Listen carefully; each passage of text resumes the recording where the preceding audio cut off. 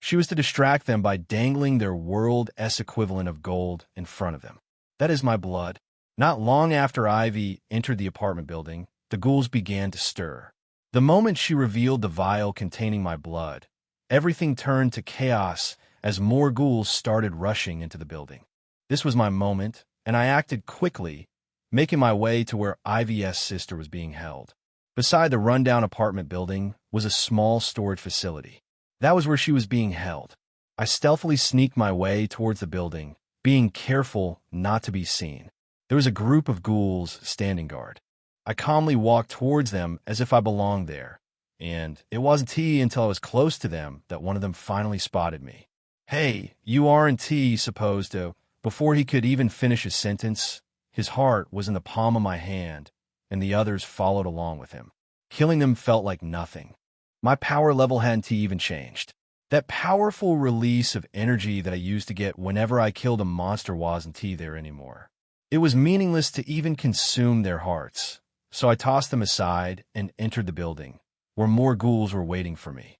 They didn't put up much of a fight, just like the ones outside. These creatures were weak. No wonder they were at the bottom of the food chain. It was like killing ants. One minute they would attack, and then just like that they would be dead. Sometimes I would blink for just a second, and it would already be over. There was no satisfaction to be had from killing them.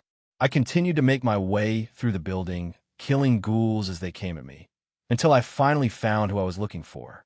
It was a girl who looked the same age as me. She was tied to a chair, the ground below her covered in blood and chunks of flesh. Her body was covered in bite marks, as if someone was feasting on her. When the door creaked open, she slowly raised her head, her eyes the color of blood, and the moment she saw me, a wide grin appeared on her face. "You don't look like anyone I've seen before. New hire?" she asked, still keeping the wide grin on her face. "You don't speak like someone who has been captured and tortured for days." "PFF, you call that torture? That was nothing. Anyway, I could really use a drink. Got any water?" Her smile started to look a little mischievous as she leaned back in her chair. "It's right under here." Ivy failed to inform me that her sister wasn't right in the head. Well, I should have expected it. This is purgatory, the land of crazies. What, don't you want to? Taking advantage of a defenseless woman is every man's dream. Isn't it? How many of you killed with this little trick? I asked as I approached her, being careful not to slip on the blood-encased floor.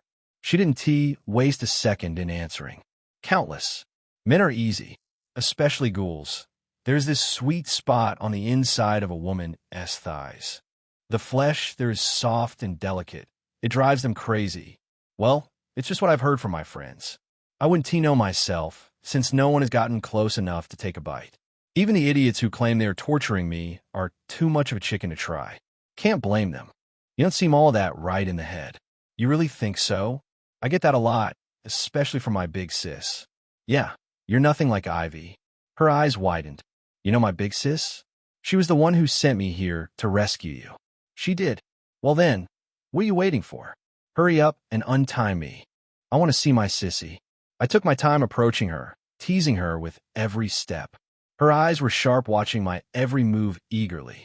When I finally began untying her, she did exactly as I predicted. She attacked me. I could dodge her attack, but instead I allowed her to sink her teeth down into my arm. Why? I wanted to see how she would react to my blood. For such weak creatures, their teeth were surprisingly sharp as she easily bit through my flesh. "You really like killing things, don't you?" I asked. Of course, she couldn't answer since my arm was stuffed in her mouth as she greedily tried to bite it off. Strangely, her body began to convulse. With minimal effort, I pried her off my arm. "Your blood." I tasted it. Her face turned crimson, stretching from her cheeks to the tip of her ears. It tasted so good. I've never tasted anything so delicious in my life. "I have to have it. Calm yourself." I released a bit of my bloodlust, and instantly she went quiet. Even someone as crazy as her cowered at the threat of death. When I looked at her, I saw the perfect killing machine. But still, like other ghouls, she was just too weak. But maybe I can fix that. "What's your name?" I asked, and immediately her wide grin returned. "Yuki." "Yuki, Since you have been here for such a long time, I figure you must be hungry. I'm starving, she grinned. Since we're having a real heart-to-heart here, I'll tell you, the moment you untie me from this chair, I'll skin you alive and take my feast on what remains. Even though you know you can't win against me, I don't care. Your blood is doing something to Yuki's mind. I can't think straight anymore.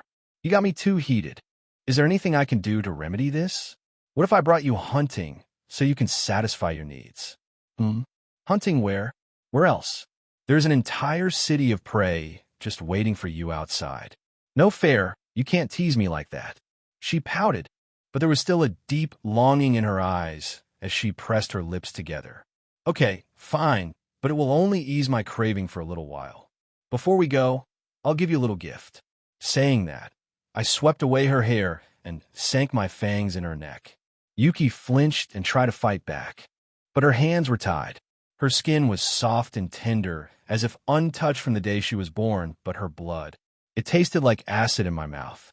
It was vile. So this is what slave blood tastes like. At that moment, I couldn't help but feel excited to see the effects my primordial bloodline would have on a ghoul. Seeing as they're already an anomaly, she will be my first test subject. Thank you for reading. I will be adding the character images for Asia, Ivy, and Yuki Chapter 152.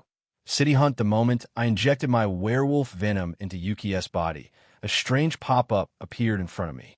Ding! Anomaly detected. At the same time, Yuki let out a loud, guttural scream before collapsing to the ground, writhing in agony.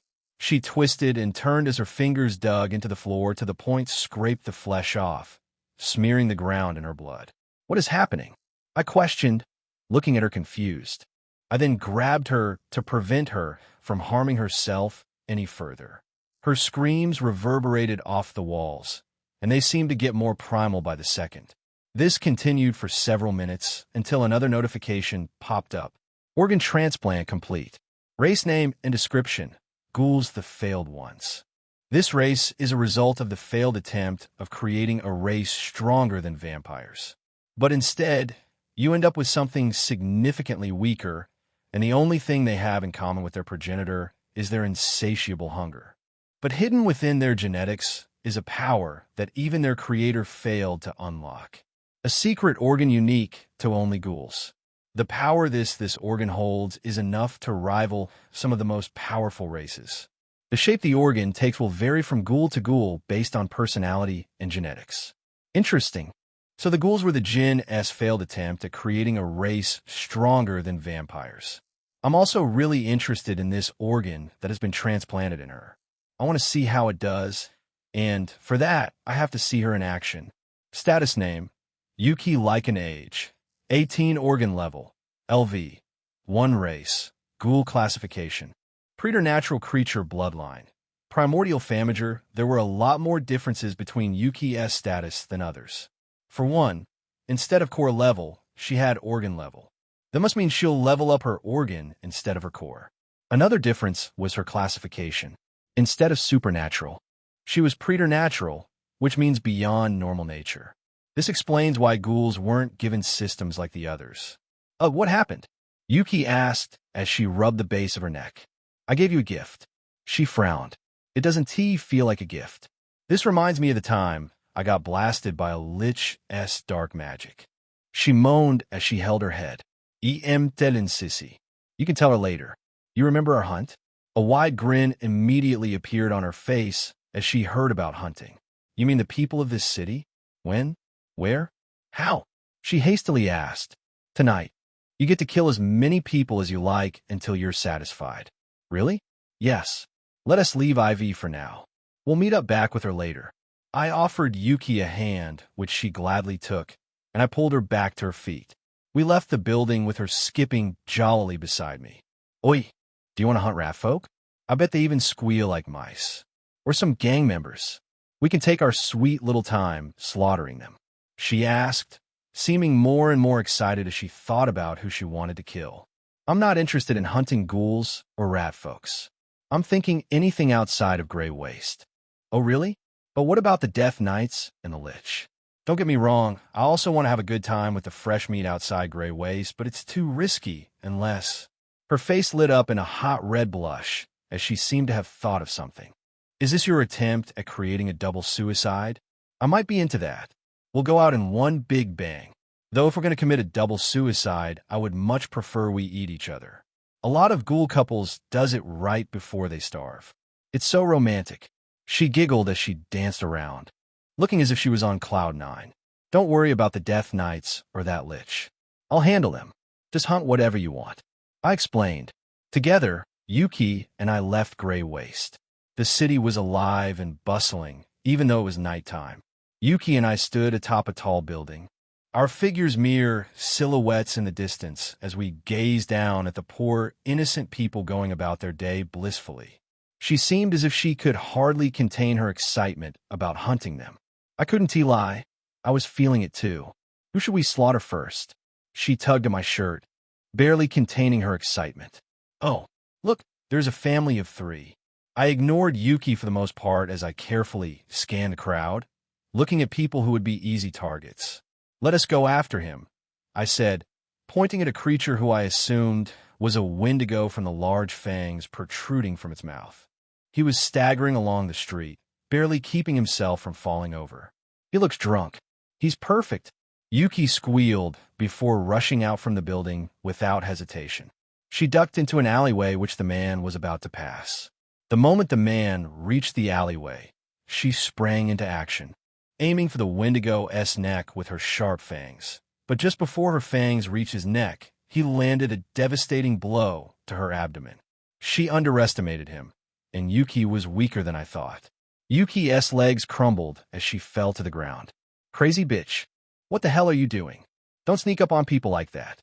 The man shouted as Yuki continued to cough on the ground. I acted instantly before anyone could see what was happening. I jumped from the building and shoved the man into the alleyway. Are you okay, Yuki? Mi fine. This isn't the first time I've been hit by a man, she said as she struggled to her feet. I offered her a hand and helped pull her up. Don't worry. I'll make sure that tonight is the last time you're hit by anyone. But first, we need to work on your fighting. You were careless. You left yourself open for a counterattack. Plus, you recklessly attacked someone stronger than you again.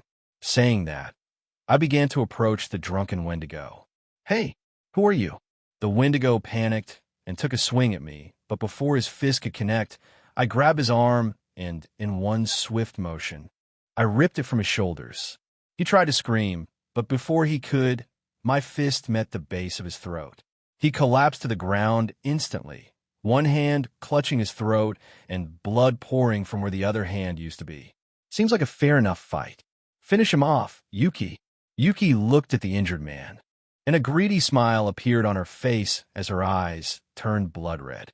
In the next instant, she jumped on the Wendigo and began biting through his flesh like a hungry lion hunting wounded prey. The injured Wendigo thrashed around, trying to shake her off, but her grip was too tight. She chewed her way through his body, devouring him whole. She swallowed blood and flesh, not caring about the man's death spasms. The scene was savage, but it was well worth it as Yuki immediately leveled up as she killed the Wendigo and consumed its heart. But the moment she leveled up, something happened. She clutched her stomach and collapsed to the ground in pain. I watched her writhe in agony before her body began to change. A red glowing tail appeared behind her, one that looked exactly like a scorpion's. Chapter 153.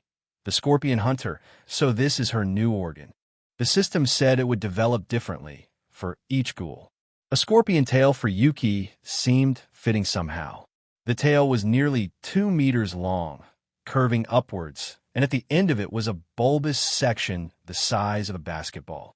The deadly-looking stinger glinted faintly in the moonlight. I was in awe when I saw it, so much so that I couldn't fight the urge to reach out and touch it. It felt like cold, hard steel, enough to break through bones with little effort. I wasn't the only one amazed by the tail. Yuki looked at it in awe. What is this?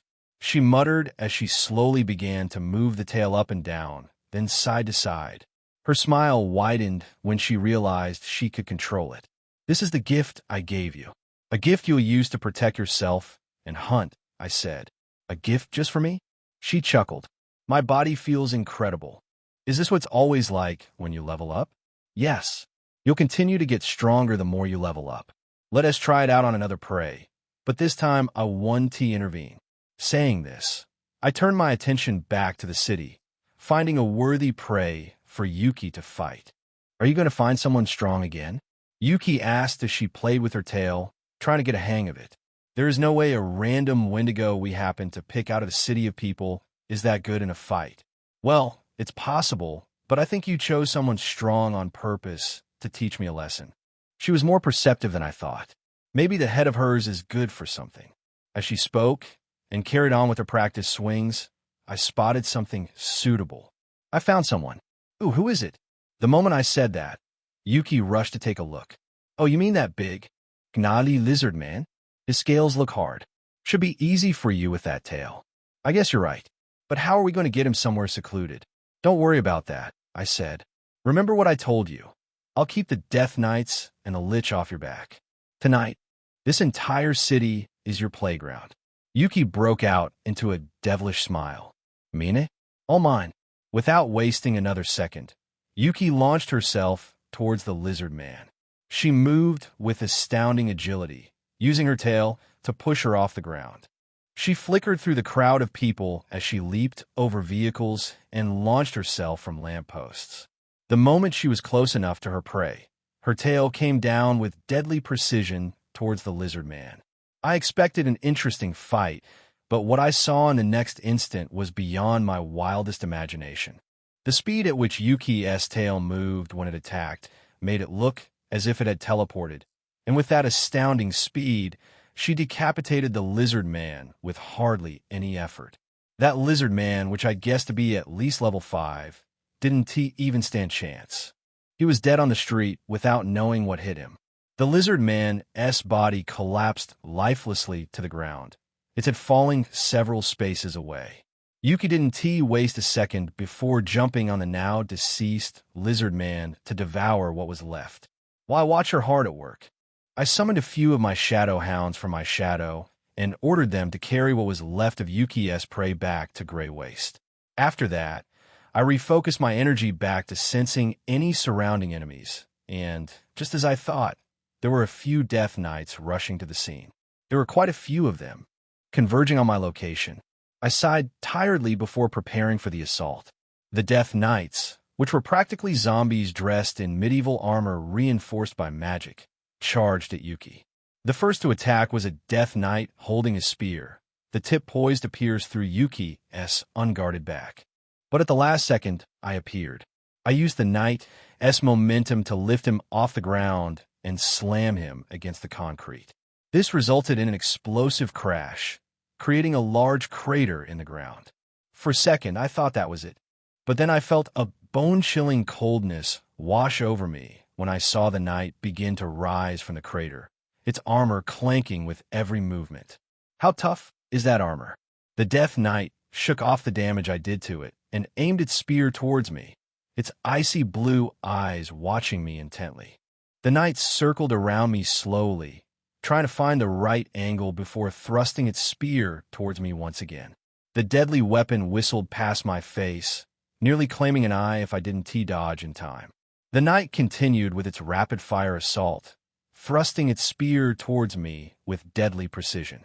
I sidestepped every one of its attacks, then struck at the gap between its armor, but since it was an undead-type monster, it couldn't feel any pain, so my attack had little effect if it didn't kill him. Seeing how hard its armor was, I activated my heat manipulation skill, and immediately, my claws began to heat up until they were glowing orange. It was only then that I thrust my claws towards the Knight's torso. My claws melted through its armor like butter and grabbed at the core that lay beneath. My claws tore through its chest, grabbing its heart and ripping it out faster than it could react. The Knight fell lifelessly, and soon more Knights circled around me. I was gaining a lot of EXP from killing the Knights, but still, it was a good exercise. I kept the Knight's attention as Yuki went on a killing spree, leveling up with every supernatural creature she slaughtered. With every body she dropped, my shadow slaves would pick them up and carry them to Grey Waste. The civilians erupted in a panic when they saw the carnage taking place. Yuki cackled louder and louder as she descended into the madness of the hunt. There was no one there to stop us. For a good 15 minutes, the city completely belonged to us, and it stayed that way until I felt a powerful presence approaching us. The air became thick with magic as dark energy swirled around us. "It's the Lich," Yuki said, licking her lips. "He doesn't have any flesh, but those bones would make excellent chew toys." Yuki steadied herself, ready to attack as the Lich prepared a powerful magical attack aimed towards us. The air buzzed wildly with magical energy until it suddenly went silent like the calm before the storm. A thunderous explosion of dark energy ripped through the city, toppling everything in its path and sending a shock loud enough that the whole city heard it. Chapter 154. Back to the inn for a second. It felt as if the world had frozen still. The sound of his magic was so vivid. The air itself changed. It was so thick that it felt like breathing took twice the energy it used to. At that moment, I acted instantly and grabbed Yuki before the Lich's magic tore through the city. The ground shook from the massive release of power as the dark flames that erupted from its magic consumed everything in its path, incinerating them in an instant. I barely managed to escape with Yuki in time. Yuki and I stood silent for a second, letting reality settle. The smoke from the Lich's flames lingered in the distance as the screams from those unlucky enough to get caught up at the destruction slowly faded. Yuki and I watched from atop of a building further away. "That skeleton is crazy." Yuki spoke before breaking out in an hysterical laughter. "Did you see it? He almost got us." She cackled as she clutched her stomach. "There are bound to be a few civilians caught up in the destruction." I replied, "That Lich doesn't care. He has killed more than a few people before. There are no prisons here in Purgatory, so if you step out of line, you're dead. That's just how it is. Anyway, what should we do now? Should we continue this hunt and have the Lich chase us around the city on a wild goose chase?" That sounds like fun. My heart felt as if it was beating out of my chest. I couldn't have survived that. I had a small burn mark on my arm, which wasn't healing. If we didn't escape in time, then we would been done for. That Lich is more powerful than I thought. It's a reminder that not only the vampires and witches hold power in this city. There are ones here that would put the demons on the outside world to shame. No, we should go back to the inn. I've already done what I wanted. Tomorrow things will get a lot more interesting. Yuki looked at me confused and tilted her head. "What do you mean?" "For now, never mind that. Your sister must be there waiting for us." "Sissy?" Yuki smiled and clasped her hands. "Let us go." A few minutes later, we arrived back at the inn. The familiar scent of alcohol and sweaty drunk men wafted in my nostrils. They weren't as rowdy tonight. Instead, they stood gazing at the Banshee, singing a beautiful tune up on the small stage. They were all completely smitten by her voice. Behind the crowd was a beautiful blue-haired girl watching with a frown on her face. I approached her without her even noticing I was there while Yuki wandered off to find her sister. "Why don't you give it a try? I'm sure they love you," I said as I stood beside her. Celthea turned her head to look at me, and a gentle smile appeared on her face. "I would go up there, but my voice is only for my darling and not for the enjoyment of random idiots. I would mind." I must said something she didn't like because immediately her smile turned into a pout. "Can you at least try being more possessive of me?" "Possessive?" "Yes, and more controlling." "Is this some kind of fetish?" I asked, trying to understand the logic behind her request. From the look on her face, I could tell that she was serious. "It's just something I like going forward."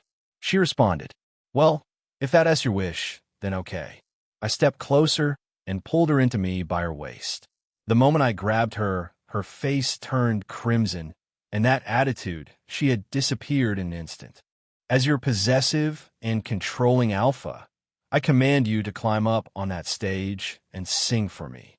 She stared up at me and gulped hard. "Oh, okay." Without hesitation, she climbed onto the stage and took over from the Banshee, who reluctantly stepped aside. At first, the crowd began to grow restless when they saw the Banshee leave and an unknown woman take her place but they all calmed the moment they heard her voice. The entire inn was enveloped in the beauty of her melody. It was soothing as it gave a sort of healing effect to the mind. They were all captivated by her, just like I was the first time I heard her sing. I could tell she wanted to sing on that stage from the moment she came to the inn, but she was like Isabella in some ways. They deny the things they really want simply because they think they one be able to get it. It was a ludicrous mentality that I hoped to break. As Cynthia continued to captivate the crowd of drunk men with her beautiful voice, I went to find Ivy and Yuki. It didn't take long before I spotted the two embracing each other. Ivy hugged her sister tightly, while Yuki returned her embrace. I approached the two, interrupting their tearful reunion. The moment Ivy saw me approaching, she pulled herself away from her sister and wiped the tears from her eyes. "What happened? Where did the two of you go?" "I thought something happened," she asked. "It was your sister's fault." I responded, and immediately Yuki's jaws dropped. "What? No, it's not." Yuki tried to deny it, but her sister merely sighed exhaustedly and shook her head. She knew exactly what her sister was like, so it wasn't that hard to believe. "That sounds like her. I'm sorry for her crazy behavior, and thank you. Your help means a lot." Yuki pretended to feel hurt that her sister didn't believe her, but quickly brushed it off as she had something else to share. "Sissy, Liam gave me a gift." Yuki said, her excitement palpable, while Ivy stared at her with a puzzled look on her face. "What kind of gift?" she questioned, but then her eyes suddenly widened. "Wait, did you turn her?" "Yes, I did." "Why you sound surprised?" "Well, I'm not surprised that you tried to turn her. I figured you would do something like that. I'm just surprised that she allowed you to turn her in the first place. This means we're part of a werewolf pack," Yuki said as she grabbed a hold of her sister's hand in excitement. I decided to give them both some space since they had just reunited. I excused myself and decided to go back to my room. The moment I opened the door, an ominous feeling settled in my stomach when I saw the Lamia, Asia, lying unconscious on the floor. At first, I thought that Isabella's mother might be woken up, but I looked towards the bed and saw that she was still there, laying unconscious. This must be been caused by something else. I rushed over to Asia and tried to wake her up. Her face was as pale as a ghost. I shook her, and she slowly started opening her eyes. "Master Liam, what happened?" she asked weakly. "I found you passed out on the floor. Are you okay?" "Oh yeah, I'm sorry. I forgot to feed again, and I forgot that constantly using my venom drains my stamina. Silly me, haha." So she spent all her time here watching over Isabella's mother all because I asked her to. And because of that, she forgot to take care of herself. I lowered myself toward her and offered her my neck. "You can feed on me." I can't do that. Your blood is too special. It would be wasted on someone like me. Someone like me is undeserving. I still have some lamb blood from yesterday's slaughter, or I can simply ask my father for blood. No, this is my gift to you for your help. I'll be offended if you don't." "Oh no, please don't feel that way." She panicked when she heard I would feel offended. "Okay, I'll only take a bit. Enough, so I'm strong enough to move." That was all it took. Her naivety made her easy to manipulate. A pink blush danced on her cheeks all the way to the tip of her pointed ears. Her breathing grew erratic as she brought her lips close to my neck, her warm body slowly wrapping around me. It felt as if it was pulsing. So this is what being wrapped up by a lamia feels like. Her scales were soft and squishy, exactly like a snake's. Her trembling lips brushed against my neck before I felt a sharp pain like being pierced by a needle. Chapter 155. Feeding Asia's fangs pierced into my flesh as she latched onto my neck. At first, she seemed shy, but then her arms tightened around me, and her eyes became slitted, just like a snake. "Asia?" Her pulsing snake form continued to wrap around me like an anaconda feeding on its prey. She gulped down my blood as if she was dying of thirst. If I wasn't able to regenerate more blood, I would die 10 times over. Her breath felt hot on my neck, her tongue brushing against my skin as she gulped down. It wasn't until several minutes later that she stopped to finally catch her breath. When she did, her face was crimson, and she flung back her head, gasping loudly, her chest heaving with every breath she took. It's so good, she moaned in between gasps. Finally, blood that doesn't taste like rusted iron. Take your time. I'll let you drink until you're satisfied. The moment I spoke, her eyes widened, and an embarrassed blush crept up on her face. It was as if she forgot I was even there. I'm so sorry. I don't know what came over me. I just calmed down. I placed my index finger over her lips, silencing her. I was the one who offered you my blood, wasn't I? Yes, but doesn't it hurt? I'm used to it, I said as I reached out and wiped my blood from her lips, and a small smile came on her face. It looked like you enjoyed it. She nodded her head. I wish I could claim you all for myself. This is the first time I actually have the urge to feed. Once my father even bought me noble blood to see if I would like it. But still, to me it was no different from slave blood. It was really bitter. From then, I'm mostly stuck with animal blood since it was a little more bearable. Sounds like you have an exquisite palate. Must be. But still, there's something about your blood that makes so addictive. I know vampires that would kill to get a taste. Don't let our queen ever find you, or she'll make you a slave for sure. I can't get enough. My body feels so incredible right now. Then you must drink up as much as you can. This is a one-time offer. I reminded her. Asia nodded and, without any hesitation, sank her teeth into my neck. Strangely, I missed the feeling of someone drinking my blood, though it didn't feel the same as when it was Isabella. Isabella, I wonder what she's doing right about now. What kind of face will she make when I come to rescue her, like a proper Prince Charming? Maybe she'll call me an idiot and throw a temper tantrum. That sounds more like her. Eventually, I started to doze off with Asia snacking on me. But before I did, I carried my hungry little companion over to the bed where we could have a proper sleep rather than on the floor. My mind slowly drifted away. Physically, I wasn't tired, but mentally I was drained. At this point, I didn't even notice Asia's fangs anymore, or that her entire body was wrapped around me. Strangely, the snake half of her was soft and squishy, so I wasn't too uncomfortable. If I had to describe it, I would say it felt like hugging a balloon filled with water. The next morning when I woke up, the beautiful blonde Lamia was passed out beside me, though she was still wrapped around me. Her fangs were no longer piercing my neck. She had a satisfied smile on her face as she slept. Snakes normally sleep after they've eaten, so maybe it was the same for her. To my right, Isabella's mother was also there, passed out beside me. Her skin was paler than before, and she was looking a lot more frail. I slowly separated myself from the Lamia and climbed out of bed. I did some light stretches to ease the soreness in my limbs, and just then, Cerberus climbed out of my shadow and bowed before me. Did you do what I asked and carry the corpses to Grey Waste? I asked. Cerberus released a low growl, confirming he did what I asked of him. Gur, your pups. You say they'll be born any day now. That's good.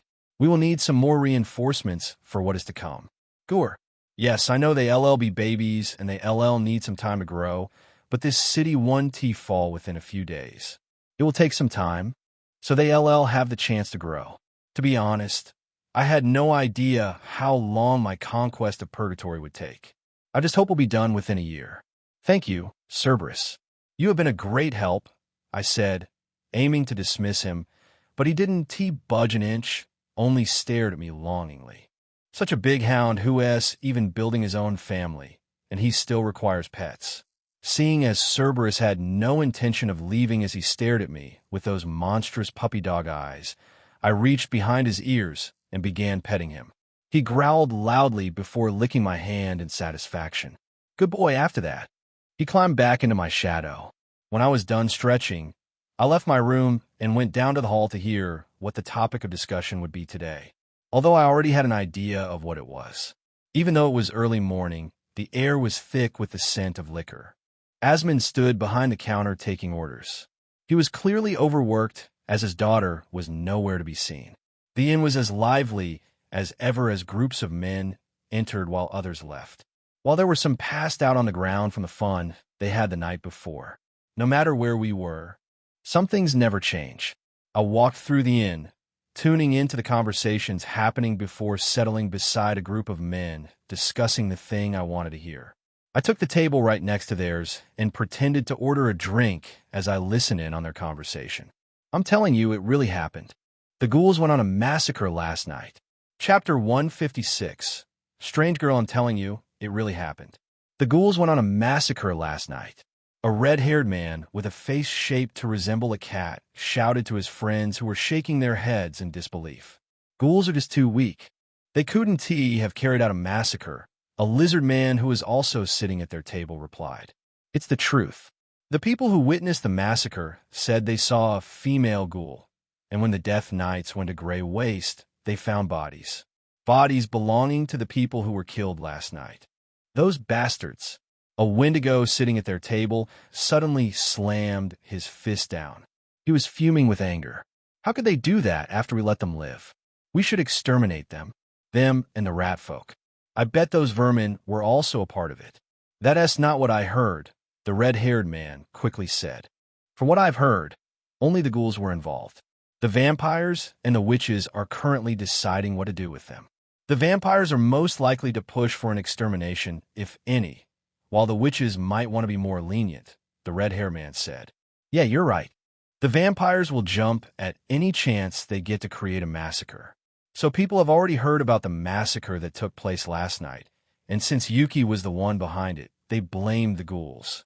Coupled with the fact that I had my shadow hounds hide the bodies in Grey Waste, it was impossible to deny their involvement.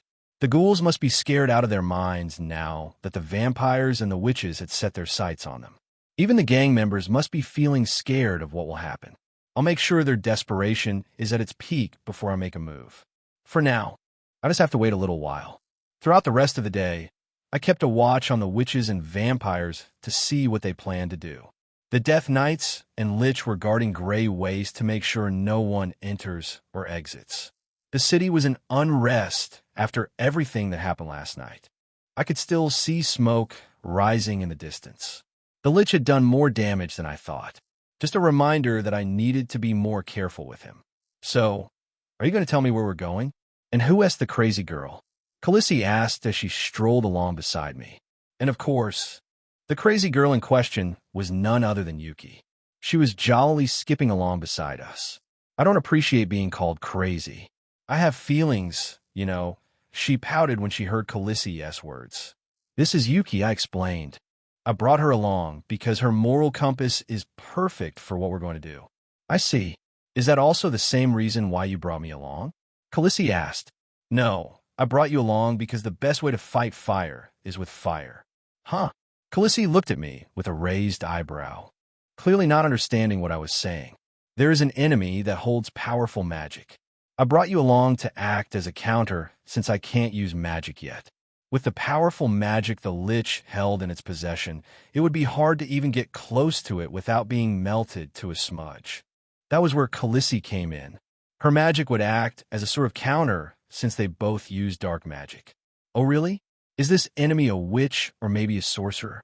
He is a sorcerer, but a very special kind. I must warn you, his dark magic is just as formidable as yours. I got a taste of it last night. And even now, there is this deep burning sensation beneath my skin, even though it has healed. Khaleesi licked her lips and smiled. Sounds like fun. I haven't had a good magic battle since I've come to this world. Though there's one thing I don't get. Since we've been here, you've been talking about not drawing attention to ourselves. That's the real reason we stayed at the inn in the first place. But last night you threw that all aside and went on a killing spree with this girl. Why? It's all part of the plan. Don't worry too much about it. For now, I want you to distract the Lich so we can sneak into Grey Waste once again. Try not to destroy the city in your battle. Khaleesi gave a teasing smile. Whatever you say, Master.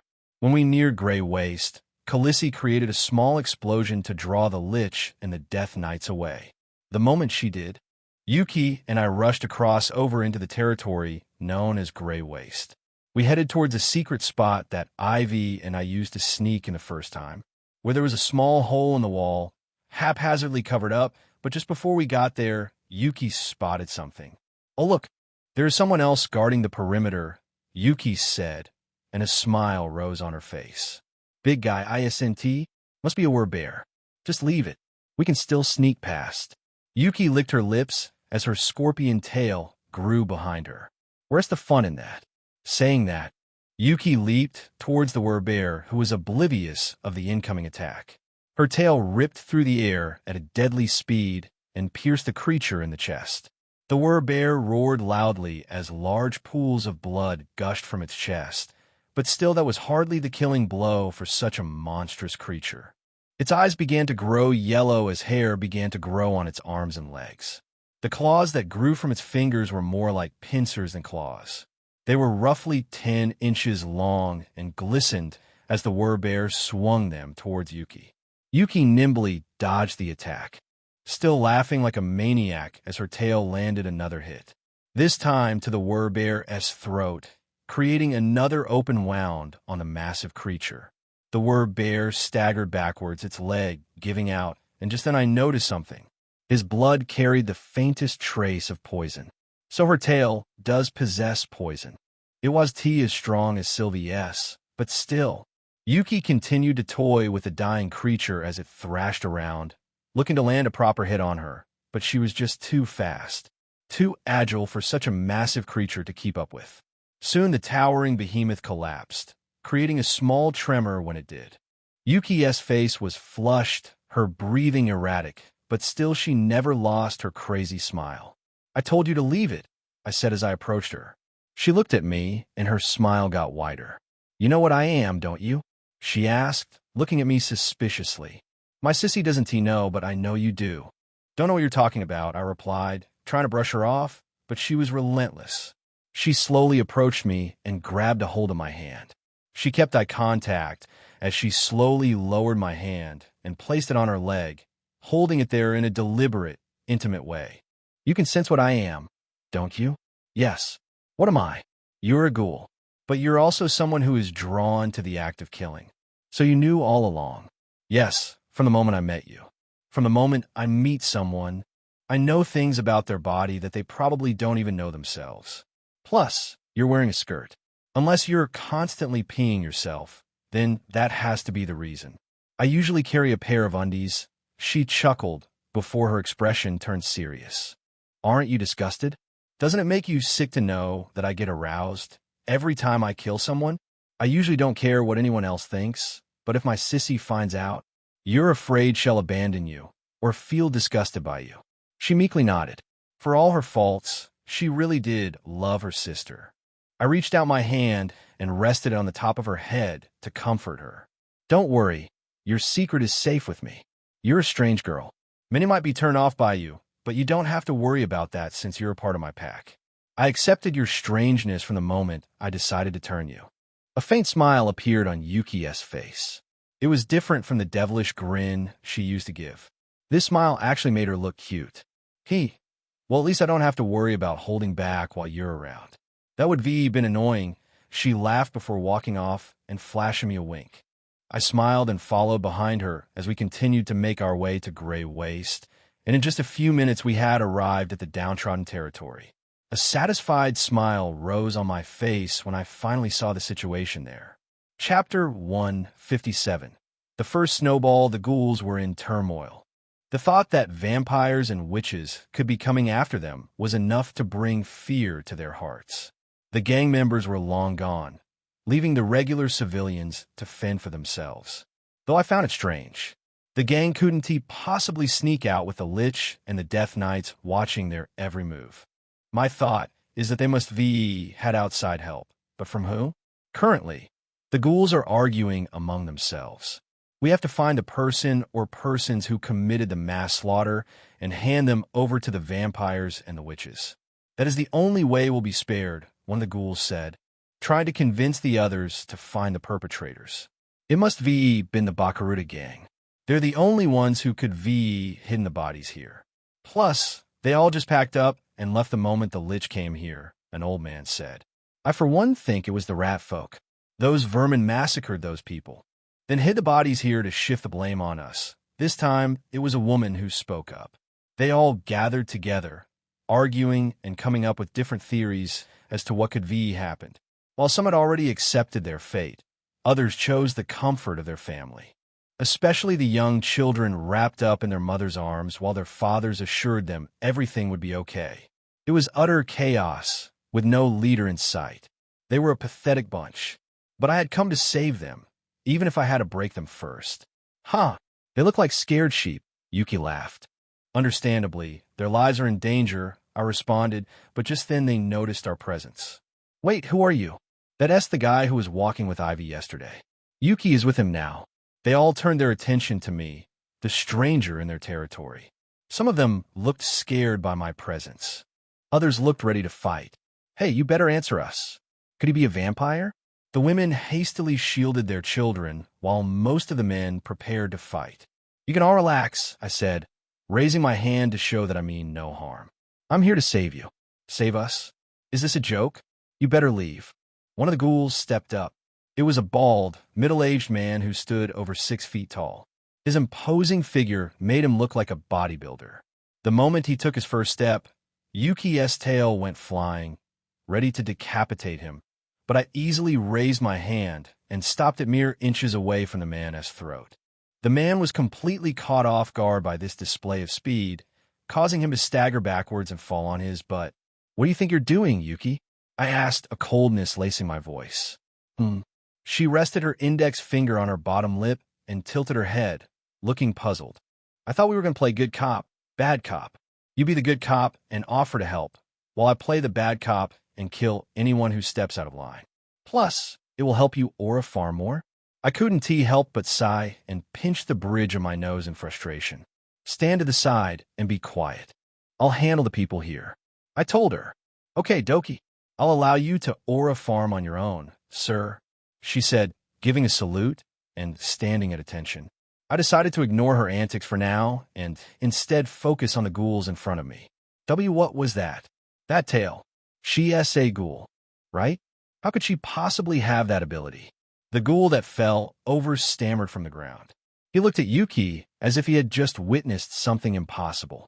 That tail is a gift I gave her so she can protect herself. That is how she was able to take out the word bear guarding outside and kill several death knights. That's impossible. If she's a ghoul, she can't be that powerful. We aren't that strong. I smiled at him and offered him a hand. What if I tell you that you are that strong? You just haven't found the right leader who can bring out your talents. We already have a leader, he shouted, brushing away my extended hand. The Jinn is that leader. You mean the same Jinn that left you to fend for yourselves among vampires and witches? That's a Jinn? He has no true leader. No true leader leaves his people to fend for themselves. That's just. He tried to argue, but couldn't come up with any excuse to justify his so-called leader's actions. I then dragged my attention from him and spoke to the crowd of people listening. You guys were right, I said. You were set up. Someone purposefully carried the bodies to frame you all. Murmurs and chatter erupted immediately. I knew it. But who? Who was it? Hearing them eagerly ask for an answer. I couldn't help but smile. Who else? It was the vampires and witches, of course. They orchestrated all of this just so they could find a reason to exterminate you all. They think of you as pests who are occupying a section of their city. That's why they want to get rid of you. That is also why I came to save you. So I'll ask you once again, join me. Arise. Yuki shouted something from behind me, but I ignored her once again, even though I desperately wanted to turn around and chop her across the head like a teacher scolding his student. It took every fiber of my being not to do so, and I instead focused on the people in front of me. They were almost there. I could feel it. They just needed a little push, and, as if thematically perfect, a thunderous explosion occurred right outside their walls. We couldn't see everything, but there were dark energies colliding outside the wall. Of course, this was a result of the battle that was happening between Khaleesi and the Lich, but seeing the Lich's power further added to their fears. The thunderous explosions mixed with the crumbling wall that separated them and also protected them from the rest of the city added to the urgency. In their eyes, they didn't have a choice but to forsake the Jinn and look to me instead. And soon the first snowball began to roll. Me, I'll join you. Chapter 158. King of ghouls. Just like that, they broke, and soon more ghouls stepped up wanting to join me. The threat of danger looming outside pushed them. The first to step up was a young male about Derek's age. Without hesitation, I sank my fangs into his neck and just like Yuki, he writhed in agony for a few minutes before the pain subsided. It was the same with the others who stepped up, and soon I had injected my venom into every ghoul in Grey Waste. "I don't feel much different," the young man who I turned first muttered. "That's because you need to level up before your organ fully develops," I responded. It was the same for Yuki. Level up? Like killing things? The young man turned his gaze to the chaos happening outside the wall and gulped hard. It was the same with the others. They all looked worried when they heard this. "No need to fret. If you don't want to face Death Knights before you've received your special organ, then you don't have to," I said, and immediately their faces brightened. "Really? We don't have to?" "Of course. Killing a rat folk will have the same effect." Their faces froze stiff. "Wait, you're not suggesting that we—" "That's unthinkable." I couldn't help but sigh internally. A ghoul saying killing is unthinkable? They have been domesticated like dogs. I honestly expected this reaction from them. Their instincts have been dulled, just like mine was. But I will fix that. You're forgetting that kill or be killed is the fundamental nature of our kind. We aren't humans. We don't uphold the same morals. You can strip a snake of its fangs, but at the end of the day, it's still a snake.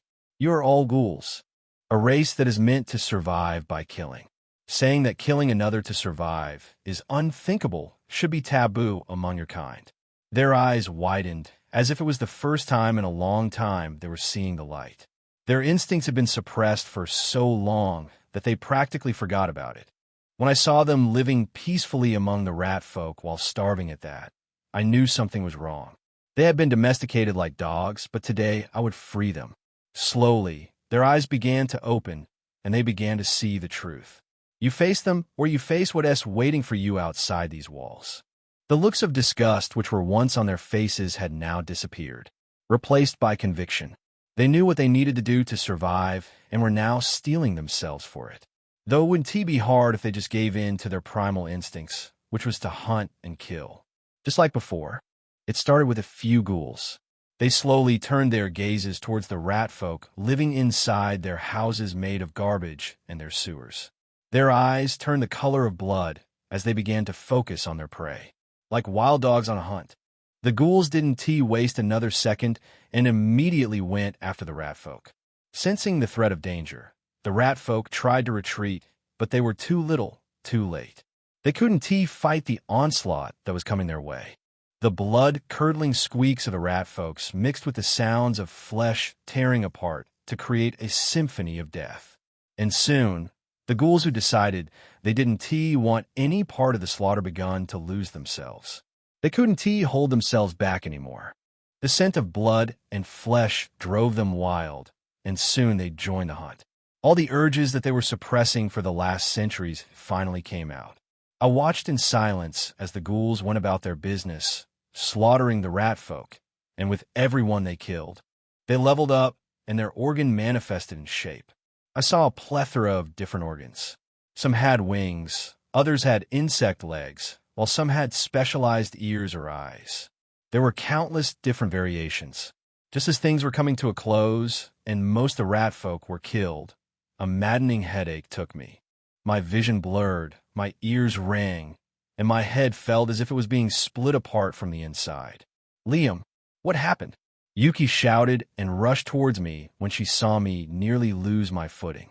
The headache lasted for several minutes until it was interrupted by a loud, game-like notification. "Ding! You have unlocked a unique bloodline, Ghoul King. Description: you are now the king of ghouls, the absolute ruler over the entire race. All ghouls will bow to you in servitude."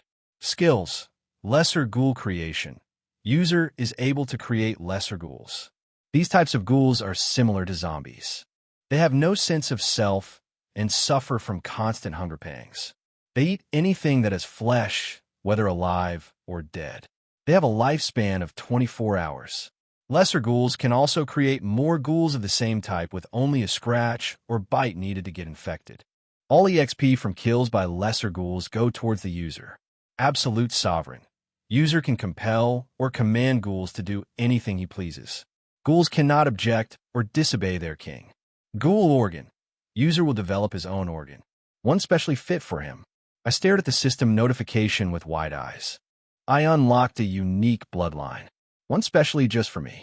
Khaleesi told me that unique bloodlines are given when one accomplishes an outstanding feat. It was the same for the awakened human who defeated the greater fiend demon.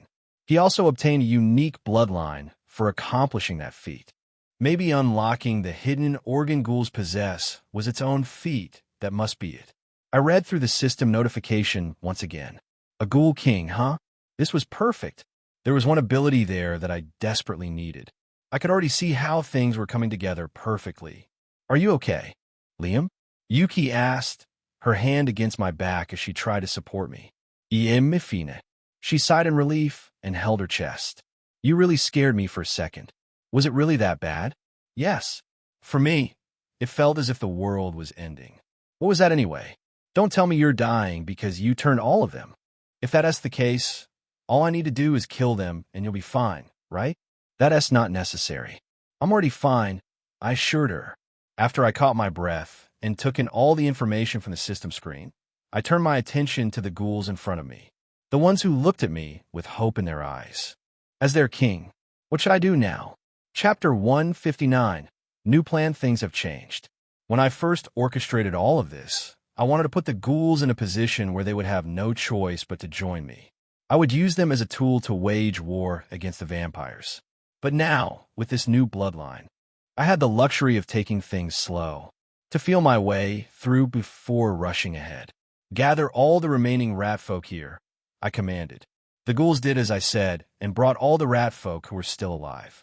Don't mean to rush you, but with all the commotion going on, the vampires will be here at any moment.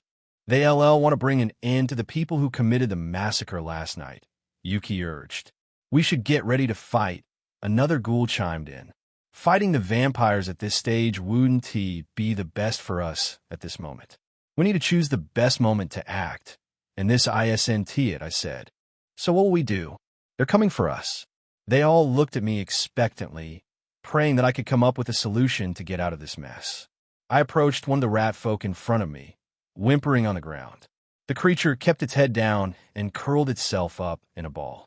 Without hesitation, I lifted it up with one hand, then sank my claws into its stomach, just far enough so it pierced its skin. The creature let out a low squeal as blood poured down its gray fur, and immediately a notification popped up. Would you like to create a lesser ghoul? Wying just outside Gray Waste territory. A young man with long, curly blonde hair stood. This pale-skinned young man was a slender figure and stood over 6 feet tall. He was currently looking at the battle unfolding between the Lich and an unknown entity. He had an amused smile on his face as he watched them from a distance. Who is that woman? He pondered. To keep up with the Lich, she has extraordinary magic. Oh wait, are those butterfly wings on her back? The more he observed this woman, the more interested he became in her. I've never seen such a creature before. I wonder what her blood would taste like. The young man licked his lips as he stared at her, his eyes glowing red. Young Master Alucard. Suddenly, a voice called from behind him, interrupting his thoughts. It was a giant werbear standing over 7 feet tall. The giant behemoth rushed towards him and immediately bowed his head. Young Master Alucard, I didn't know you were coming. The werbear chuckled, sweat running down his face. How is your father? Explain to me what is happening, Alucard said in a calm, cold voice, not giving a thought to the man's inquiry. I left you and that Lich in charge until we figure out what to do with the ghouls, and this is what I come back to? I'm sorry, sir. It's just that we were attacked by that thing. That woman with the moth wings fighting the Lich. Somehow, she is holding her own against the Lich. Her magic is formidable. I can see that, but what about the ghouls? Don't tell me you allowed them to escape like the Bakaruda gang. The werbear's face paled when he heard Alucard's question. We haven't checked on them, since we were too worried about the moth woman. The moment he heard that, Alucard didn't waste a second. He disappeared in a blur of dark energy. When he arrived at the wall outside Grey Waste, the first thing he noticed was a dead werbear lying on the ground. This brought a small smile to his face. Maybe these creatures will put up a bit of fight, he mused. With that thought, he aimed his palm towards the wall, and immediately, a swirling orb of blood formed. The orb of blood continued to grow in size until it ruptured, creating a loud explosion. In an instant, a large section of the wall crumbled from the force of the explosion. With a satisfied smile on his face, he stepped into the ghoul territory known as Grey Waste. At first glance, he saw nothing, but he knew they were there, hiding. He could smell them. Their stench was unmistakable to him, but he also smelled something mixed in with their stench. Something impossible. Could it be? This other stench forced him to act immediately as he followed the odor to where his targets were. His figure flickered from building to building in a flash of dark energy as he sniffed his way through. In a matter of minutes, he located his target, but it wasn't the target he was expecting. What is this? Could it be?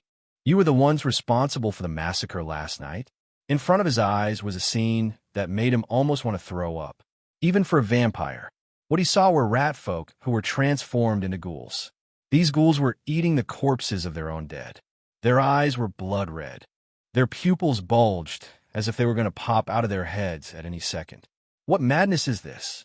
He could hardly believe his eyes. Never in his over 200 years of living had he witnessed such a sight. The ghouls quickly noticed his presence the moment he spoke and turned their attention to him. Alucard calmly sidestepped the ghoul that launched itself at him, and at the same time, a small sword made of blood took form. I thought you lot were disgusting before, but now, you're not even worth breathing the same air as me. He sighed before he lazily swung his sword, causing two of the ghouls to be split in half. With a look that's borderline on boredom and disgust, he easily killed the ghouls as they came after him. With each lazy swing, more bodies fell at his feet until he killed every one of them. He then stood over the body of a dead rat folk and began examining it. Rat folks aren't normally aggressive. What could happen to you? Every piece of evidence pointed to the rat folks being the culprit of the slaughter, but his instincts told him there was something more at play. Something told him that it had something to do with that scent he picked up first that suddenly disappeared. Disappear my ass. He suppressed his presence. But why would he let it be known on the first place? He is toying with me. For the first time in a while, Alucard, the eldest son of the Valemont clan, felt himself get angry. No, it wasn't just anger, it was rage. To him it felt like his blood was boiling. He clenched his fist so tightly that his fingernails pierced through his flesh, dripping blood from his hands. You killed my brother like a common farm animal, and now you're here making a mess in my city. As Alucard spoke, traces of his dark magic and blood magic seeped from his skin. These two magic mixed together, creating a deadly aura around him. An aura that bent the very air around him to his will. Just then, when he looked as if he was about to go supernova, he noticed something. The magic explosion stopped, meaning the battle between that woman and the Lich was over. I wonder how it ended, he thought, but before he even had time to ponder on that notion, he was interrupted by some other visitors. Chapter 160. The light of my life, huh? So this is where you all were. Hiding from the rat folk, like some cowards. Alucard chuckled with a mocking smile on his face when he saw the ghouls appear in front of him. They were all sporting injuries on their bodies. Alucard hypothesized that these injuries must have been a result of them being attacked by the rat folks. One of the ghouls stepped up and spoke to Alucard. Now, do you believe us? We weren't the ones responsible for the attack that took place last night. It was the rat folks. They suddenly turned rabid out of nowhere. With evidence like this, Alucard couldn't refute their claims since he had witnessed how vile the rat folk turned for himself. He saw the monstrosity they became, but his instincts and overly cautious personality caused him to second-guess everything he saw. Plus, there was the matter of the scent he picked up. Someone dared him by letting their presence be known to him, and as a nobleman, he was almost obligated to respond in kind. His pride as a vampire wouldn't allow him to let this go. Right now, the ghouls who stood in front of him were of no consequence, just ants caught up in a game far bigger than them. In the end, he decided to ignore the ghouls since they were too far below him. He was more interested in the battle that took place between the Moth Woman and the Lich. The air around them was still heavy from their magical battle. Without a word, he turned on his heels and left. He felt that if he spoke to them, then he would be sullying himself. He left Grey Waste and went towards where the battle was ended. When he got there, his mood was sullied even further. The Lich was defeated, he muttered in disbelief. Before him on the ground, the Lich lay broken, his body mere fragments of bones. And beside him lay his broken staff. That staff must have been its vessel. Since both his body and the vessel are destroyed, he is no longer. Alucard's words froze in his throat as in the next instant, the Lich that once lay broken on the ground began to heal and reattach its broken bones. Soon, the Lich looked just as it did before. Ah, so the staff wasn't your vessel. It was just a gimmick to deceive your enemies. You really are a smart monster, Alucard chuckled. I'm not a monster. Suddenly the Lich spoke in a sharp, twisted voice. Huh, you can talk. Alucard's eyes widened in surprise. I could do a lot of things with magic, the Lich replied. You couldn't defeat that woman, apparently. That's because that woman wasn't of this world. Alucard raised an eyebrow when he heard the Lich's response. What do you mean? She is a demon, the Lich answered flatly. A greater fiend demon, nonetheless. If I catch her, I could do all sorts of experiments on her. As the Lich spoke, his skeleton cheekbones began to turn red. Is he using his magic to blush? Anyhow, the witches and the demons have some sort of arrangement. It doesn't make sense for them to attack us, Alucard said. The situation didn't make sense to him, no matter how he tried to wrap his head around it. He couldn't come up with an answer that sounded believable. In the end, he decided to leave it for now. He had other matters to attend to. Search the city for her. She couldn't have gotten far. If you do find her, bring her to me. I'll question her personally. After Alucard gave his order to the Lich, he decided to go back home to the Valemont estate. The moment he entered, he was greeted by a blonde maid. Welcome home, young master, the maid bowed in servitude. I'm feeling parched. Where's my food bank? He asked as he ignored her and stepped into the mansion. The maid began to sweat the moment she heard that question. She hesitated to answer for just a second, and that's when Alucard's eyes turned sharp.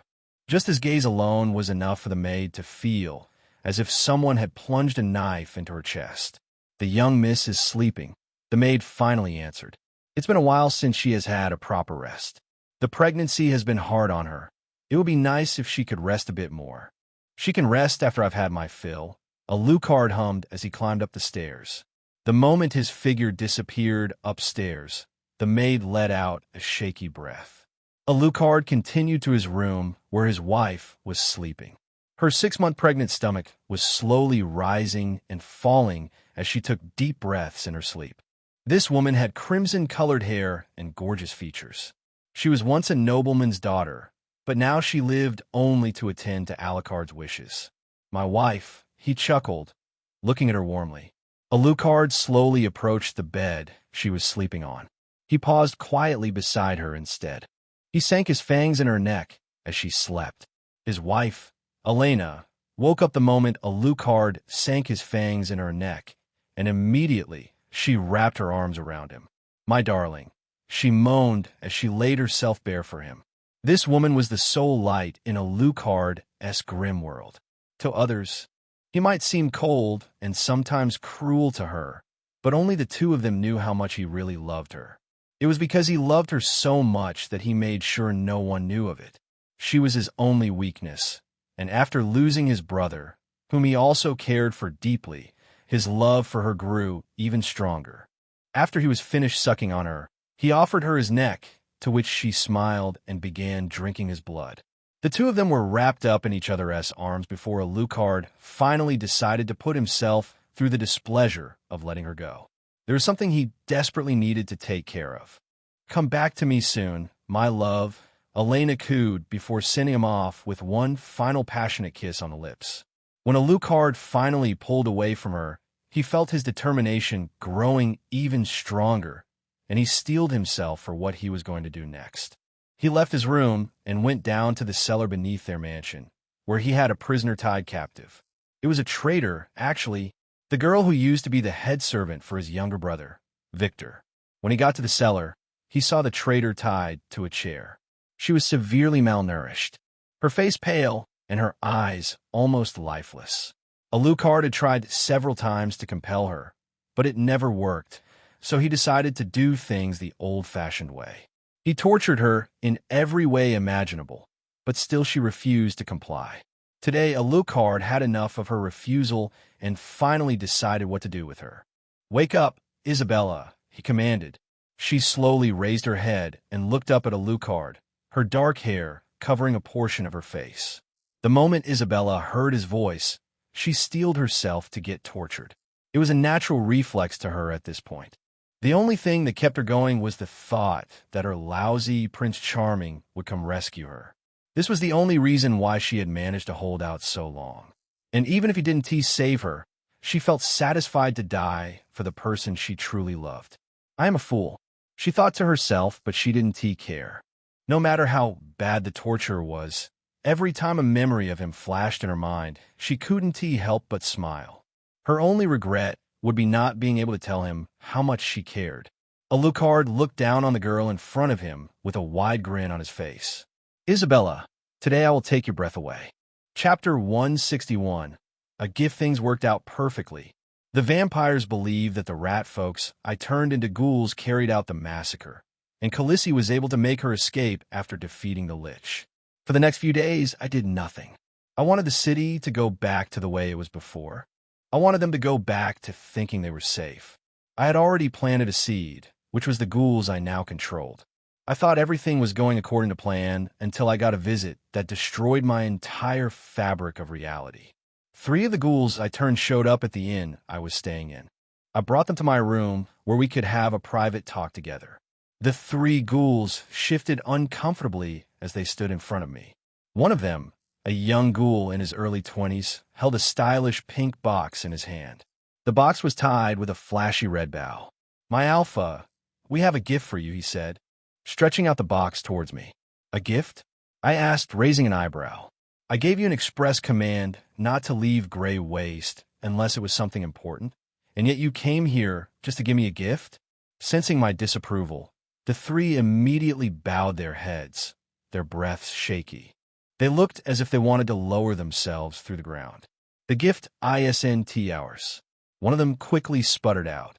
"We found it in Grey Waste. It was addressed to you." The ghoul that spoke was a chubby young male with a pair of glasses. Looking at him, I got the impression that he was smart. Not because he wore glasses, of course, but by the way he spoke. Unlike the others, he thought about what he would say before saying it.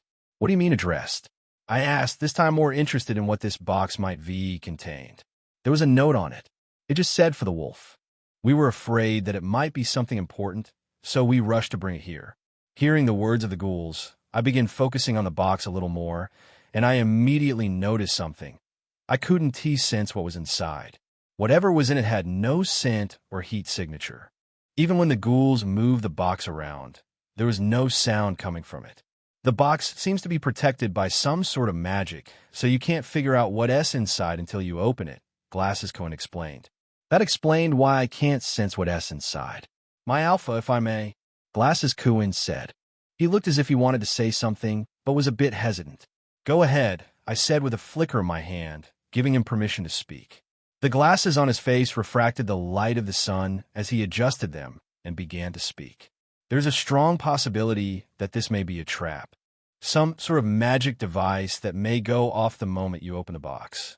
"You're right," I agreed, which caused his lips to curve up into a satisfied smile. "For that reason, may I suggest that you use me as a martyr, so in case anything happens, you won't suffer harm." "You would really volunteer yourself to be a martyr?" I asked, raising an eyebrow. "Of course. I would do anything for the king that liberated us and gave us power. We no longer have slave-quality blood thanks to you. We finally have beast-quality blood. Not to mention that you liberated us from the vampires. It wasn't the Jinn, it was you, our king. We would all be honored to die for you," he said, and all the others nodded along. Each of them looked as if they wanted to be the one to open the box, but it was an unnecessary risk.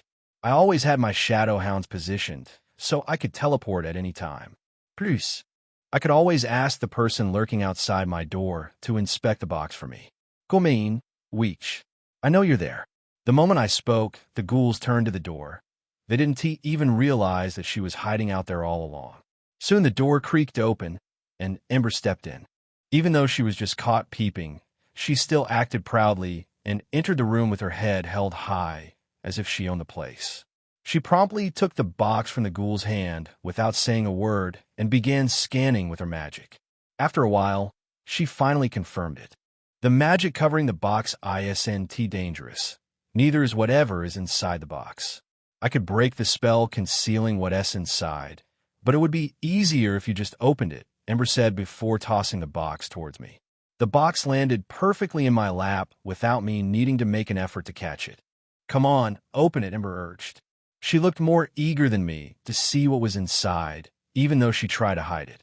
I did as they all were eager for me to do and began opening the box. But the moment my hand touched the ribbon, an ominous feeling ripped through my chest and my throat went dry in an instant. I tried to move my hand, but my body didn't seem to be reacting. Is everything okay?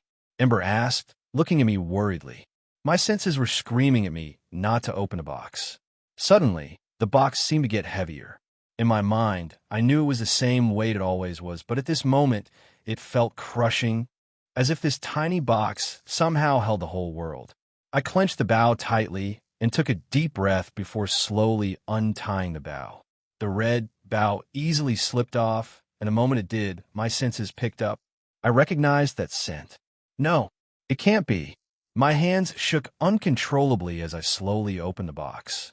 And the moment I did, it felt as if the whole world crumbled in that instant. It can't be. Isabella?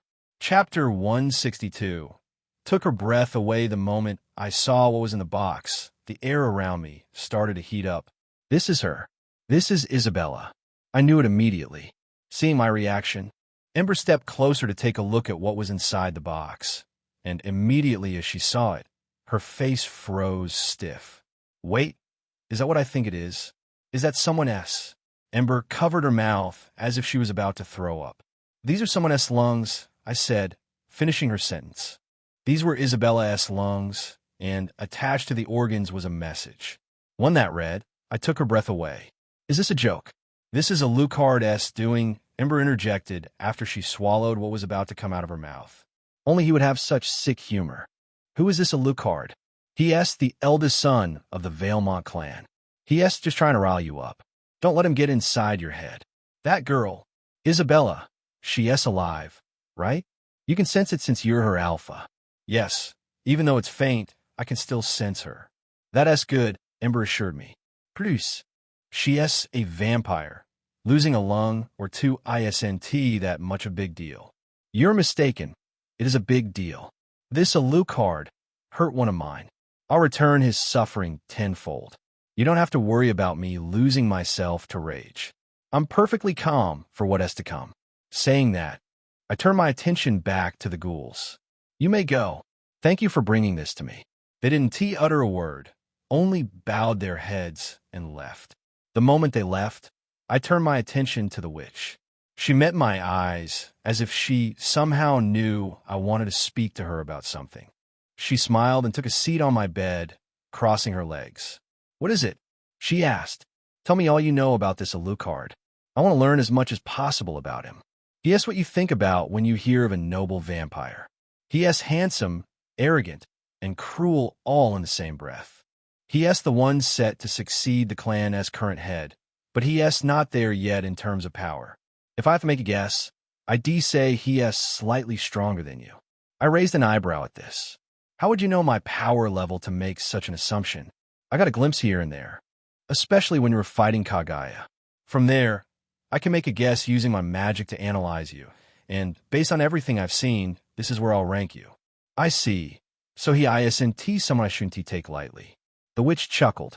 Didn't I tell you how unlikely it is that you'll win going up against the Valemont? You shouldn't feel surprised that this is the result. You want to win? And yet I'll have to if I am to have a future. Ember shook her head. This was one of the rare moments when she didn't have a smile on her face. You're way over your head. At the end of the day, you're just a boy, barely a man. What you've accomplished so far is impressive. I see a lot of potential in you. If you were born under the right circumstances, you could been great. But as it stands, you're better off leaving purgatory. That girl is practically dead already. So that was her analysis of me. Some of it was right. The people I've faced before never tried anything like this. Before, I had faced off against a pack or a single enemy, but now, it was me against an entire city. I was shaken after what I saw in the box. On the outside, I may have looked calm, but on the inside, I was seconds away from breaking down the door and rushing to save Isabella. The only thing stopping me was the fact that I knew it would only lead to her death, or mine, and subsequently everyone I knew. I took a deep breath to calm myself once again before speaking to Ember. I know how risky it is facing off against the Valemont clan. When it comes to power, I'm far outmatched by the monsters that reside here. I knew at the moment I stepped into this city. But even then, my ambitions are too great for me to stumble here.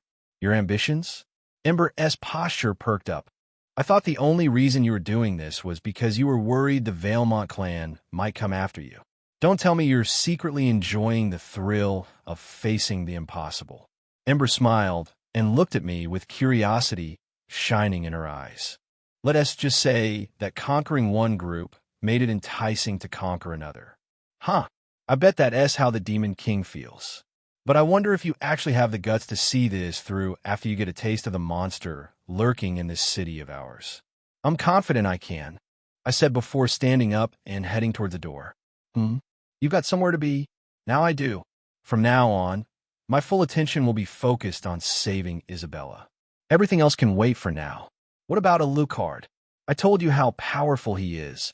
How will you defeat him? That is what I'm going to figure out. I exited my room, leaving Ember inside my room alone as I walked through the inn. The basement of the inn was used as a storage unit, but that was also where I kept Isabella's mother. As I descended the stairs and opened the door to the storage room, I caught Asia. She was just about to use her venom on Isabella's mother, who was tied to a chair. Master Liam, her eyes widened in surprise when she saw me. I was just about to. No need to give her any venom today, Asia. I need her conscious. The shy Lamia slithered away from Kaguya, looking a bit embarrassed. I approached her and rested my hand on her head. I'll reward you later on for the hard work you've done so far. The moment she heard of a reward, her eyes lost all its shyness and instead turned predatory as she bobbed her head up and down, unable to mask her excitement. After that, she happily left the room to give me space. I immediately turned my attention to Kaguya, who slowly raised her head and opened her almost lifeless eyes to look at me. Chapter 163. Kaguya looked up at me with dull, lifeless eyes. Her body was weak, coupled with the fact that she hadn't drunk a drop of blood for the past few weeks, caused her to look almost like a dying corpse. She refused to drink a drop of my blood, and when I forced her to feed, she would only throw up. It would be a difficult task to break the compulsion the leader of the Valemont clan had on her. They turned her into an emotionless assassin who could only follow orders. In the time that I had her here, I figured out two things. One, her loyalty and love for the Valemont clan transcends every other emotion she had. Two, she hated me with a burning passion. And finally, and maybe the most important thing, a part of her still cared for her daughter. Figuring that out, the first thing I did when she looked at me was present her with a box containing Isabella's lungs. She barely reacted with a raised eyebrow, but she reacted nonetheless. These belong to Isabella, I explained. You want to take a guess who did this to her? It was your young master, Alucard. Your precious young master is torturing your daughter. Your own flesh and blood. Doesn't that make you angry? She stared at me for a while in silence. And for a second, I thought she wouldn't respond until her dried lips slowly parted to speak. The young master is doing what is necessary to correct her, she whispered. Hearing her speak, I felt satisfied. This meant we could have a conversation at least. Oh, really? I said, sounding intrigued. What is it about her that needs fixing? She is no longer loyal to the clan because of you? Her voice was filled with hate. As lifeless as they were still able to show her hatred for me. Tell me something. Is Isabella the reason you hate me? Or is it because of Victor? The young master. I must avenge him. And also for Isabella, killing you will undo your compulsion on her. Killing me would be the same as killing her. You talk about compulsion, but you seem to be the one compelled to me. Is there any reason behind your unwavering loyalty to that clan? Of course not, because your loyalty is fake. You're only loyal because you don't have a choice. You're wrong. My clan is everything. Why? Because it's, try as she might, she couldn't find a reason for her loyalty. Not a single emotion attached to the clan. Just a program telling her what she should do and how she should act. Even she began to notice this, and that S when I struck. I sank my fangs into her neck and released my venom into her vein. Of course, it failed, but it did exactly what I intended. Every time I injected my venom into her, I was adding to her already messed up psyche. My venom was weakening her mind so that I could add my own program. I was slowly altering her perception of me and changing her reality. What? What was I saying? Her eyes wandered around the room in a panic, and her hand reached out, trying to find something to ground her. I didn't skip a beat and took hold of her hand, interlocking her fingers with mine. You were telling me all the reasons why you're loyal to the Valemont clan. She stared deep into my eyes, and slowly she began to calm down. Yes, I was. The Valemont clan is the clan I must serve, the clan I must be loyal to. They're the most important. She sounded like a schoolgirl reciting what her teacher told her. But still, the fact that she didn't react to my touch meant what I was doing was working.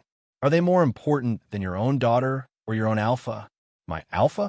That sounds familiar. Wait, don't tell me you forgot. Forgot what? She asked, her voice sounding desperate. Her mind was such a mess that it made her perfect for this kind of manipulation. Your alpha is the most important person to you? Her eyes widened. My alpha? No, that can't be. The Valemont clan, before she got the chance to fall back into the same cycle again. I once again sank my fangs in her neck and pumped her full of my venom. This time, her eyes flickered orange, but I still failed in turning her. Once again, she looked confused about where she was and what she was doing, but I was there to greet her with a warm smile while holding her hand. Tell me about your daughter, Kaguya. She seemed to respond to her name and began speaking again. My daughter? What do you want to know? Everything. She nodded slowly as she gazed into my eyes. It all started when the Clan S master told me he needed me to produce a new servant. You mean he wanted you to bear a child for the sole purpose of being a servant? I asked. Yes, but not any child. He wanted the child to be the product of me and a slave he bought. Interesting. At first, I only wanted her to relive her old memories, but now she had me intrigued. What kind of slave? I asked. The master bought him at the slave market the day before. That slave cost the Clan S head a lot of money. It's still by far his most expensive buy. Why would he spend so much money on a slave just so you could have a child with him? Kaguya went quiet suddenly, as if she was trying to recall. Master said it was a regular vampire, but he had developed a unique ability which he wanted inside the clan, which is why he had me kill him the moment I got pregnant, so that no one else to obtain this ability. An ability? That is interesting. I wonder what kind, and if Isabella possessed such a talent. Suddenly, a small smile formed on Kaguya's lips. My intentions worked. It seemed she was reliving her memories with her daughter. My daughter. You love her very much, don't you? Hearing my question, tears filled her eyes, and a single drop rolled down her cheeks. The part of her that was buried underneath centuries of compulsion started to show. She stammered, trying to get the words out. This was the moment she had to choose. It was either the clan or her daughter.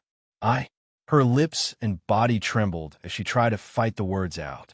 Like an addict struggling with withdrawal, but before she could fall back, I once again offered her my support. I hugged her tightly and stroked the back of her head. It's okay. You just need to say it once, and it will all be okay. I'm with you, remember? You're Alpha. Slowly her hand began to wrap around me as she returned my embrace. I do love her. So many times I wanted to tell her how much I cared, but I couldn't. My daughter is the most important thing to me. No one else comes close. My daughter and my Alpha. The words poured out of her like a dam, finally opening, and that was when I claimed her. Chapter 164. Lady Kaguya as feeding the scent of Kagaya's newfound fear wafted into my nostrils as I sank my fangs into her soft flesh. The metallic taste of her blood filled my mouth as I once again released my venom into her system. Her mind was weakened enough, so I was positive it would work this time. And like clockwork, it did. Name: Kagaya Lycan Age, 533 core level, LV, 29 race, awakened vampire classification, supernatural creature bloodline. Primordial vampire, since she's already a vampire. My venom didn't turn her into a hybrid. I was somewhat relieved by this. I don't think I can handle another person that is solely reliant on my blood. Looking at her status, I couldn't help but feel satisfied by my catch.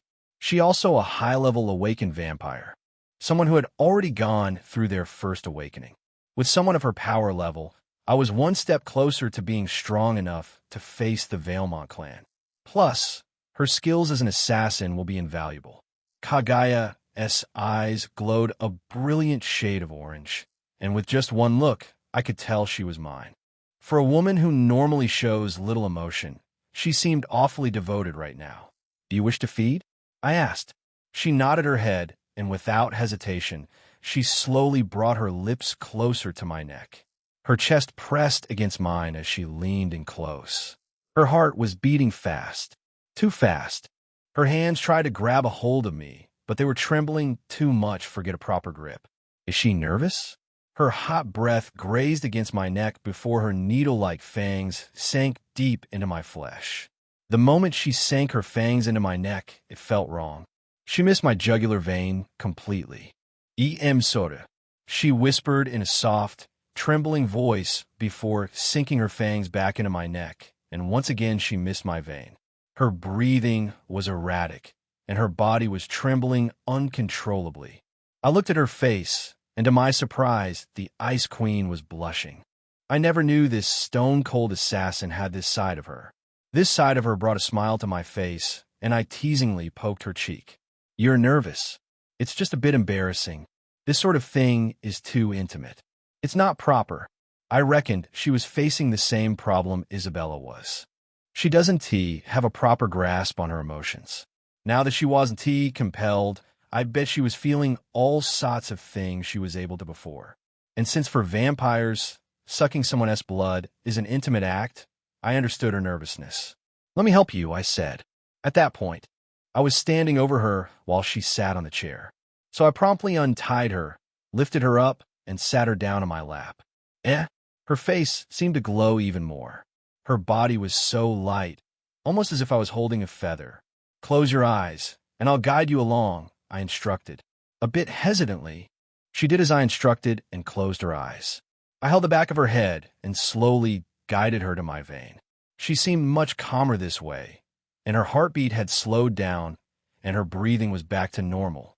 I guided her until her lips grazed the spot where my vein was. Feed, without hesitation. Her fangs pierced into my flesh once again. The moment she began drinking my blood, her complexion returned. Her skin returned to its light complexion and was no longer pale. Then suddenly, she latched onto my neck tighter, and I no longer needed to help feed her. Her hands no longer trembled as she took what she wanted. In this way, she was a lot like Isabella. Kagaya kept herself composed like a prim and proper lady while she was drinking my blood. Unlike Isabella, who had the tendency to act on her own whims, especially when she thought I was sleeping. Time passed with her drinking my blood as if she were dying for it. The sound she made whenever she swallowed a mouthful became a soft melody in my ears. When she was finally full, she licked the blood from my neck as if she were cleaning up after herself, then collapsed against my chest and began snuggling up. For a second, she looked like a happy cat settling down to sleep after a meal until her eyes suddenly jolted open. She finally realized the compromising position she was in, sitting on my lap, and, as if struck by electricity, she jumped to her feet and bowed her head. Sorry. Alpha. Her personality did a complete 180, all because of my venom and now her newfound addiction to my blood. "It's fine," I assured her before getting back to the main reason I came down here in the first place. "For now, I'll need every piece of information you have on Alucard. This time she nodded without hesitation. Yes, what do you want to know? Is there any weakness he has? Not just physical ones, psychological ones too. Kagaya racked her brain, trying to think of any. The young master, Alucard, doesn't he have any physical weakness? He inherited his shadow ability from his mother and his blood manipulation from his father. He is one of the rare vampires that has more than one main ability. Interesting. Victor also had blood manipulation ability and shadow ability. When I fought him, I said, to which Kagaya nodded and politely explained. Yes, both of them inherited both their parents' abilities. Victor was a prodigy, but Alucard is a genius. He has already unlocked the bloodline that is responsible for his father's ability, making him far more adept at blood manipulation than Victor ever was. I see. So he already unlocked a bloodline. That will make him tricky to fight. Yes, his father's Uper bloodline will make him a tricky opponent to fight. But what makes things even more complicated now is that he is predicted to unlock his mother's Dracul bloodline any day now. With these two powerful bloodlines, in a few more years, he'll be the most powerful vampire in Purgatory. If that is the case, then he must have a lot of suitors after him, I inquired.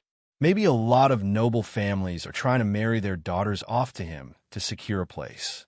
Kagaya shook her head. Alucard already has a wife. She is a noble vampire from an obscure family that only became nobles a few years ago. When she spoke, Kagaya looked a bit uneasy. Is that it?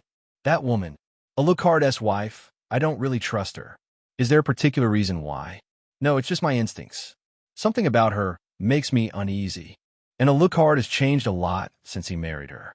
For one, he is home more often, and he is very particular about what happens in the house. So would you say he cares about his wife? No, he treats her worse than anyone else. At times, some of the other maids feel sorry for her, especially now that she is with child. There it was. A pregnant wife. That's the crack I needed. Thank you, Kagaya. Your help means a lot. But what about my daughter? Kagaya grabbed my hand and stared up at me pleadingly. I don't care what you have to do. Even if you have to kill everyone in that household, save her. I know I haven't been the best mother, but if it means sacrificing my one life, I'll do it without hesitation. So just please, don't worry. I gave her a kind smile and patted her on the head. I care about your daughter too much to let anything happen to her. I'll get her back, even if I have to kill my way to her. She smiled warmly at me. Does my daughter know how you feel? She can be a bit stubborn at times, and, come to think of it, I think you're the same way as well. I couldn't help but chuckle at her assumption. You're right. We've had our fair share of standoffs. An unexpected laughter escaped Kagaya's lips, even though she tried to stifle it. I can already picture how spiteful she can be when she doesn't get her way. She giggled. Thank you. Thank you for looking after her.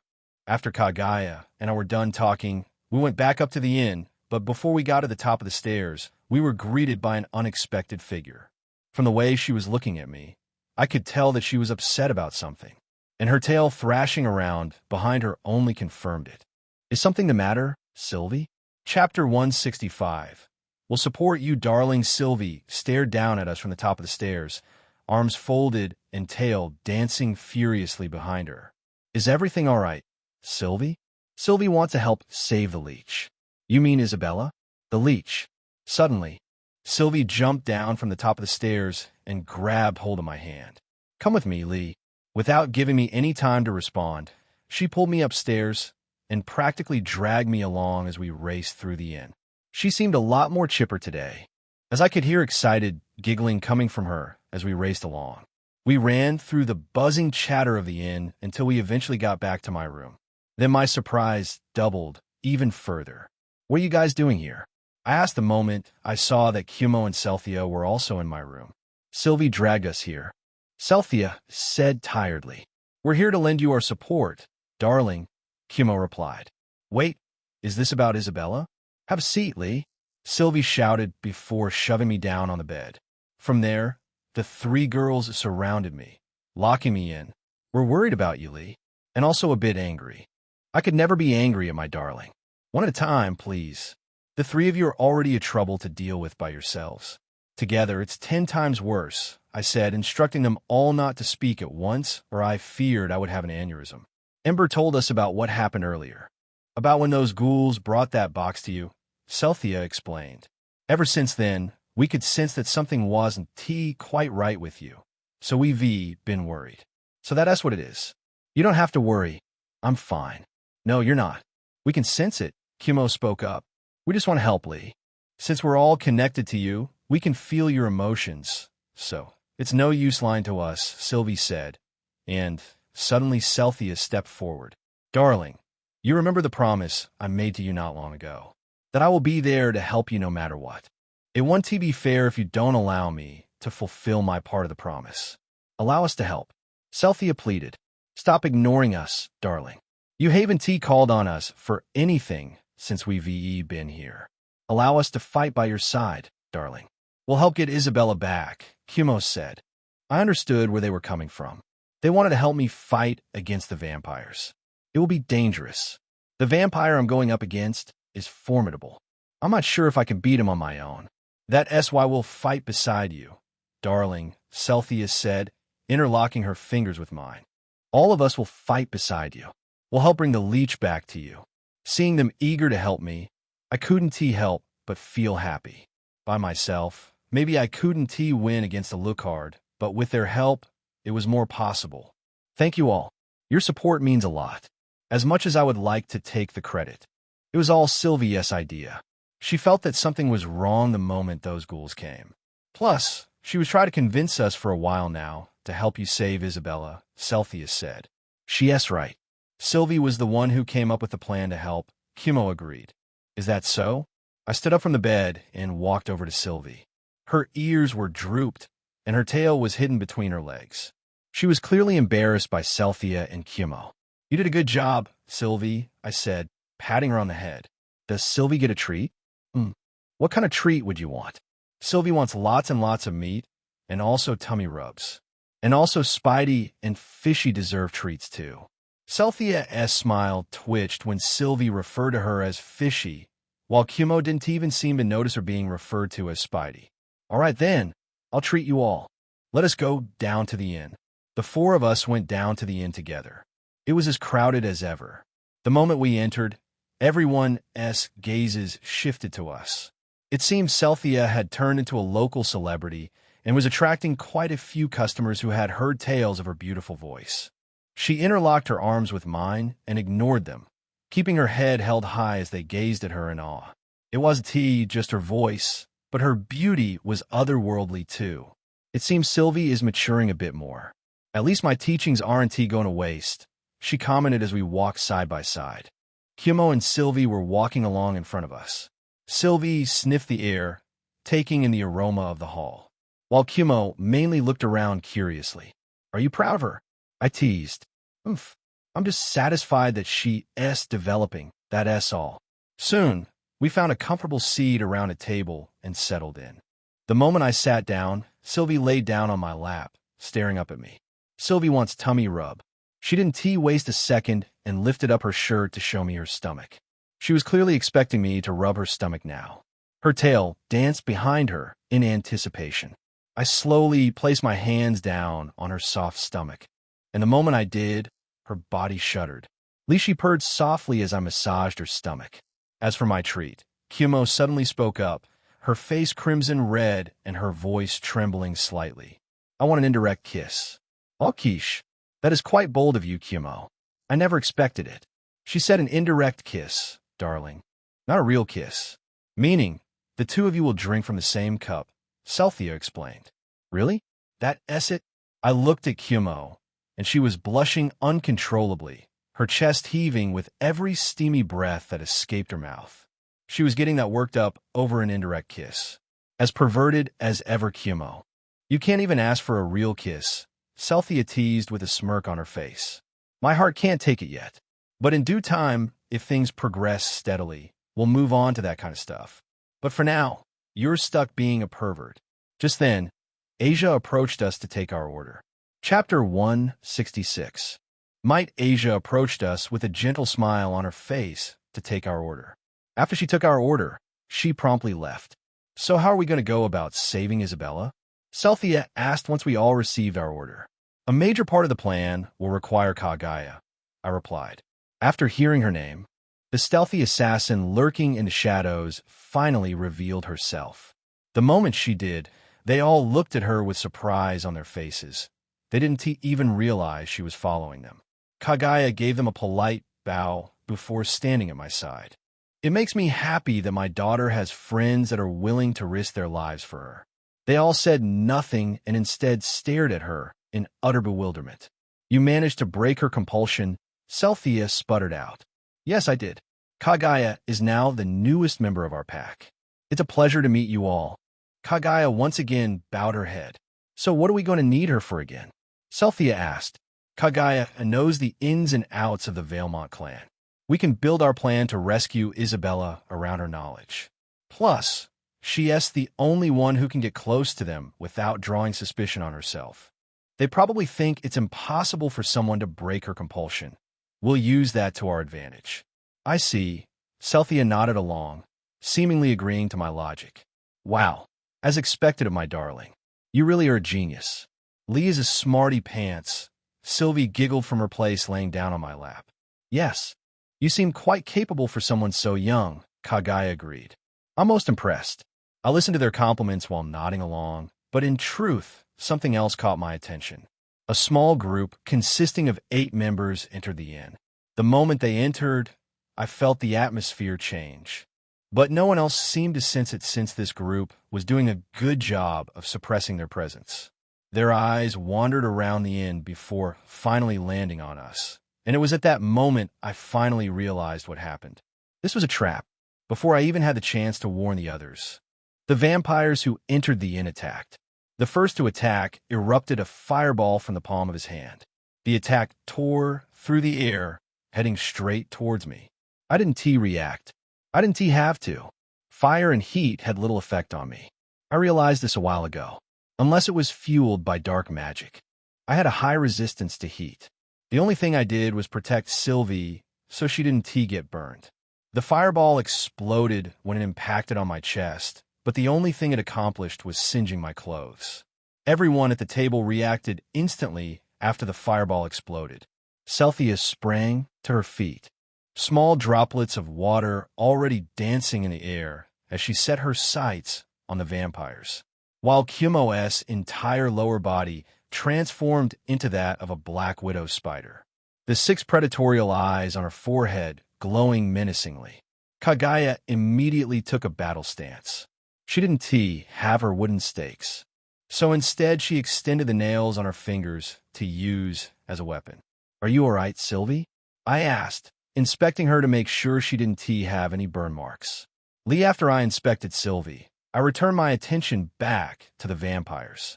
There were 8 of them in total, all with varying abilities.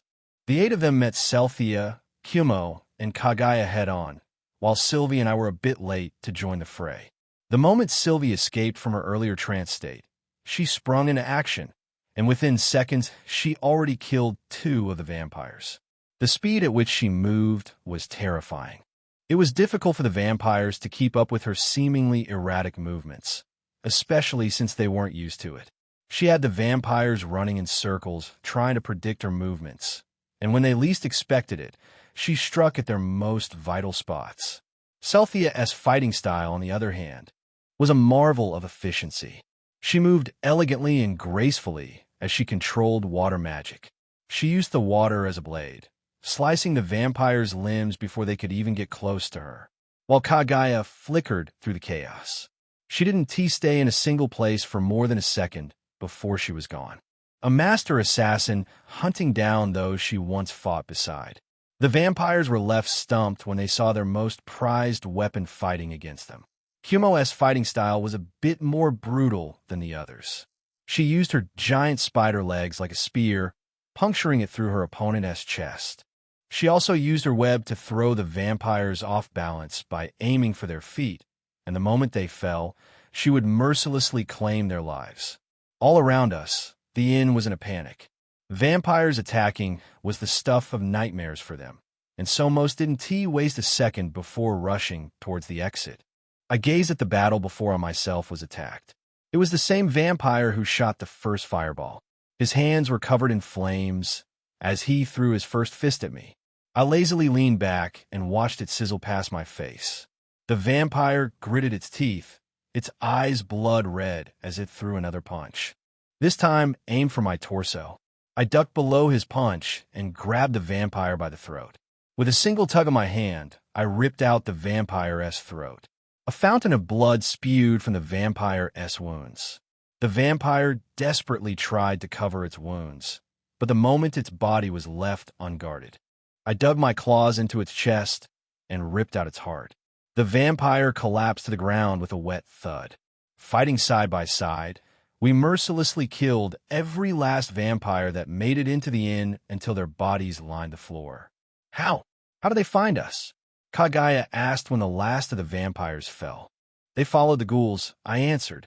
They left that box in gray waste so the ghouls would bring it to me, and so they could follow them. I didn't realize at first since I was so worried about Isabella. That Alucard really is a smart opponent. Nothing like Danzo or any other opponent I've faced so far. Just then, as we thought the battle was over, the entire inn began to quake. The inn trembled so hard that the columns and ceiling began to collapse. We desperately tried to keep our balance. And just as we tried to escape the inn, a massive creature, shaped like a Chinese dragon, tore through the building, crumbling it underneath its might. Chapter 167. The Witch of Greed. The entire building crumbled under its might. It was a massive purple dragon that almost looked transparent, as if it was made of glass. Its head was massive, but its body was similar to that of a serpent. It took only a second for the entire building to flatten to the ground. The unfortunate screams of those who were unlucky enough to be inside the inn filled the air. I was covered in rubble, but I easily shoved them to the side. Around me was enclosed in darkness. So I quickly activated my heat signature skill to see who was close by. A few people were trapped under the rubble, but I ignored them as I searched for the girls. What was that? Could it be the work of the vampires? Or maybe something else? Sylvie, Celthia, Kimo. I shouted for the girls as I crept through the rubble, but there wasn't any sign of them. Then suddenly, I saw a light emanating through the rubble. I quickly shoved my way through, and soon I was standing outside in the midst of the collapsed building. My eyes wandered around, seeing if any of the others had made it. I knew they were alive. I could feel it. But as I looked around, my eyes landed on someone. There was a woman sitting on top of the rubble with her legs crossed. The moment we locked eyes, the woman greeted me with a smile. She had purple-colored hair and a purple tattoo covering her entire body. Strangely, the tattoo was in the shape of the same dragon that destroyed the inn. In fact, it was identical. So you were the one responsible for this attack, I said. The woman said nothing, only uncrossed her legs and stood up. So you are the wolf that has been giving us a headache. To think you even convinced one of my witches to join you. The moment she spoke, it all clicked. You are the Witch of Greed, I said, and immediately as I did, her thin lips curved up into a smile. So Ember has told you about me. Of course she has, she sighed. I'll make sure to punish that little traitor later on. But for now, I'm here for something else. You want the mana crystals, I said. She gave a satisfied smile before continuing to speak. Yes, but I also want you to come with me. The moment she said that, I prepared myself to fight, but just then a voice sounded from behind us. Greed. The voice was none other than Ember. She practically threw herself to the ground in front of her queen, while the Witch of Greed looked at her action with nothing but scorn on her face. After she was done bowing to her queen, Ember turned her attention to me. You must go with her, she said. You can't win against her. I said nothing to her and only looked back and forth between her and the Witch of Greed. After a few seconds of silence, I finally agreed. Fine. The reason I agreed to go with her was simple. It was because of the contract I had with Ember. If she betrayed me, she dies. If she does anything that endangers my life, she dies. The fact that she is blatantly telling me to go with the Witch of Greed and nothing has happened to her, yet must mean she doesn't believe there is any danger in going with her. Besides, I got the same impression from the witch myself. If she wanted to kill me, She could try to do it right now. She doesn't even seem interested in the mana crystals at this moment. What could be so important? Without saying a word, the Witch of Greed covered her mouth and began chuckling. You really think you have a choice in this? The moment she spoke, I felt the air around us change. It smelled like flowers, and just then purple smoke began to manifest all around us. The moment I inhaled the smoke, I felt my body getting weak. My vision doubled, and it felt as if my arms and legs had died in an instant. Unable to support my own body weight anymore, I collapsed to the ground, still conscious. As I lay there, I heard the sound of the witch's footsteps approaching me until she stopped right in front of me and began chuckling. I patiently waited until she got close, and that's when I struck. Cerberus leaped from my shadow and bared its fangs at the witch. The witch was surprised at the monster that suddenly appeared and took a few startled steps back. But the moment she did, more of my shadow hounds appeared, causing her to fall to the ground beside me. The moment she did, that was it. All 50 of my shadow hounds leaped at her all at once. For a moment, I thought we had her, but then they were all propelled away by a mass of purple energy. At the same time, my body had slightly recovered from the poison. I could now move my limbs to the point where I could now stand. You, the witch snarled, ready to attack once again, but before she could, she was forced to protect herself as Yuki's tail came flying at her neck, aiming to decapitate her. The witch acted in an instant and ducked below the attack before retreating further away. Are you okay, Alpha? Yuki asked, turning her attention to me for a brief moment. Mifine. I was happy that Yuki showed up. I would need help dealing with this witch. The witch stared at us bitterly before she began muttering spells. The spell she muttered caused the purple tattoo in the shape of a dragon to start glowing. That is unnecessary. I told you that I would go with you, but of my own free will, not as a dog you captured. Still, if you wish to fight, I'm happy to oblige, I said. The Witch of Greed stared at us and gritted her teeth. She looked around at everyone present, my hounds, Yuki, and even Ember. And there were more people here left to come. The longer she stayed here, the more of a disadvantage she had. She knew that perfectly. Suddenly, she stopped chanting spells, and the tattoo on her body stopped glowing. Fair enough. You win, Wolf. Chapter 168.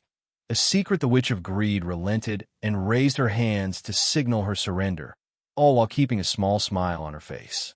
I returned her smile, and the moment she dropped her hands, I recalled my shadow hounds back into my shadow and told Yuki to stand down. She asked the Witch of Greed. I don't think it's a good idea to trust her, Yuki said, glaring at the witch who stuck out her tongue in a mocking gesture. It's fine. I have something she wants. Don't I? I asked, turning to the Witch of Greed. Yes, you have my mana crystals, she answered elegantly. No, there is something else. You haven't paid much attention to the mana crystals since you've been here. I then turned to Ember. Ember, what does she really want from me? I asked, knowing Ember couldn't lie, or else she would die due to her contract.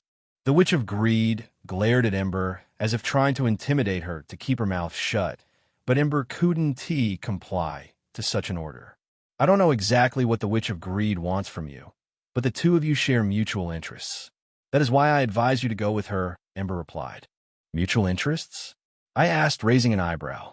Ember's eyes quickly darted to the witch, as if she was afraid her head would leave her body at any moment.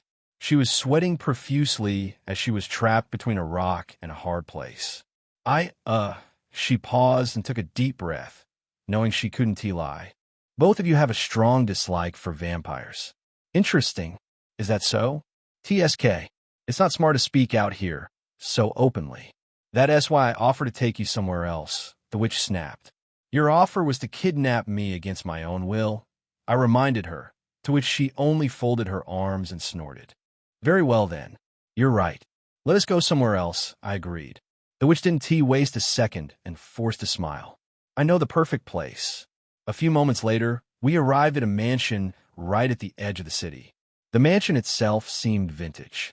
It was exactly how I imagined a witch's mansion would look like. The top of it was pointed as if you could skewer someone on the roof.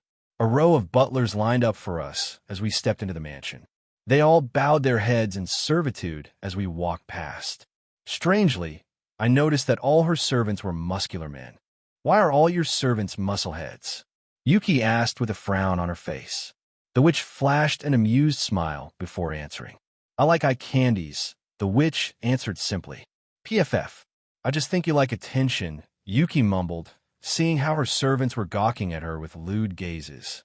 "That too," the Witch of Greed hummed, her hips swaying as she walked, and every jerk seemed to drive her servants wild. Personally, I found it strange. The witch was an attractive woman, yes, but not to the extent they were acting. It was as if they were bewitched. It was terrifying in a way, seeing how a witch could have this much power over someone else's mind. This just reminded me that I have to be careful around her. I didn't want to end up like those pathetic, drooling men. Not long after, we reached her study. The further we went into her mansion, the more disturbing her servants got. Some of them had features similar to that of a dog. I saw shackles and collars around their necks and arms, but they weren't bound. Yuki giggled softly when she saw them. So I'm not the only one with disturbing kinks. Good to know. Maybe we can trade secrets. "Those aren't mine," the witch quickly said. "They belong to someone else." Yuki looked at her suspiciously, but didn't push the matter any further. Instead, she moved on to something else. "Did you make them yourself?" "I don't know any creatures in purgatory that have floppy dog ears, a wet nose, and a long tongue. You must use some magic to alter their appearance." "Were they human before?" I asked. "I smell human at least." The witch sighed in exhaustion. "As I said, they aren't mine. Stop asking about them." She held the bridge of her nose and shook her head. She then whispered something under her breath. Something only I could hear due to my sensitive hearing.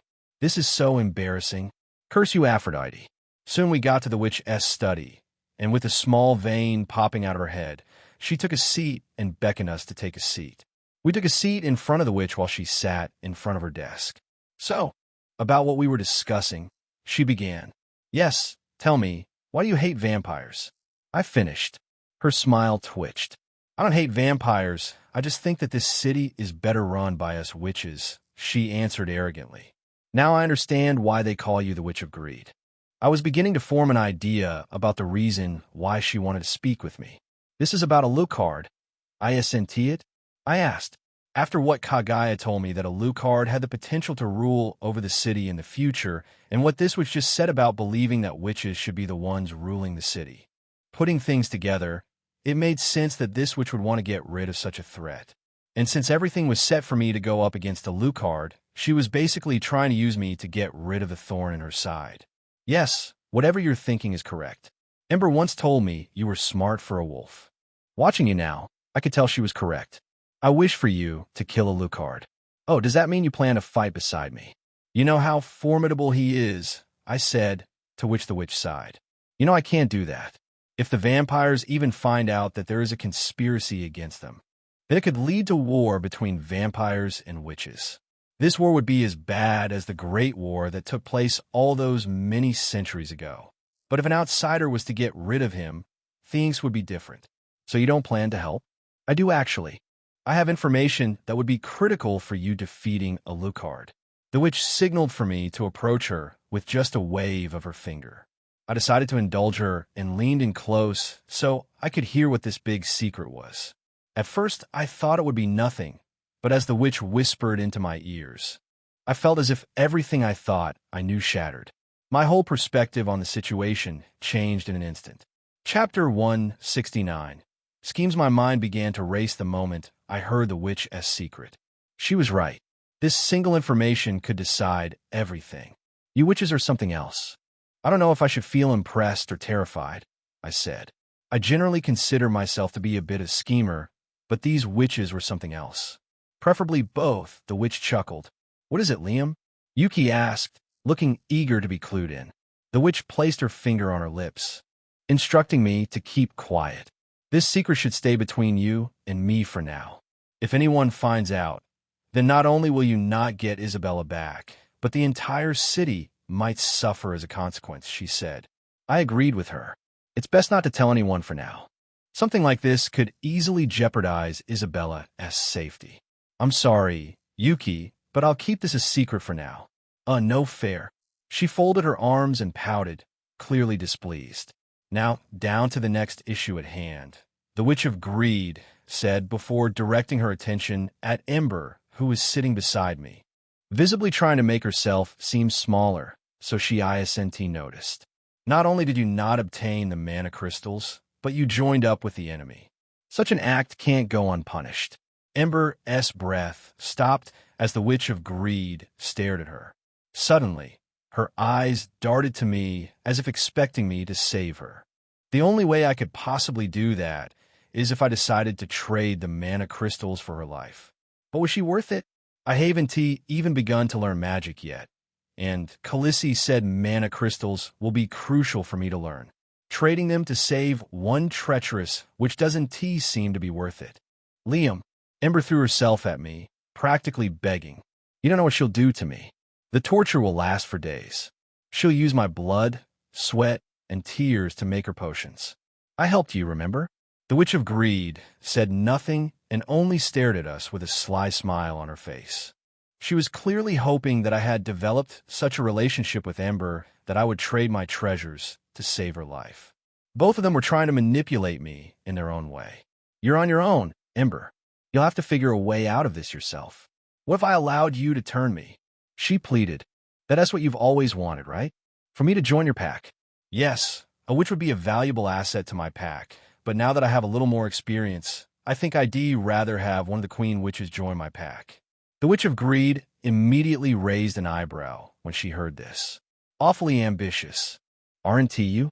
You want one of the 4 Queen Witches to join? She chuckled. Well, I can tell you from now that the possibility of that happening is 0. We'll see, I replied simply. Besides, to make someone join your pack, don't you have to make them submit to you? It's foolish to even think that you can break one of us.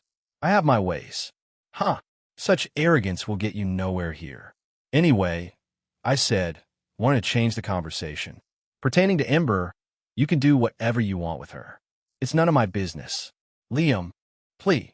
Ember was going to plead again, but with just a flicker of her hands, the Witch of Greed was able to shut her up. Shame, you were such a promising witch, Ember. But I'm sure you'll make a very high-class potion, the witch said, licking her lips. She then turned her attention to me. That will be all. With that, I said my farewell to the witch and Yuki and left her mansion together. Things are going better than we hoped. Yuki giggled as we exited the witch's mansion. You've managed to enter into an alliance with a queen witch. This puts you miles above most nobles in the city. It's not an alliance. I quickly corrected Yuki. That witch is probably scheming against me as we speak. The fact that she didn't even try to bargain for the mana stones makes my stomach churn. She must be confident that she can easily take them from me. These witches are not to be trifled with. The fact that she is keeping herself as composed must mean there is a hole in my plans that I somehow can't see, but she can. I've simultaneously obtained an advantage over the vampires, but a disadvantage over the witches. You're probably right, Yuki agreed. Witches are known to come up with some of the most devious plots to get what they want, and the queen witches are the worst of them. What I need now are more allies. The ghouls that I have now want to cut it. Hee. Does that mean you're going to conquer another pathetic group and bring them to your side? Purgatory is teeming with different races, so you have lots to choose from. Yes, I'll have to figure that out later. For now, I'll have to go find the girls. Oh, I almost forgot about them, your harem. They must be going crazy looking for you. Yuki chuckled, holding her stomach before her expression changed, and she began looking at me curiously. Say, what does a girl have to do to get a pound of flesh? There is nothing you can do. Giving blood is where I draw the line. What if I show you my boobies? Still no. No fair. Remember how I saved you from that witch earlier? A part of me was expecting a reward. She pouted.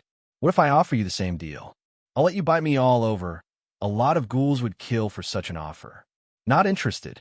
Yuki and I walked back to the now destroyed inn as she desperately tried to sell me the idea of letting her snack on me like a chew toy. Soon we were back at the inn, and the first person to notice me was Khaleesi, who was soaring in the sky, most likely searching for me. There were quite a few survivors crawling out the rubble. Khaleesi notified the others. Sylvie, Celthia, and Kumo all rushed towards me, almost knocking me over in the process. After I was done assuring them that I was fine, someone else rushed towards me with tears in her eyes. It was Asia. She seemed devastated. I immediately guessed it must be something else apart from there and being destroyed. Master Liam, I need your help. It's Papa. Chapter 170. Little Eden, what happened, Asia? If this is about your inn, then no. She shook her head vehemently. It's Papa. Her father was kidnapped while you were gone. Khaleesi explained. That's strange.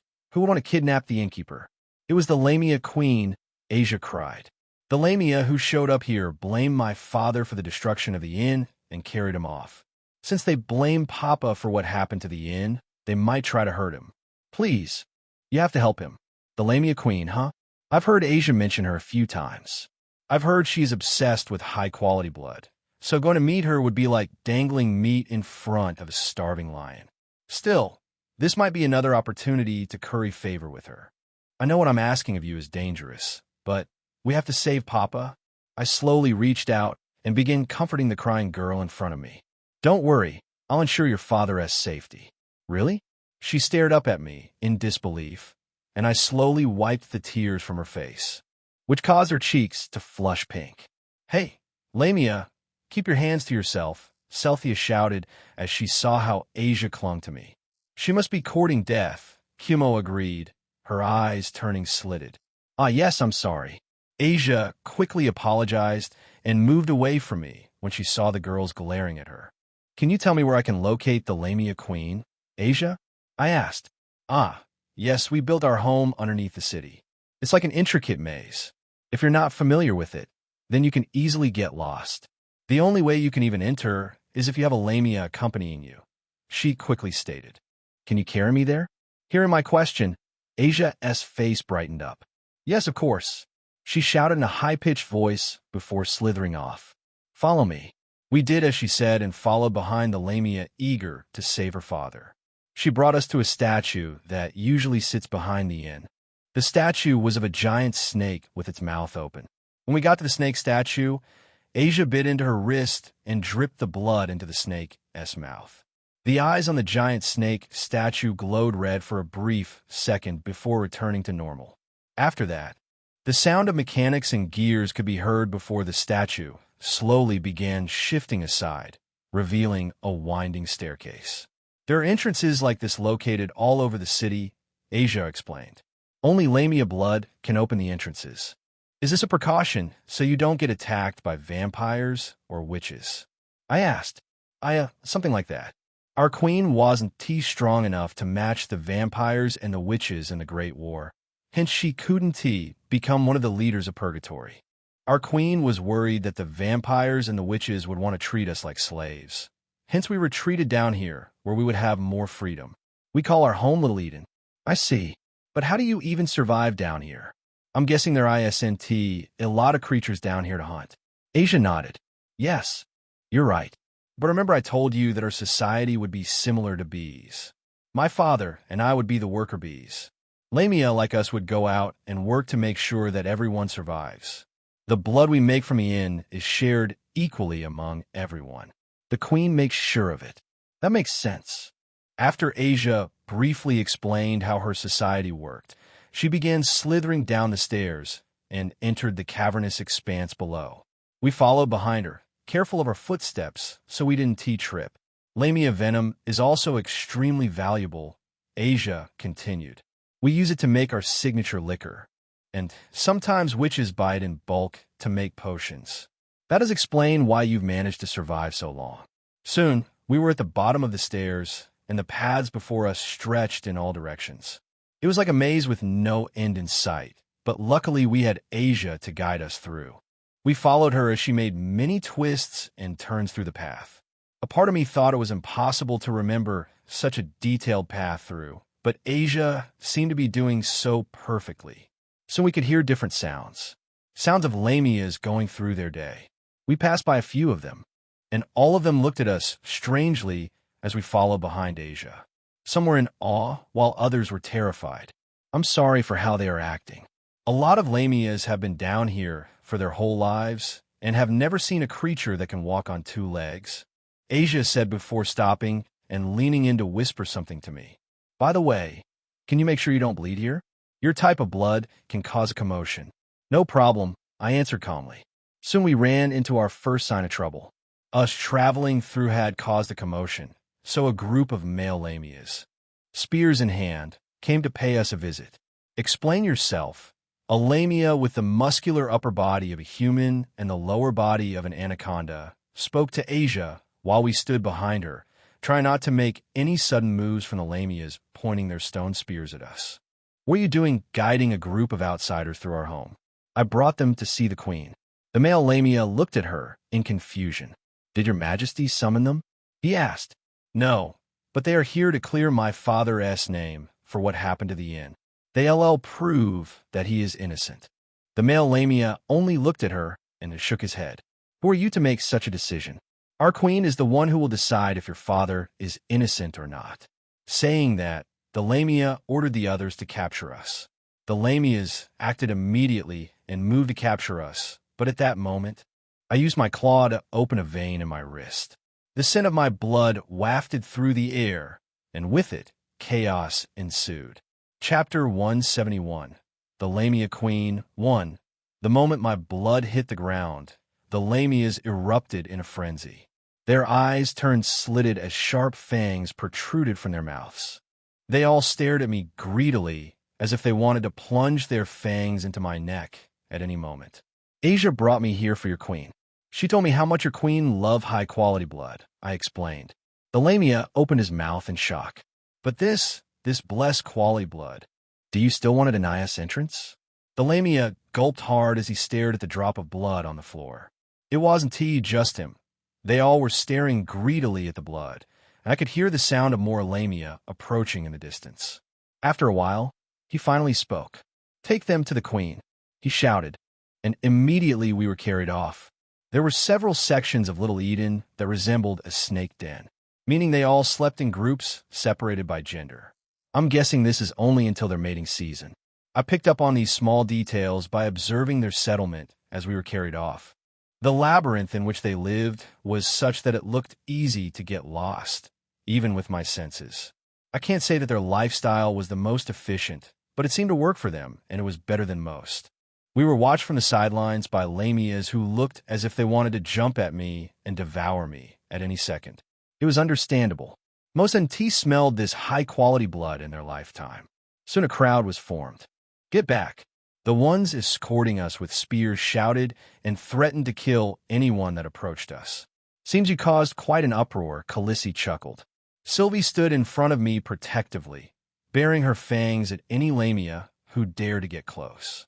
She seemed overly protective of me ever since that incident at the inn. I think I might be given her more of a scare than I thought when I disappeared. Sylvie 1T, let them hurt you, Lee. Don't worry, Sylvie, I'll be fine. If anything, I can handle these lamias.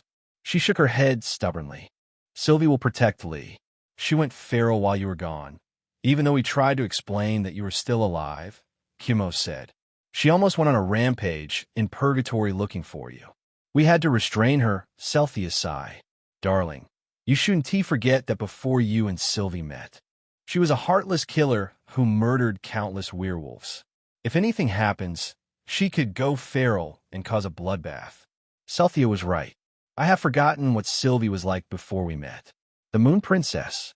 To me, she is my impossibly cute fated mate, but to others, she is a killing machine that could go feral at any moment. I reached out my hand and began petting Sylvie behind the ear, and, just like that, she lost her aggressiveness. She purred softly and leaned into my touch. Her tail, which was upright, was now dancing softly behind her. It might be a good idea to teach us how to do that in case anything happens, Khaleesi suggested. That's not a good idea. She'll probably bite off your hand before you get close, I responded. Fair enough. Soon we arrived at a more spacious section of the labyrinth. This section was enveloped in a carnivorous bloodlust. The air smelled of blood, and there were bones lying about. None of them looked like lamia bones. I couldn't even come to guess the amount of creatures they fed to their queen. Feeling a subtle chill crawl up our spines. We continued on until we finally arrived at the Queen Lamia's den. My jaws dropped when I finally caught sight of the Lamia Queen. What caught me off guard was her imposing size. She was a giant. If I had to guess, she was more than 20 feet long. She was situated on top of an altar, curled up as she slept. Her scales were the color of jade crystals with shimmering patterns, while her human half was of a beautiful woman with long black hair. On top of her head was a crown that seemed to be fashioned from gold. Looking at her, I felt as if I was staring at a divine being, something I had no business looking at in the first place. The moment we stood in front of her, Asia and all the other Lamias that carried us here bowed their heads in servitude to their queen. "My queen," he hummed softly, and immediately the queen's eyes slowly opened, revealing beautiful light green pupils. Her eyes were slitted, and when you stared into them, you got the feeling you were dealing with a predator.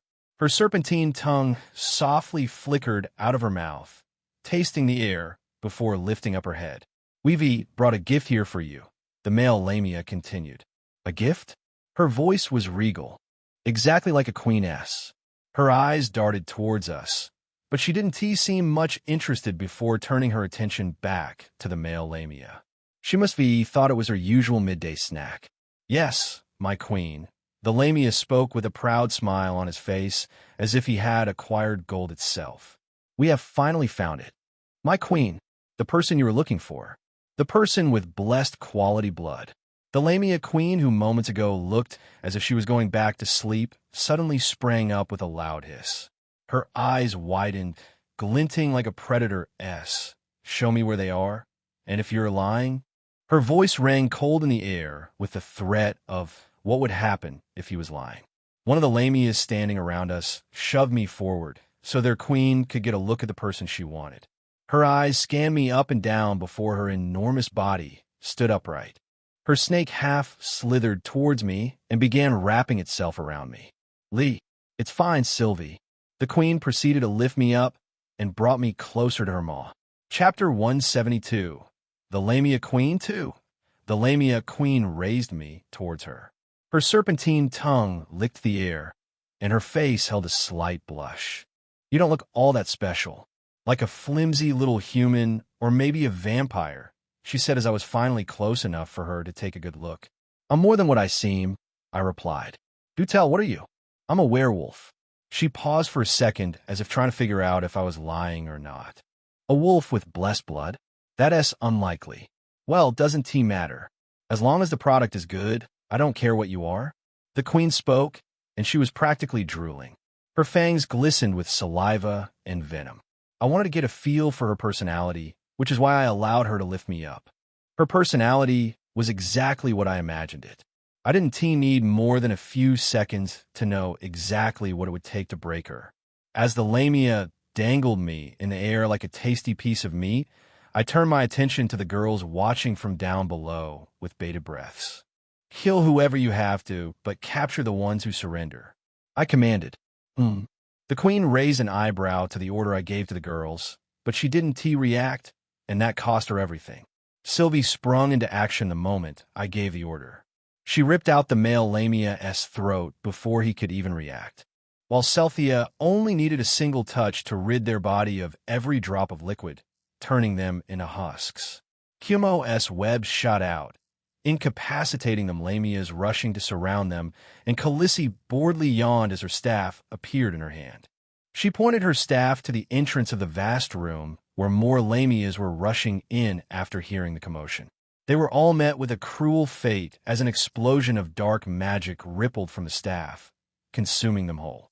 The entire labyrinth shook just from that single explosion. "You insolent!" The Lamia queen made to react, but just then I sank my claws into her scales, shattering them like glass. She screamed in pain before hurling into the wall of the labyrinth. The walls crumbled from the impact, and before I could even hit the ground, the queen struck again, sinking her fangs deep into my shoulder, pumping me full of her venom before slamming me into the ground. Liam, darling." The girls tried to rush to my aid as I lay in the crater created from me hitting the ground at full speed, but I stopped them immediately. I'm fine, do as I ordered, I said as I climbed to my feet. The girls were hesitant to leave, but in the end, they followed my order and left to conquer the labyrinth filled with lamias. This is it. I looked up to see the lamia queen looming over me. She was panting heavily as she licked the remnants of my blood from her lips. This is the blood I've been searching for all these years. Finally, after all this time, I will never let you go. I will keep you forever until your veins run dry. She looked at me possessively as she continued to spout madness. My head was swimming. With my healing ability, her venom wasn't tea enough to kill, but it made me feel as if I had downed 50 bottles of alcohol. At this moment, I was seeing two giant lamia queens instead of one. Oh, you can still stand impressive. I don't remember werewolves being this resilient. Her strength was impressive. They say she managed to wound a high-ranked noble vampire, which is how she managed to get a taste of blessed rank blood, causing her to grow obsessed over it. The lamia slithered from side to side, watching my every move like a hawk before she finally attacked. The speed at which she moved was akin to getting hit by a lightning bolt. I quickly dodged her attack as it impacted the ground with enough force to create a sizable crater. She didn't skip a beat, and before the dust settled, she swung her serpentine tail towards me.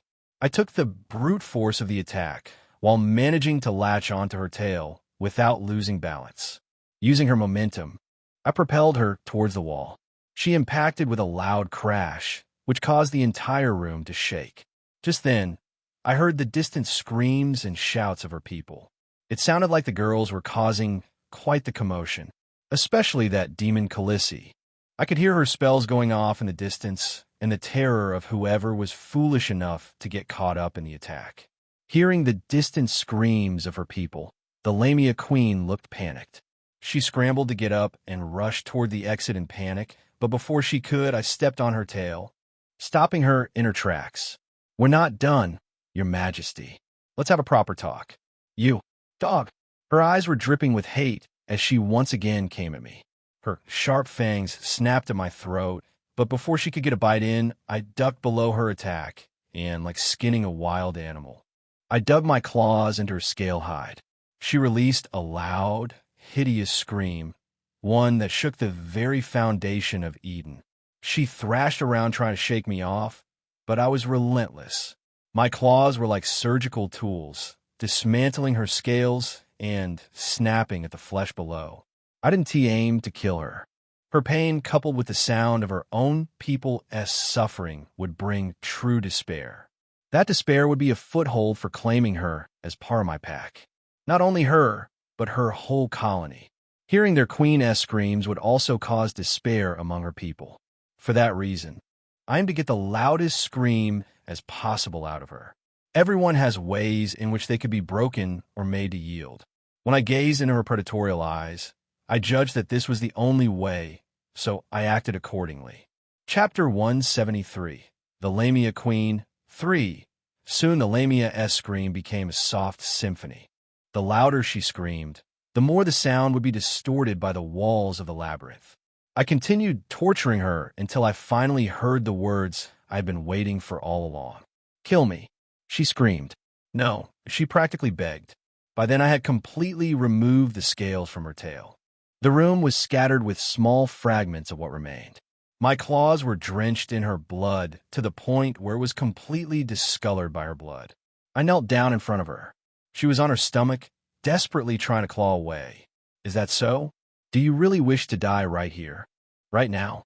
She didn't answer. Instead, she bit her lip to the point where it drew blood. Even though she was in pain, being talked down to seem to still infuriate her. It made sense, considering that this is a woman who has been in power for centuries. The very reason she came down here was because she couldn't stand the thought of being under the vampires and the witches. Such a woman would never accept being toyed with or mocked. This was the only way I was going to get her to listen. I knew at the moment I gazed into her eyes. You, just do it. I can't take it anymore." She talked so low that her voice almost sounded forced. She was like a ripe fruit ready to be picked. "Just leave the people here be," she pleaded. "That depends." "Depends on what?" "On you, of course. I wanted to join my pack." That is all you need to do to save your people. I can't. I want to submit my people under another rule no matter what you do to me. And if you do kill me, my people will never join you. She was partially right. It will be difficult to make the others join my pack if I kill their queen. But still, it wouldn't be impossible. The Lamia queen would be a great asset to me. Hence, killing her is off the table. I need to strike some kind of deal with her. Now that I could have a proper conversation with her, I could now ask, what would it take for you to join me? She gritted her teeth as she stared up at me without saying a word. But her eyes lingered on my neck. Blood, so that's what it is. Since you're so obsessed with high-quality blood, does that mean you'll happily trade your people's lives so that you can indulge your desires? You know nothing. It's not a simple desire for high-quality blood. It's a need. A need? What do you mean by need? For Lamias, blood is responsible for all your bodily functions. If you don't have enough, then your body starts to shut down. This is more so for me, the queen. Do you mean your body will start shutting down if you don't drink my blood? No, not exactly. It's just that some things are inaccessible to me. Like what? The moment I asked, her face turned crimson, and she began stammering over her words. It's embarrassing. I can't ovulate. I need high-quality blood to be able to ovulate. That is why I need your blood. Lamias grow stronger every generation. But that is only when the queen finds someone of high-quality blood to mate with. Her children would mate with the rest of the population of Lamias, hence creating stronger generation. That's the real reason why I've been searching for someone with high-quality blood. So that's it. You want someone to mate with? You don't have to say it like that. How many offspring are you looking for? Her eyes widened the moment I asked the question. Wait, you're seriously considering it? If that's what it takes for you to join my pack. But we hardly know each other. This is a business arrangement. Nothing more. So I ask again, how many offspring are you looking for? Wait, this is too sudden. A moment ago you were torturing me, and now you're asking to mate with me. We're monsters. Something as trivial shouldn't be a big deal. You'll heal, I said. Yes, but still. Reproducing to create a stronger pack. Maybe I could take a page out of Cerberus' book. Can't say I haven't thought about it. If we're going through with this, then I'm going to need a number. I said, okay, how about 100? How do you jump from 1 to 100? She seemed too flustered to think straight. This is too sudden, she shouted. You planned to capture me before. Would you rather it be against my will? I asked. No, of course not. I wouldn't have done it for pleasure. It's a necessity, she shouted. It's no different from what I'm asking from you now. This is strictly business. But what if I want more? What if I want a mate that I truly love? Not just someone who will be there to have children with? Then let us include that as part of the deal. We want mate unless I can make you fall in love with me. For a moment, she stared at me without uttering a word, as if truly contemplating my proposal. It would work in her favor. She would have access to my blood, and she would have someone who can produce strong children with her. As for what I'll get out of this deal, I want you to submit to me. You'll be the queen of the Lamias, but I'll still be your alpha. This was a blow to her pride as queen. Someone who doesn't want to be below anyone. It was hard for her. I could see it in the way she hesitated. But still, she doesn't have a choice. Her people were dying here as we speak. All she had to do to save them was lower her pride. Prideful people are always the hardest to conquer. But I would have my way, even if I have to push her to her breaking point. The queen gazed into my eye, and for a moment it felt as if she was reading my mind. Her lips began to quiver, and suddenly she spoke her answer. Chapter 174. A challenge the Lamia struggled to get the words out. Fine, e. She mumbled something under her breath. It was barely audible, but of course I caught it. Can you repeat that?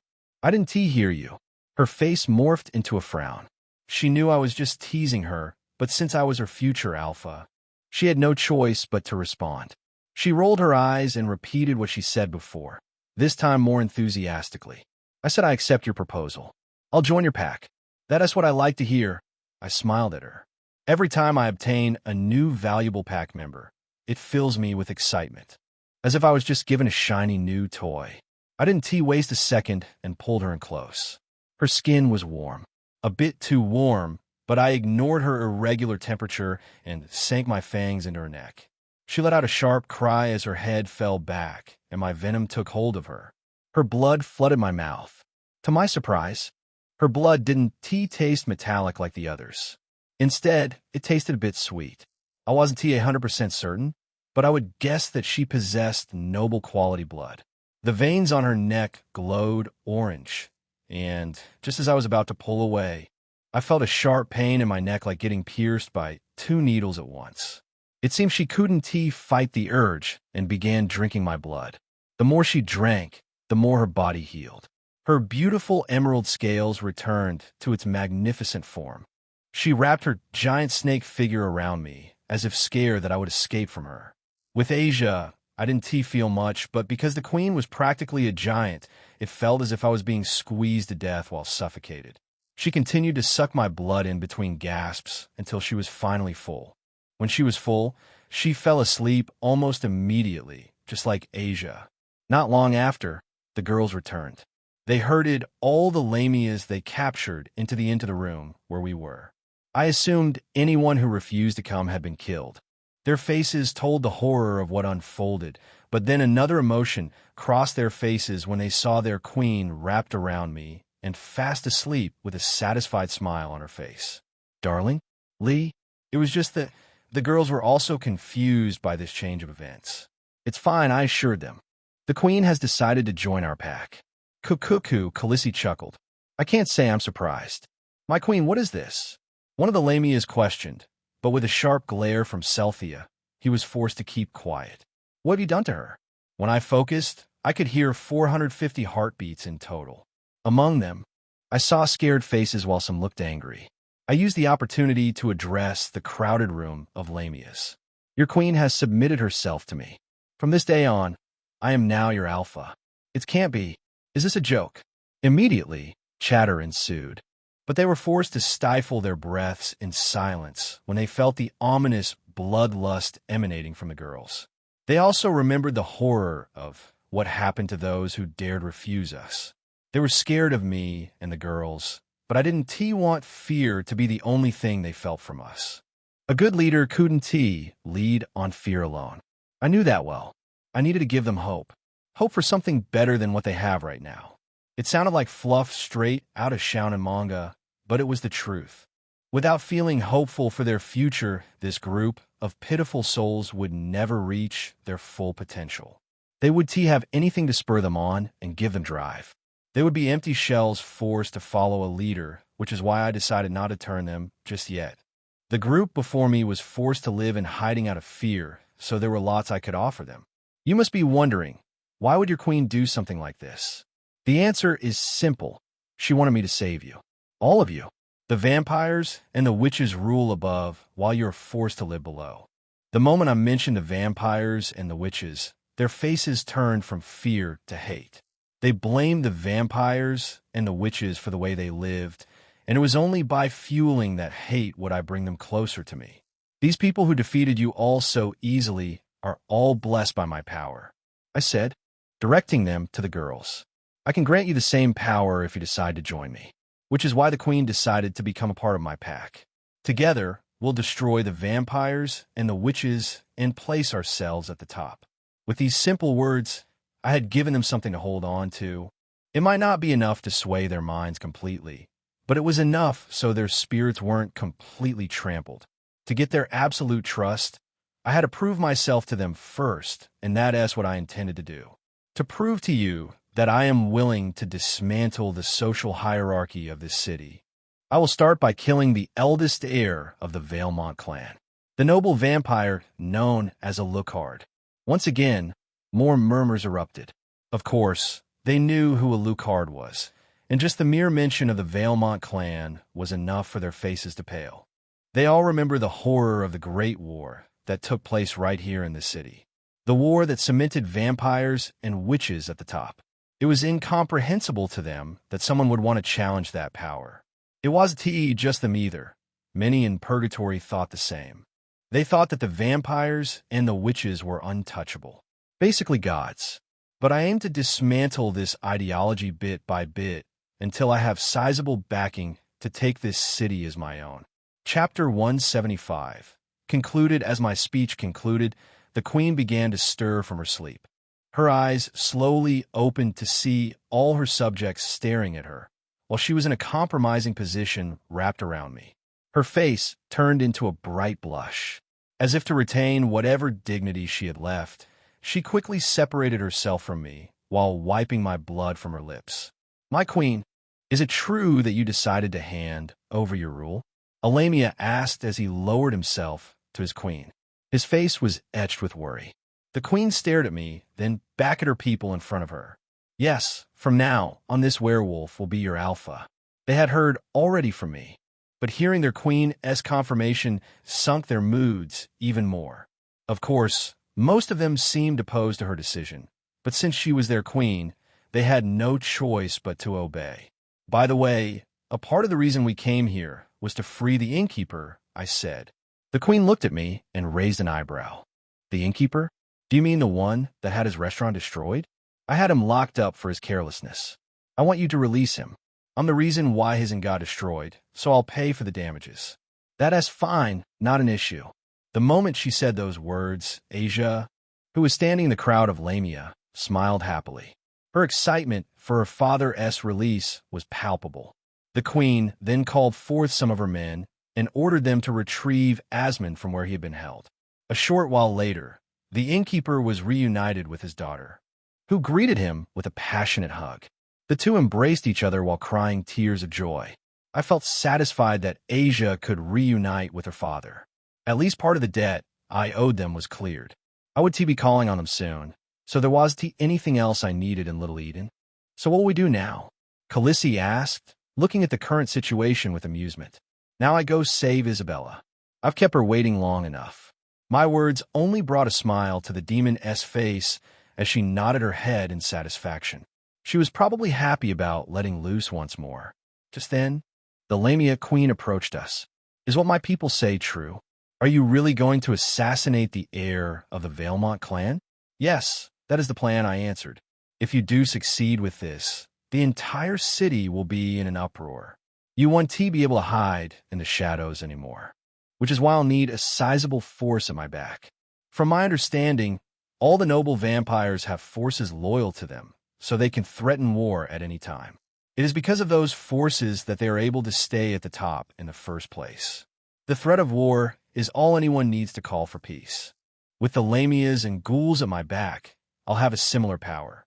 I'll start by positioning myself as one of the heads of the city. I'll become a nobleman and slowly learn more and more about this city until I'm fully capable of making it fall. That's risky. Trust me, even I want to go against the vampires. But after what I saw in the Great War, I'm smart enough not to. I'll advise you to do the same. Maybe in a few more centuries you can. I've already made up my mind. What I need from you now is keep your colony in line." Hearing my words, she only nodded. After spending a while in Little Eden, we decided to head back. Asia and her father guided us through Little Eden after Asmund expressed his heartfelt gratitude. Even though I told him that I was the one at fault, he still insisted that he owed me. I was beginning to like Asmund. He was a good person and loyal to a fault. People like him were rare nowadays, especially now that the world had changed drastically. So far, my time in Purgatory had given me a vision as to what my pack could be like. I love a lot of things about this city, but I also hate it a lot. I had a clear vision of what Ryman could be like, and a part of me really wanted to go back. But there was still much to do. "What are you thinking about?" Khaleesi asked on our way back as she walked beside me. "I'm just happy I didn't give away the mana crystals. Those treasures could be the key to transforming Ryman." "Oh really? Look at this place. Mana crystals made it what it is. All I need now is a witch with the knowledge and expertise to use it properly. Most likely one of the 4 queen witches. You wish to create a thriving city like this in the apocalypse. That's a tough task. Why not just stick with what you have?" She asked. "No, I want more. What I had now is nothing compared to what it could be. By the way, you wouldn't happen to have the expertise I'm looking for?" I asked. The demon shook her head. "No, imisuri. My knowledge of mana crystals only extends to combat. I'm honestly impressed by what the witches built here. Of course, we demons have built similar structures, and our knowledge and technology using mana stones far exceeds anything you humans are capable of. But still, this city is quite impressive for a group so primitive. Oh, I would like to see some of these technologies you speak of. What makes us so primitive? The witch smiled. You're like cavemen who just discovered fire. I couldn't argue with that. We only just discovered the power of mana crystals since the witches kept them a secret. Also, let me remind you, you're just one man. Conquest is coming, and you need to evolve to even face him. Focus on one thing at a time. You'll burn out if you try to take on too many, she said. Noted. I'll deal with one thing at a time. Don't worry. Khaleesi and I talked for a little bit until we reached the surface. The moment we got back, I began setting things in motion. I needed everything to be perfect for me to even have a chance at saving Isabella. Chapter 176. The plan commenced. Night fell, turning the sky into a pitch of black until the will-o'-wisps finally came out to dance in the sky. The night air was cold against my face as I prepared myself for what was to happen. Everyone was ready, waiting and watching the Valemont mansion. Thankfully, I could feel Isabella's presence inside. I latched onto the sound of her heartbeat. Currently surrounding me were Sylvie, Selphia, and Kimo. Yuki and Khaleesi were positioned elsewhere on another side of the mansion, while Kagaya was inside the mansion. The vampires didn't seem to question her return and welcomed her openly. We waited patiently for her to signal the bell for us to begin. What exactly is she doing? Selphia asked, her brows furrowed as if she was trying really hard to grasp it. I smiled at the cute face she was making and explained once again. Kagaya will turn all the lower-level vampires in the mansion into ghouls. Oh, and how will she do that? If they are weak enough, the vampires can easily be turned with just a scratch of my claws. Kagaya will use a piece of my claw I gave her to infect the weaker vampires, I explained. Huh? No fair. Why does she get souvenirs? Kimo pouted. The vampires who get infected will spread this infection among the others. I continued. Do you think Alucard will get infected? Selphia asked. No, I'm not powerful enough to turn someone of his level into a ghoul. I'm mostly aiming to take out all the lower-level vampires while we deal with Alucard. I might not be powerful enough yet to turn him into a lesser ghoul, but if I could weaken him enough where his body couldn't fight off the infection, it would be theoretically possible. If he gets turned into a ghoul, someone as powerful as him would most likely cause a city-wide epidemic with the amount of people he would be able to infect. But that was my goal as of now. I wanted his death to be felt. I don't mean in a torture your enemy until he dies kind of way. I mean a tragedy that would hurt more than just him. I aim to break him and everyone he cared about, both physically and psychologically. That will be my revenge for what he has done to Isabella. Darling, your eyes are glowing. Selthia's words brought me out of my trance-like state. Lee, seeing the girls' worried faces, I calmed myself down and gave them a kind smile while assuring them that I was fine. The main reason we're doing it like this is because I want us to focus most of our efforts on Alucard, since he is the one most dangerous. What about the clan leader? Kimo asked. Kagaya informed me that the mistress is rarely at the mansion while the clan head is away on some business. She also said today is the day he'll return. I said. Their expressions froze when they heard this. You can't be serious? Isn't it more dangerous this way? Maybe we should rethink, Selphia suggested. She's right, Kimo agreed. If we can't handle Alucard, what chance do we have against the clan's head? It will be fine, I assured them. This only means we have a time limit. Plus, his return is also worked into the plan I have in store. Sylvie trusts Lee. Sylvie was the first to agree with me, but I figured that must be been because she wanted head pats. I obliged her and began petting her head, and she immediately fell into my arms. Hey, I trust you too. I was just making sure it wasn't too risky for you, Selphia pouted. I trust you too, darling, Kimo followed up. Good. Now that we're all on the same page, let us continue with the first stage of the plan. They all nodded in agreement, their eyes filled with conviction. All we had to do now was wait until Kagaya made her move. That's it. Time ticked away as I waited for the first sign that things were commencing smoothly. Soon, I smelled a scent of blood akin to sewage waste. I knew immediately that this was the first person to be turned into a ghoul. Soon, I smelled more vile blood, and I knew that this was the signal we were waiting for. More vampires had been turned to ghouls. Once the infection began to spread, it was only a matter of time, and that was when we made our move. Under the cover of darkness, we approached the mansion. The outside was still being secured by vampires who were blissfully unaware of what was going on. Using our stealth, we easily dispatched them. Sylvie snuck up on one of them who was guarding the main gate. Using her speed and strength, she dispatched him with a single precise blow to the base of the neck, taking the vampire's head with the force she released, while Cynthia harnessed the power of her water magic and struck the other through the heart. They both fell without getting the chance to fight back. "Good job," I whispered to both of them while simultaneously giving them both pats on the head. After that, we continued through the gate towards the mansion.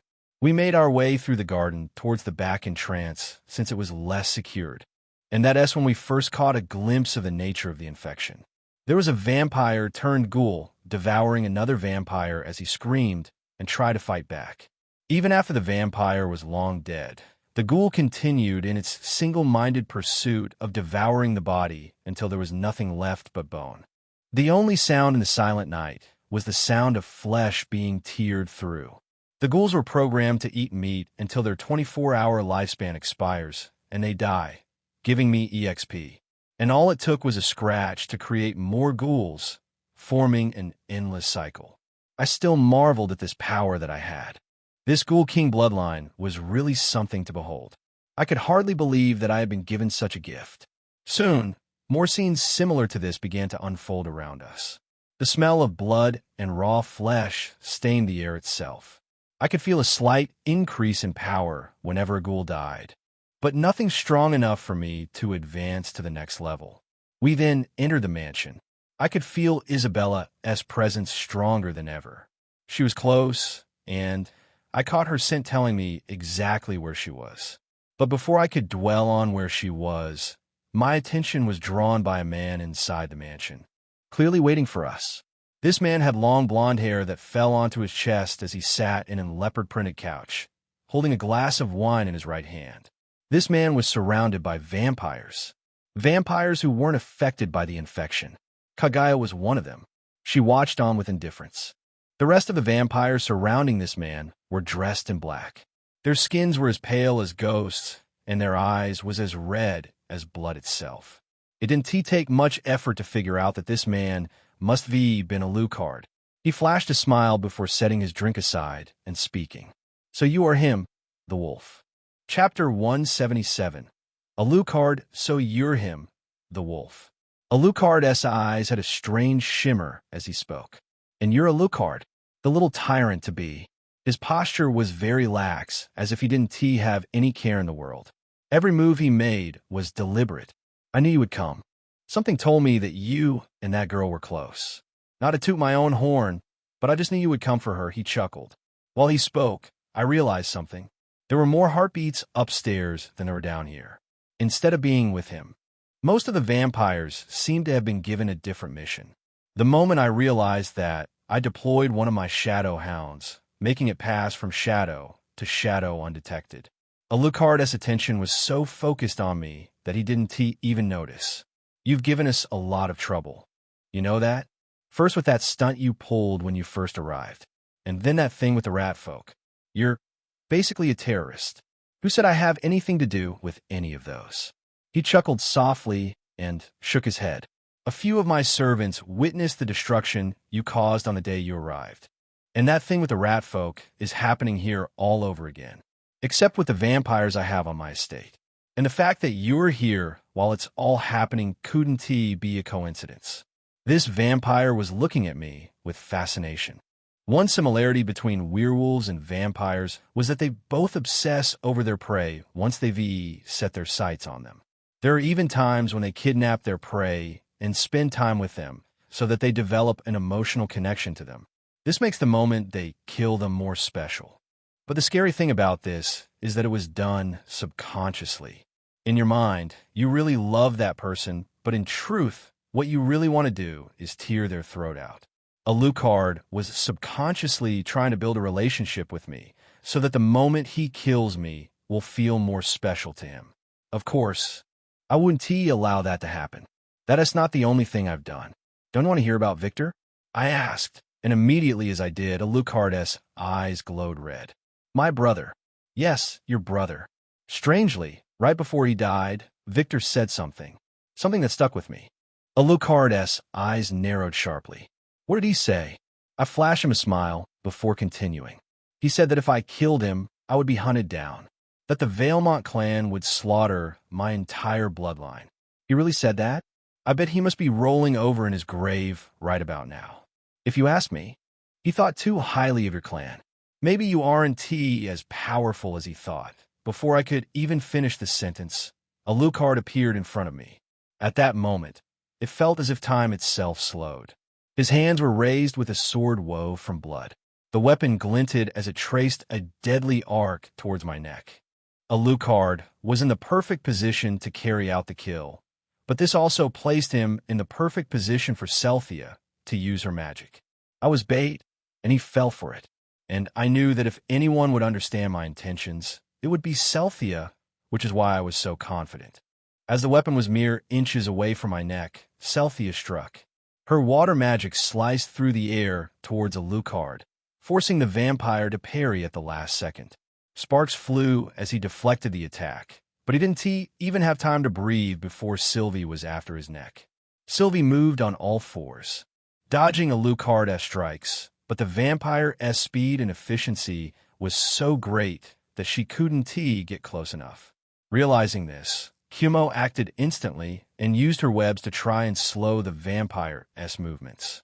You pest! Alucard shouted as he looked behind him for support, but all his vampires were already dead. Kagaya dispatched them with brutal efficiency. Her face portrayed no emotion even as Alucard glared her. She only stared at him blankly with her bloodied stakes in hand.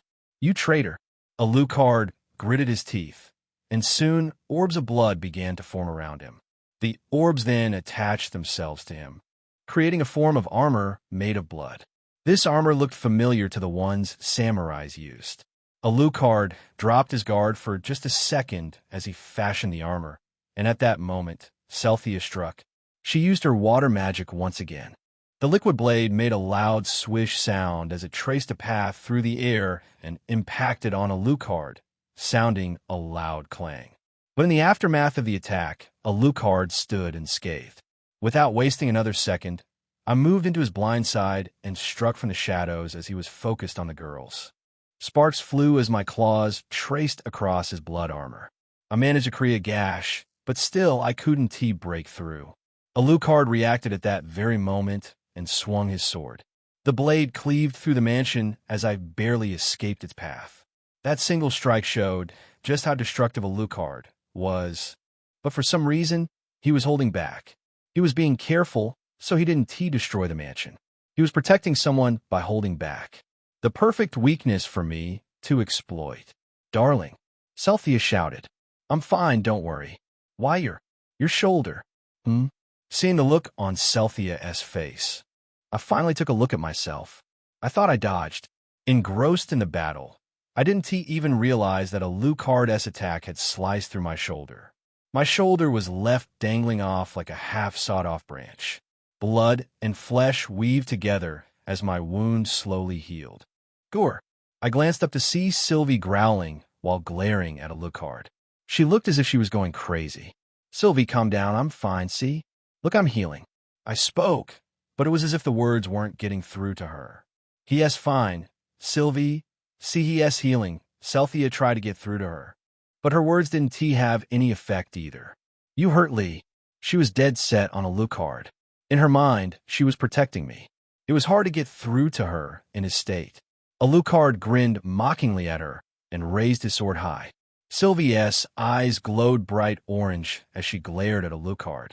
Her tail was extended high in the air, and her claws seemed to grow longer the more her rage heightened. Her back legs exploded as she launched herself at the vampire. Chapter 178. Alucard battle. Alucard raised his sword high in anticipation of Sylvia's attack. She moved with agility as she pounced at Alucard. The flame color of her eyes showcased her intensity. I tried to move, to stop her, but my body wasn't healed enough yet. My movements were too slow, and in the end, I could do nothing but watch.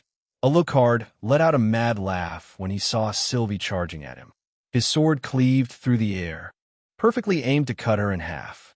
The force from his swing caused the air to crackle, and his fast movements made everything look like a blur for those who couldn't keep up. My breath stopped for a moment as I imagined the worst, but to my surprise, Sylvie dodged the attack.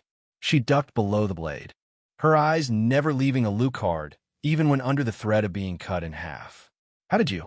Alucard's face portrayed utter shock, but he didn't waste a second. He pivoted on his heel, using the momentum of his first swing to follow through with his second swing. This time, the blade carried even more force, and his speed was faster than what most people in the room could perceive. A gale of wind danced around the tip of the blade as it traced an arc towards Sylvie. Sylvie, lost in her rage, didn't even spare the blade a glance. It was as if she was acting purely on instincts as she once again moved out of the path of the blade, pressing closer to Alucard. Alucard's annoyance was on full display. He looked as if he was trying to swat a persistent bee. Sylvie closed the distance between her and Alucard as he prepared to take another swing. The moment she got in close, she thrust her claws forward. The moment it impacted on Alucard's armor plate, it sounded as if a sharp explosion went off. Crack! Everyone's faces contorted in shock the moment Sylvie made impact. The same plate which I had struggled to scratch shattered like glass underneath Sylvie's claws. You hurt Lee. Her claws ripped through his armor and buried themselves deep into Alucard's flesh. Blood spilled out from the crack as his eyes widened at her. He wasn't the only one surprised by this turn of events. When did she become so powerful? Sylvie will protect Lee. Alucard gritted his teeth and swung his sword once again. But just as before, Sylvie dodged the attack and slashed at the blood armor covering his chest plate. Sylvie sliced through the armor like a hot knife cutting through butter. The chest plate fell to the ground like a 300-pound weight being dropped. Still, every time Alucard attacked, he was getting closer and closer to actually hitting her. Sylvie danced through all of his attacks, dismantling his armor piece by piece. Her movements were a mixture of gracefulness and ferocity as her claws danced along the edge of Alucard's armor. Alucard tried desperately to fend her off, but he couldn't land a hit because of her quick and unpredictable movements. The way werewolves moved whenever they fought was a pain to deal with, and Sylvie was a master of this. Her movements were unpredictable. She continued to move around Alucard, clawing at any weakness she found. Piece by piece, she dismantled his armor until Alucard let out a guttural roar. The sword in his hand increased in size, and so did his speed. In a blink of an eye, he appeared in front of Sylvie and sent her flying into the wall. The wall cracked, and Sylvie collapsed. The moment she fell, Alucard stood over her with his sword raised.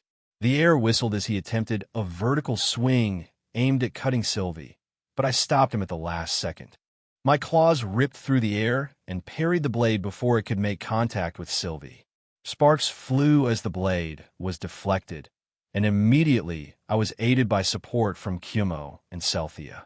Kumo covered the sword in her web, practically dulling the blade, while Cynthia used water magic to knock him back. Sylvie sprang to her feet, ready to attack once again, but I grabbed her and hugged her tightly.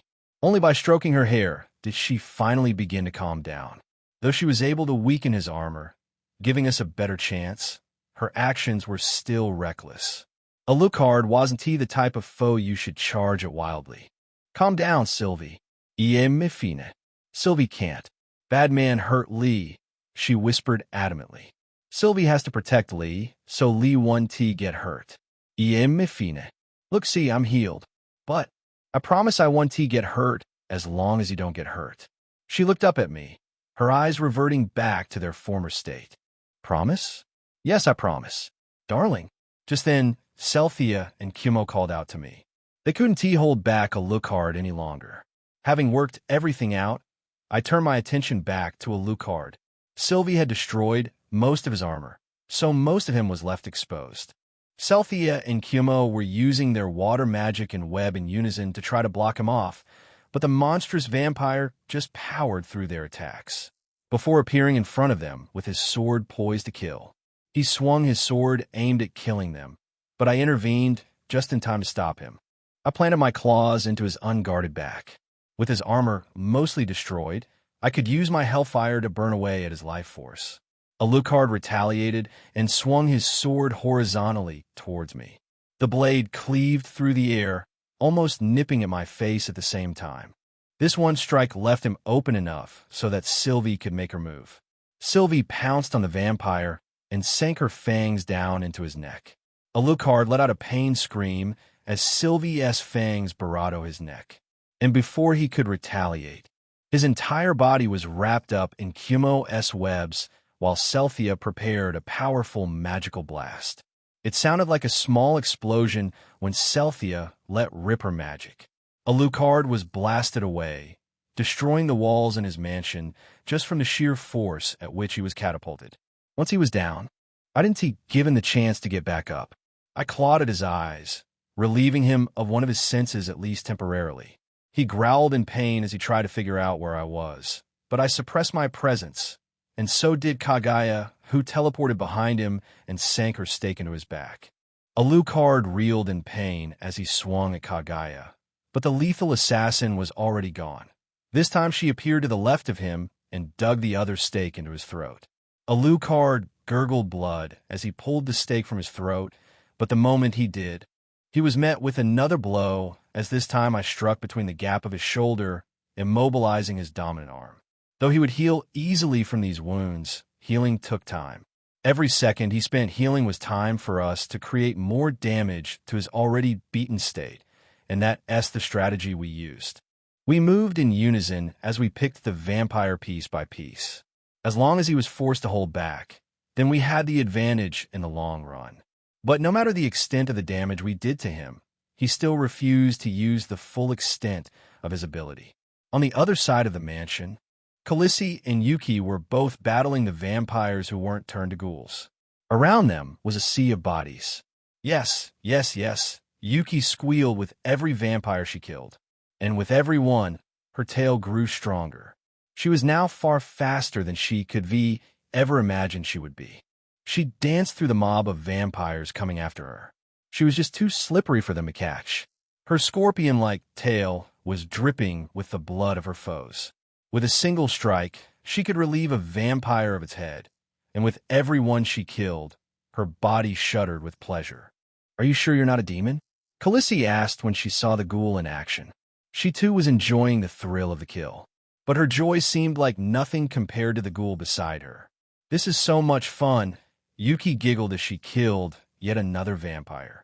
Khaleesi hovered in the sky, her beautiful, translucent wings flapping gracefully with every beat. She looked at the pitiful creatures below her, and it brought a warm smile to her face. She then summoned her staff in the palm of her hand. Soon dark magic began to hover around the tip of her staff.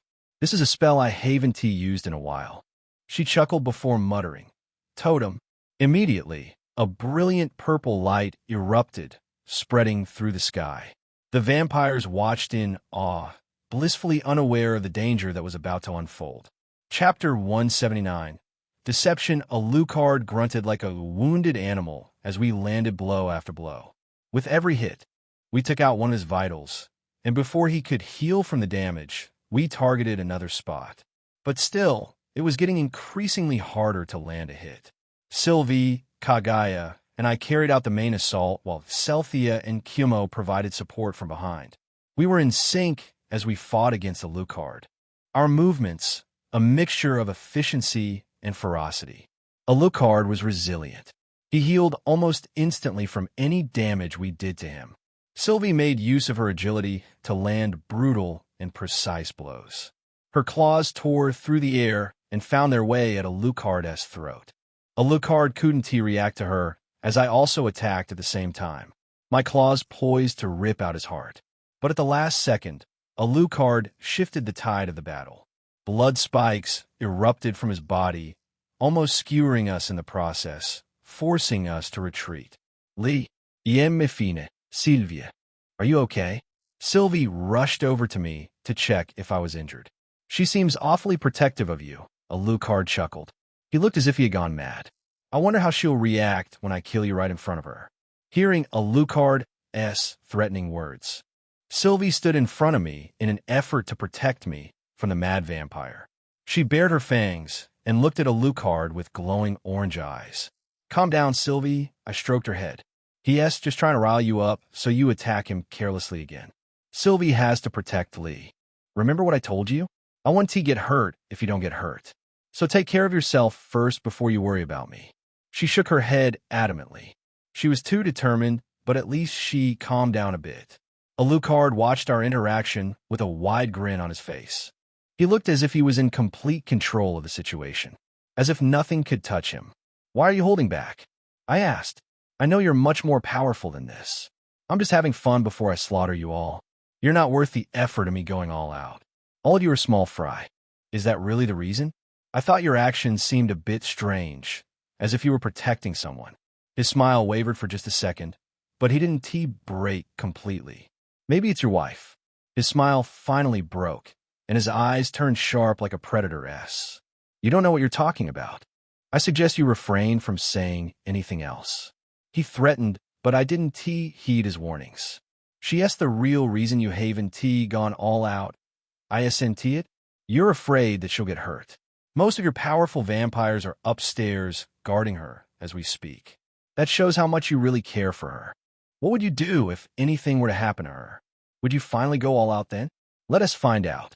As if sensing something was about to happen, he burst forwards towards me, but he was too slow as I was gone in an instant. I switched places with the shadow hound that went upstairs. I knew Alucard would come after me in an instant, so I had to act quickly. When I got upstairs, all the vampires guarding Alucard's wife were already dead. I quickly made my way to her room, and there she was. A beautiful, red-haired woman sitting on the bed with her legs crossed. She was dressed in her nightgown as she nursed her pregnant stomach. When I saw her, I was taken aback by how beautiful she was, almost like a goddess. I instantly knew why Alucard treasured her so much. Around her were the bodies of dead vampires left to guard her. Her lips curved upwards into a smirk the moment she saw me. This was it. It was finally the time to make use of the gift given to me from my Ghoul King bloodline. My special organ, the Eyes of Deception. The special organ has been integrated. This organ was developed taking in host's personality and genetics. The moment Liam left, Alucard descended into panic. He couldn't allow anything to happen to his wife, the person he cherished the most in the whole world. Without hesitation or sparing a thought for the others, he went to his wife, praying that she was still safe. If anything happened to her, he promised himself that the entire city would bleed as a result.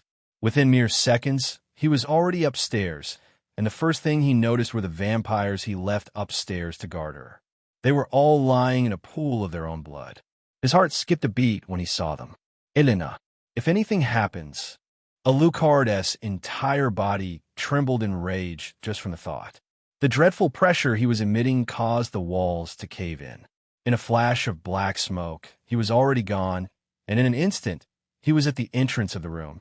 What he saw shook his very existence when he gazed inside. He felt as if his whole world had come to an end.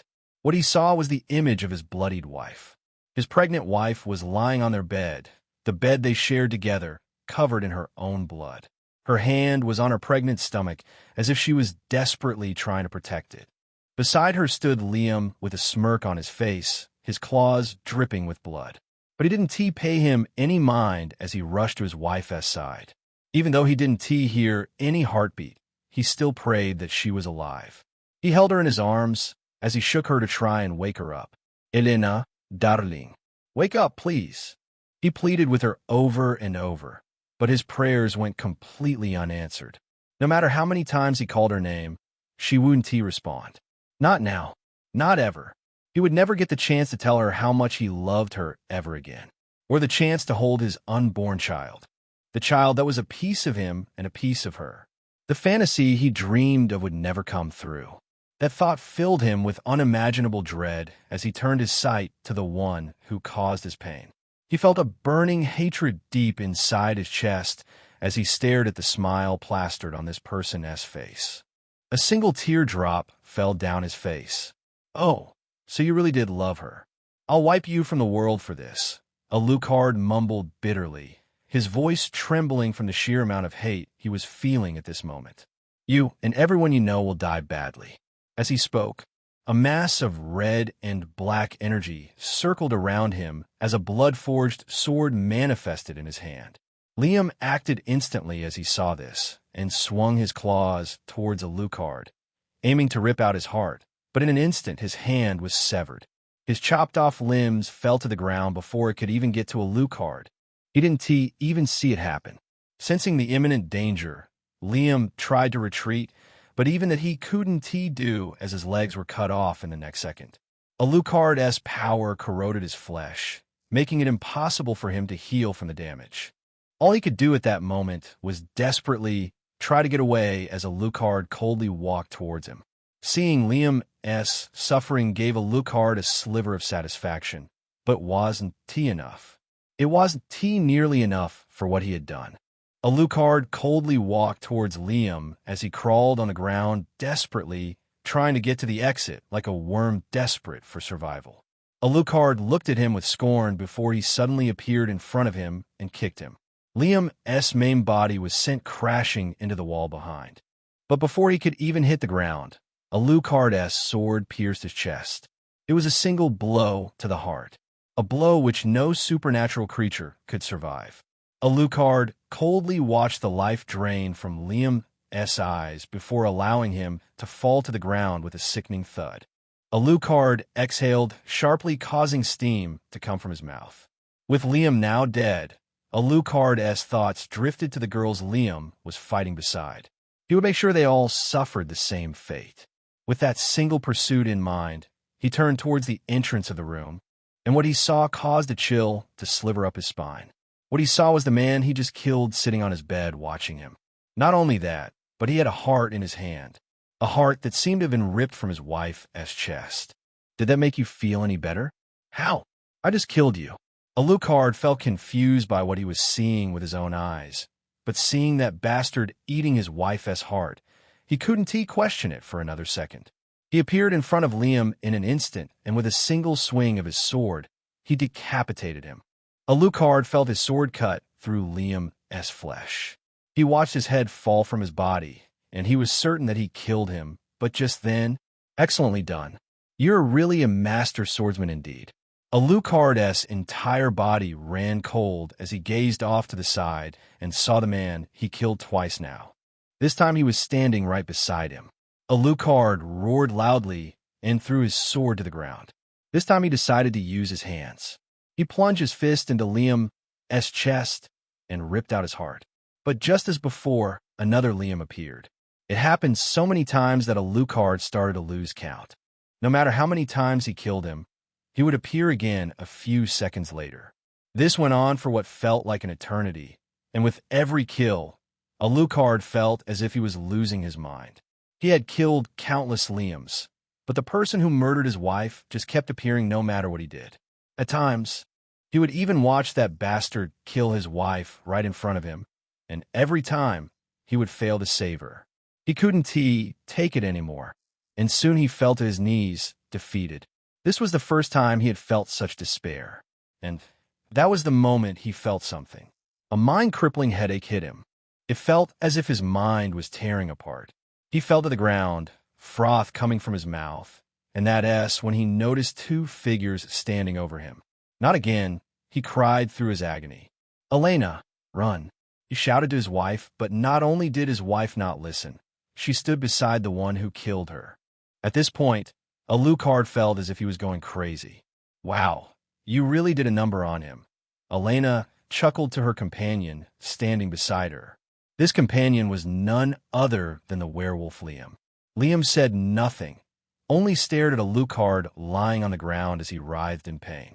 He then spared a glance at Elena, Alucard's pregnant wife. Looking at her, he couldn't help but feel slightly interested. So you are the Witch of Greed's sister, huh? He asked. Elena's cherry pink lips curved up into a smile as she flashed him a wink. The Witch of Lust, but you can call me Aphrodite. Chapter 180. Eyes of deception. The world around me began to spin to the point where I could barely keep my balance. Are you okay? You look as if you're about to fall over, Aphrodite asked. Yes, I'm fine. Using that ability took a lot out of me. The eyes of deception. That was the special organ imparted onto me after I gained the Ghoul King bloodline. It allows me to alter other people's perception, but only if I could get inside their head. I knew that Alucard was worried about his wife, and that's how I was able to create the image of me murdering his wife and him killing me over and over again. Pity he didn't know that his wife was also deceiving him. His wife was actually the Witch of Lust and also the Witch of Greed's sister. It seemed the witches were plotting to take down Alucard before I came along. They were terrified of how powerful he would become in the coming years, so they planned to deceive him and kill him. That was the secret the Witch of Greed told me when she brought me to her mansion. Those witches and their plots. They were one terrifying bunch, that's for sure. I'll have to be careful of them and their schemes. Even this witch standing beside me was one of the 4 queen witches who ruled the city. I should be careful of her. You, get away from her. Alucard squirmed and thrashed around on the floor. Even though he was in agonizing pain, he was still trying to protect his so-called wife. What has this witch done to him to garner such love? My darling Alucard, what have they done to you to get you in such a pathetic state? Aphrodite asked, trying to fake a caring voice. But beneath her fake smile, I could tell she was really enjoying it. One look at her, and I could tell that she was the one responsible for the servants that were turned into half-dog, half-human beasts at the Witch of Greed's mansion. I even saw some of them wearing chains and collars. Some even had wounds that could only be caused by a whip. She must have a really sadistic personality, the type of person who gets pleasure from inflicting suffering onto others. Even now, there was a slight blush on her face as she watched Alucard suffer beneath her. Did they hurt my Pookie Bear? How sad. She continued to toy with Alucard while he was suffering on the ground, playing innocent and caring even though she was the one using her magic on him to cause his headache. Blood poured from Alucard's eyes and ears as he continued to wail on the ground. It was as if the witch was melting his brain from the inside with her magic. It was a bit disturbing to think that someone actually holds that power. We should get this over with. We don't have much time left, I said, interrupting her teasing. Do you mean because of the clan head? You're right. He is supposed to return today, she said, giving my statement some thought. Elena, what happened to our child? Alucard shouted in desperation. He just realized that his wife was no longer pregnant. The moment she heard that question, a conniving smile appeared on her face. Oh, our child-to-be, she chuckled, holding her flat stomach. What were you going to name her again? Angela, such a sweet name. It looked as if this witch wouldn't be done torturing him anytime soon. In the meantime, I decided to go do something else. Just keep him under your magic until I return, I ordered before leaving the room. The girls were downstairs waiting for me, and I could hear them bickering. I told them beforehand not to come after me if I disappeared. Lee, darling, the girls shouted and ran towards me the moment I came downstairs. They wrapped their arms around me and embraced me in a hug. The 3 of you did really well in our battle against Alucard. I praised. Do we get a reward? Cynthia asked. I thought I already gave you guys rewards. We get 1 reward for agreeing to help, and another for actually helping. That is how it works, darling, Kumo explained matter-of-factly. That's right. Lee, Sylvie agreed too, bobbing her head. I see. I guess I have no choice then. I'll give you a reward once we get back to the inn. For now, I want to go save Isabella. Yes, we should, Kagaya quickly agreed. She's being held downstairs in the cellar. I would be gone for her, but after everything, I don't think it's right for me to be the first one she sees. I rested my hand on the top of the maid's head to comfort her. Don't worry. I think she would be happy to see her mother after so long. A small smile tugged on her lips. Thank you, Master Liam. Master? Yes, I have decided that from this day, I would like to be your servant. I will aid you in any way possible. My servant? What did she think she was? I turned her, so it is not like she had a choice anyway, but I guess it's good she has decided to serve me willingly. I'll take you to where my daughter is, Kagaya said before leading the way. Kagaya led me outside to where the entrance to the cellar was. The moment we stepped outside, we were greeted by a sight that left us starstruck. What is all this? The vampires we left outside were all petrified like stone statues. This must be been that demon's doing, Celthea mumbled. I agreed with her. No one but Khaleesi could be responsible for something like this. I left her and Yuki out here to take care of the rest of the vampires, and in case the clan head returns a bit too early. Kagaya opened a latch and brought us down a winding staircase towards the cellar. I could feel Isabella's presence and hear her heartbeat, though low it was. Soon we entered where she was. The moment I saw her, I felt this inexplicable sense of rage for the condition she was in. Darling, your eyes are glowing.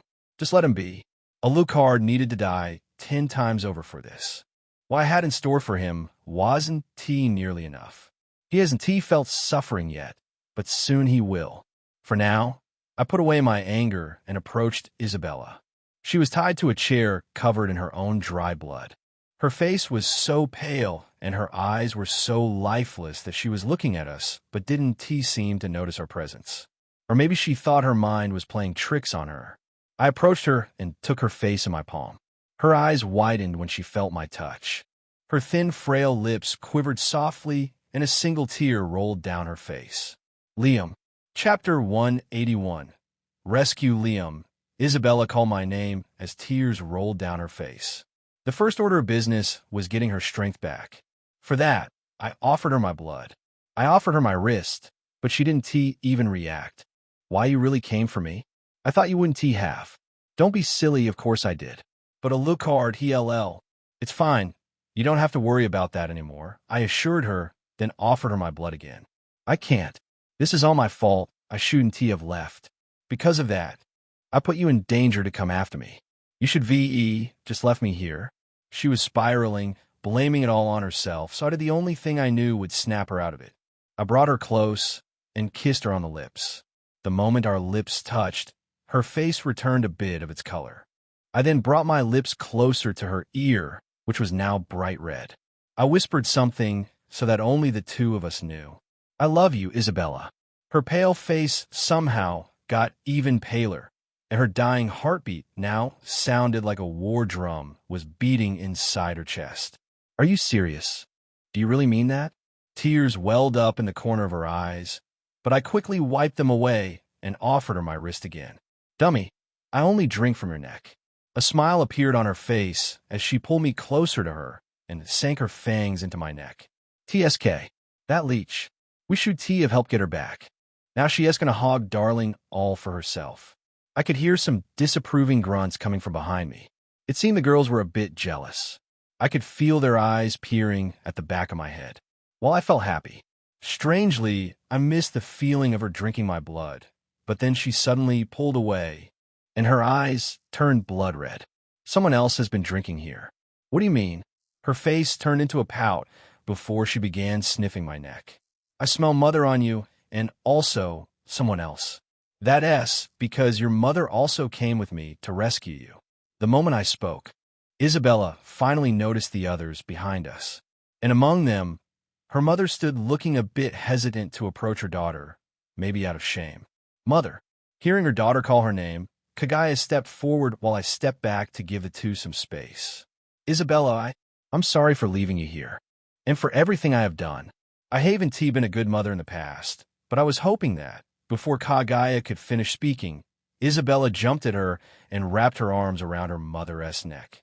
Whatever you're going to say, I forgive you, and I want the two of us to start over, Isabella cried. Kagaya smiled and returned her daughter's embrace while stroking her hair tenderly.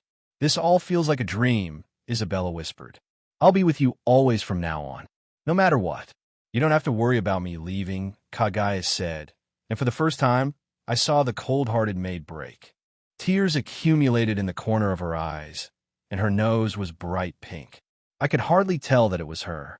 After Isabella and her mother were done with their embrace, she turned to Sylvie, Celthea, and Cumo, looking at them with appreciation. "Thank you for your help," she said and bowed her head to them. They all looked shell-shocked, but they wouldn't let her off that easily. "Oof. We only did this for Darling S.'s sake. Your disappearance was giving us all a headache." Lee was sad because of Leech. Isabella smiled at their words as if she had somehow expected it. "Well, I'm sorry. It won't happen again." After that, we all went back up to the mansion. When we exited the cellar, Khaleesi and Yuki were there waiting for us. "Who are they?" Isabella asked, looking at me sharply. "More women. Khaleesi is a demon I met shortly after you were gone, and Yuki is a ghoul I met here in Purgatory. They also assisted in rescuing you." "I assume everything went well?" Khaleesi asked. "Yes, it did. Thank you both. We should hurry it up. That man will be here at any moment. He is moving here quickly, so that means he must sense something." "Yes, you're right," I agreed. "There's just one more thing I need to take care of." Inside the mansion, Alucard was on the ground in pure despair.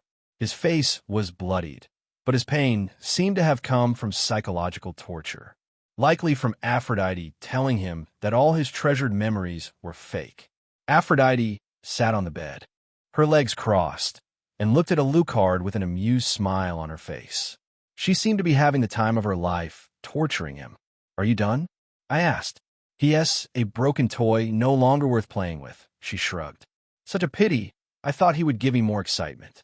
Isabella looked at Aphrodite with wide eyes, wondering why Alucard's wife was acting so differently and why she had joined with us. All of that could be explained later, so she didn't bother asking. I approached Alucard, who was lying on the floor, a bloodied mess. I knelt down so he could see my face. "For what you did to Isabella, I will make your death a tragedy. You'll suffer for it," he whispered weakly. "That is what your brother said." He gritted his teeth and stared at me with a nasty scowl. But that was all he could do. Right now, he was at his weakest, worn down to the point where he could easily break. "What do you plan to do with him anyway?" Aphrodite asked. "I fail to see anything you can do that would be worse than what we have already done." I ignored her question and instead focused on Alucard. I then raised my claws and sank them into the back of his neck. "Would you like to create a lesser ghoul? Why, in Chapter 182, a cruel fate as the tiny supernatural creatures danced above in the sky, illuminating the night sky. A lone figure stood on the streets. It was a man dressed in a black trench coat that fluttered in the night breeze. He had a tall, imposing figure that towered over most who walked on the busy street. He had jet black hair and eyes the color of dried blood. He looked like a man in his late 40s with a few wrinkles, but his face was still vigorous, with a cold aura shrouding his figure. This man continued to walk down the street until he arrived at a mansion. The man didn't utter a word. He didn't have to, as the gate to this luxurious estate seemed to open by itself until two figures appeared and bowed before the man. Two figures with faces as pale as ghosts and eyes as red as blood. They bowed so low that their heads were almost touching the ground. Sir Valemont, one of the two vampires bowing their heads, stuttered. "What brings you here? This is most unexpected." The man looked at them with a blank expression before speaking in an old, wise voice. This man spoke with an accent that seemed to only belong to him. "I came here to speak with the head of the Sun Clan." The two vampires looked back and forth between each other before returning their attention towards the man. It was a well-known fact that the leader of the Sun Clan has been bedridden ever since the Great War, and in that time, he has not received any visitors from any of the noble clans. So why now? And why the leader of the Valemont clan? Those are the questions going through the vampires' minds. They couldn't help but feel worried for their clan's safety, but even then, they couldn't dare go against the leader of the Valemont clan himself. "Follow us, Sir Valemont. We'll take you to him." With no other choice, the two vampires led the leader of the Valemont clan into the mansion. The moment he entered, the first thing he noticed was the state of the place. It was a mess of bloodstains and broken furniture. He stared in scorn when he noticed two vampires drinking each other's blood very passionately on the couch. These vampires were servants, And yet they had the gall to behave like this. He saw it as disgraceful, and his image of the Sun clan further diminished. The leader of the Sun clan was bedridden, and his daughter was a shut-in that hated the sight of blood or other people for that matter. In his eyes, this entire clan was a disgrace not worth being nobles. This way, Sir Valemont. The vampires hastily led him upstairs to hide the shameful acts that were taking place. Is the daughter of the clan still refusing to leave her room? Sir Valemont asked as he was led through the halls. Yes, the young miss still refuses to see anyone or drink blood for that matter. We have to wait until she has passed out before we can force-feed her blood. But that's actually the easy part. The real problem is when she is having one of her episodes and tries to kill herself. Even though she is weak from not drinking blood, it still takes at least 50 of us to stop her every time. And every time we lose half that number. Sir Valemont couldn't help but think how much of a pity it was. With her power, she could been a great ally. Maybe she could led the Sun clan to the same heights as the Valemont clan and the Dracula clan. Soon they arrived at the entrance to the main bedroom. The vampires didn't waste a second or even bother knocking before shoving the door in. The moment the door swung open, they were hit with a pungent smell. The smell of sickness and death. Laying on the bed in the room was a withered vampire. He was so frail that his body looked like a dried-out husk. His blonde hair sprouted like weed covering most of the bed. Seeing this man in this state caused an anger to rise within the head of the Valemont clan. Not because he had any close ties with this man, but simply because of the negligence the vampires showed towards their leader. Leave us, he whispered in a calm, cold voice. The vampires simply couldn't disobey and left after bowing their heads. Soon it was only the two leaders in the room. The leader of the Sun clan, as if sensing someone else's presence, opened his eyes and stared directly at him. Cassius Valemont, he whispered in a strained voice. Is that really you? Yes, it is me, Cassius answered as he approached the bed. I came to speak to you about some important matters. I'll make this brief so you can rest. I'm here to relieve you of your status as a nobleman. You can't be serious? Your family no longer has the power to live up to your status. We still have noble blood. That is not enough anymore. Your house is a disgrace to us. Your daughter is defective, Cassius replied coldly. I know my daughter, but if we could arrange a marriage, there are no noble houses willing to join with yours. Your daughter and you are too much a liability.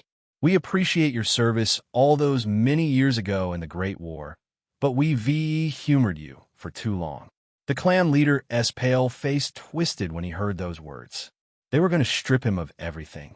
Back then, none of you were a match for me. Neither you nor Damien Dracula.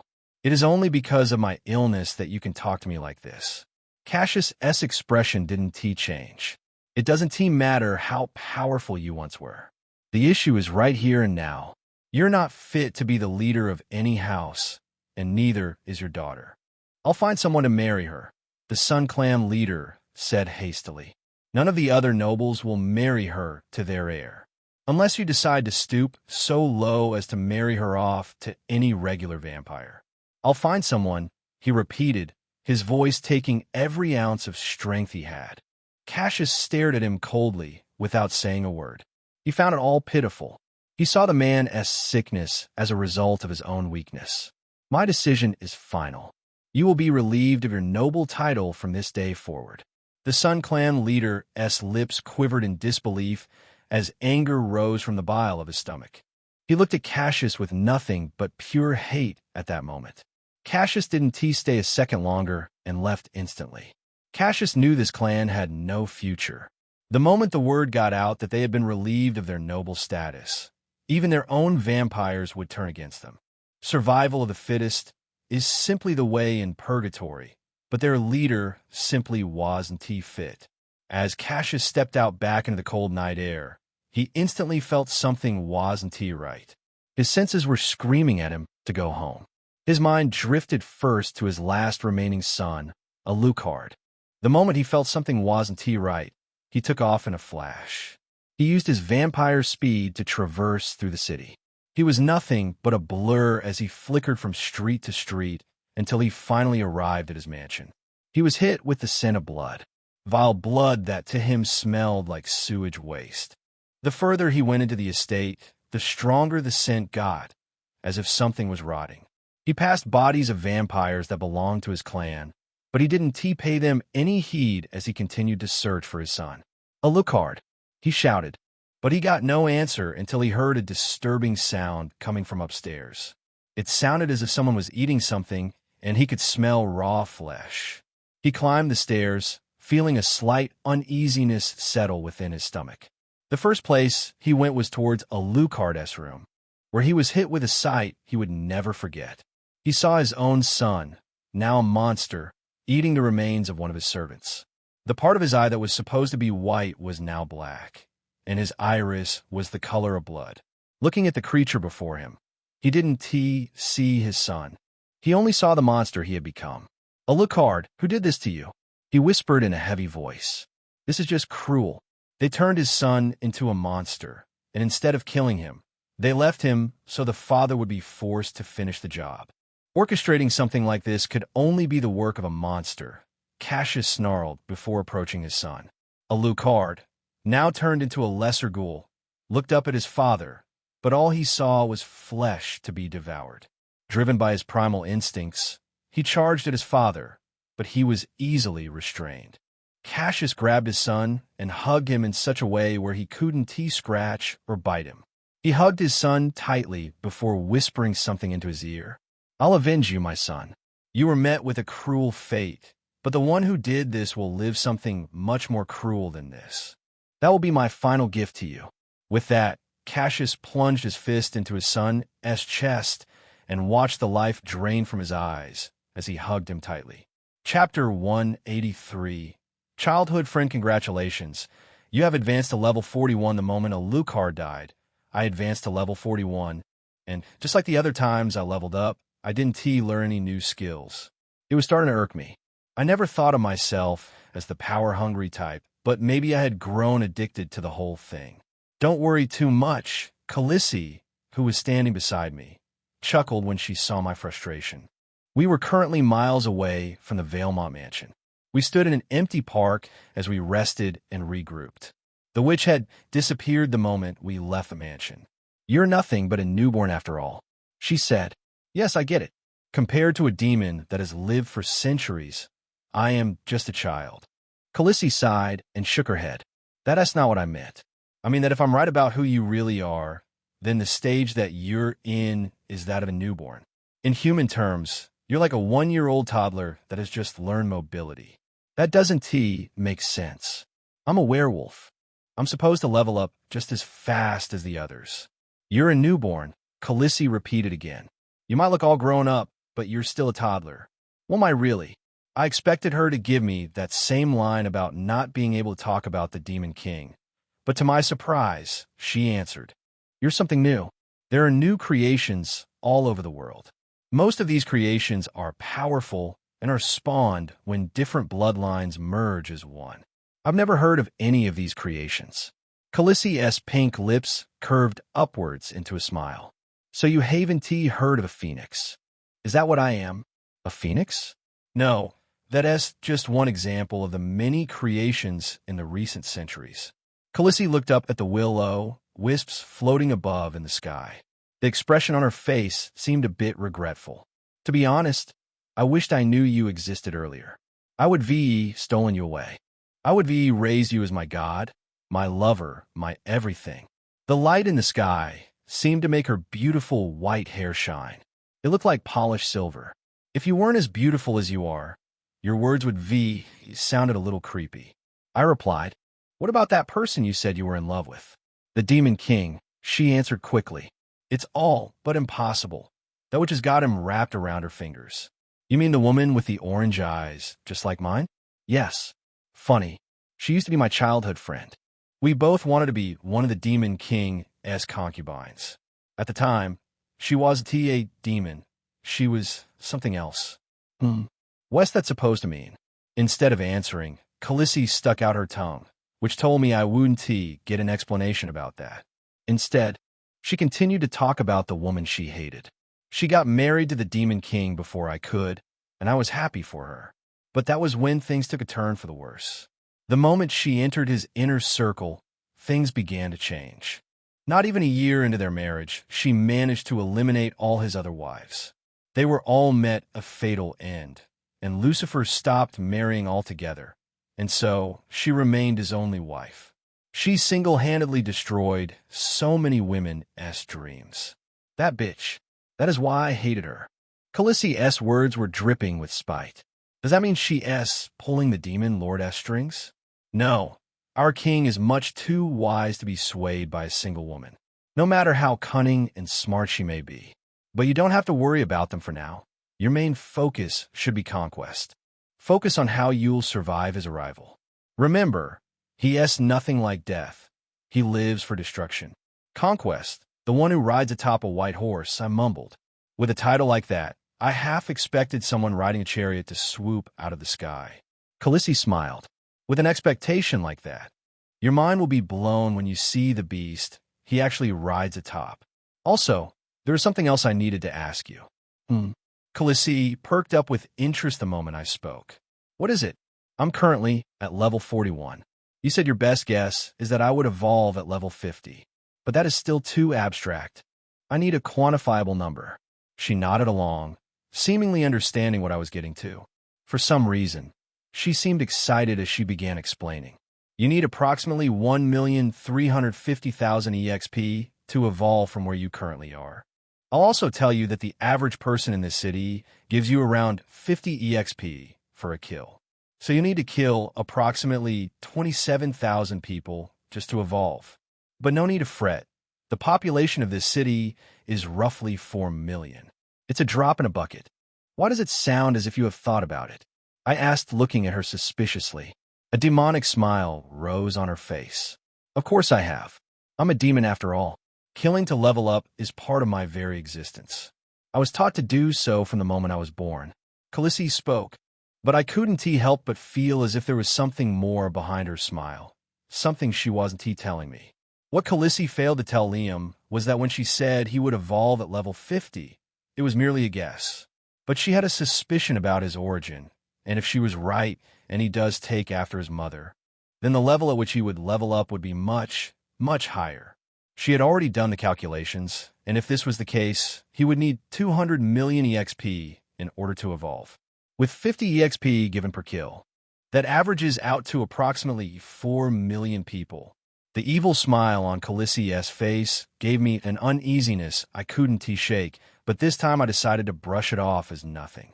I already have lots to think about. Lee, suddenly Sylvie interrupted us. Where'll we go now?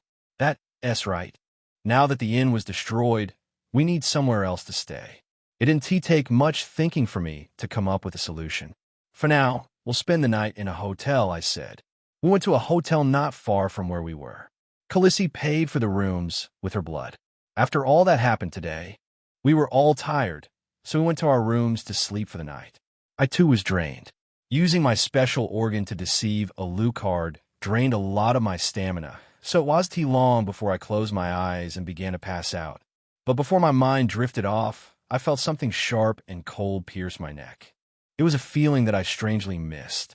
I opened my eyes to see my cute vampire leech straddling me. She was wearing the white pajamas provided by the hotel. Her breathing was erratic, and her grip on my arm was tight. She moaned softly as she drank my blood, and when she finally needed space to breathe, she threw her head back, panting heavily. So delicious, she shouted in between gasps. She stared down at me with predatory eyes before lowering herself and giving me a kiss on the lips. The moment our lips touched, her entire body shivered as if jolted by electricity before sinking in. Her lips were soft, unbelievably soft. To initiate a kiss seemed uncharacteristic of her, but I didn't have time to dwell on it. It lasted for only a few seconds, our tongue gliding across each other's before she pulled herself away. Her face looked as if it was heating up, and her heart was beating so fast it sounded as if it wanted to escape her chest. Remember, you told me that I should stop denying the things that I want, and instead I should take them. I stared at her blankly still, feeling a bit dazed. I don't just want her blood. Is that so? Yes. She nodded her head affirmatively. For now on, I want everything. Chapter 184. Mating our 18 to warning. This chapter contains our 18 scenes. If you're not comfortable with them, feel free to skip. For a moment, only silence lingered between us. By everything, I assume you mean Essie, don't say it. In a panic, Isabella quickly covered my mouth to the point where she nearly suffocated me. You don't have to say the word.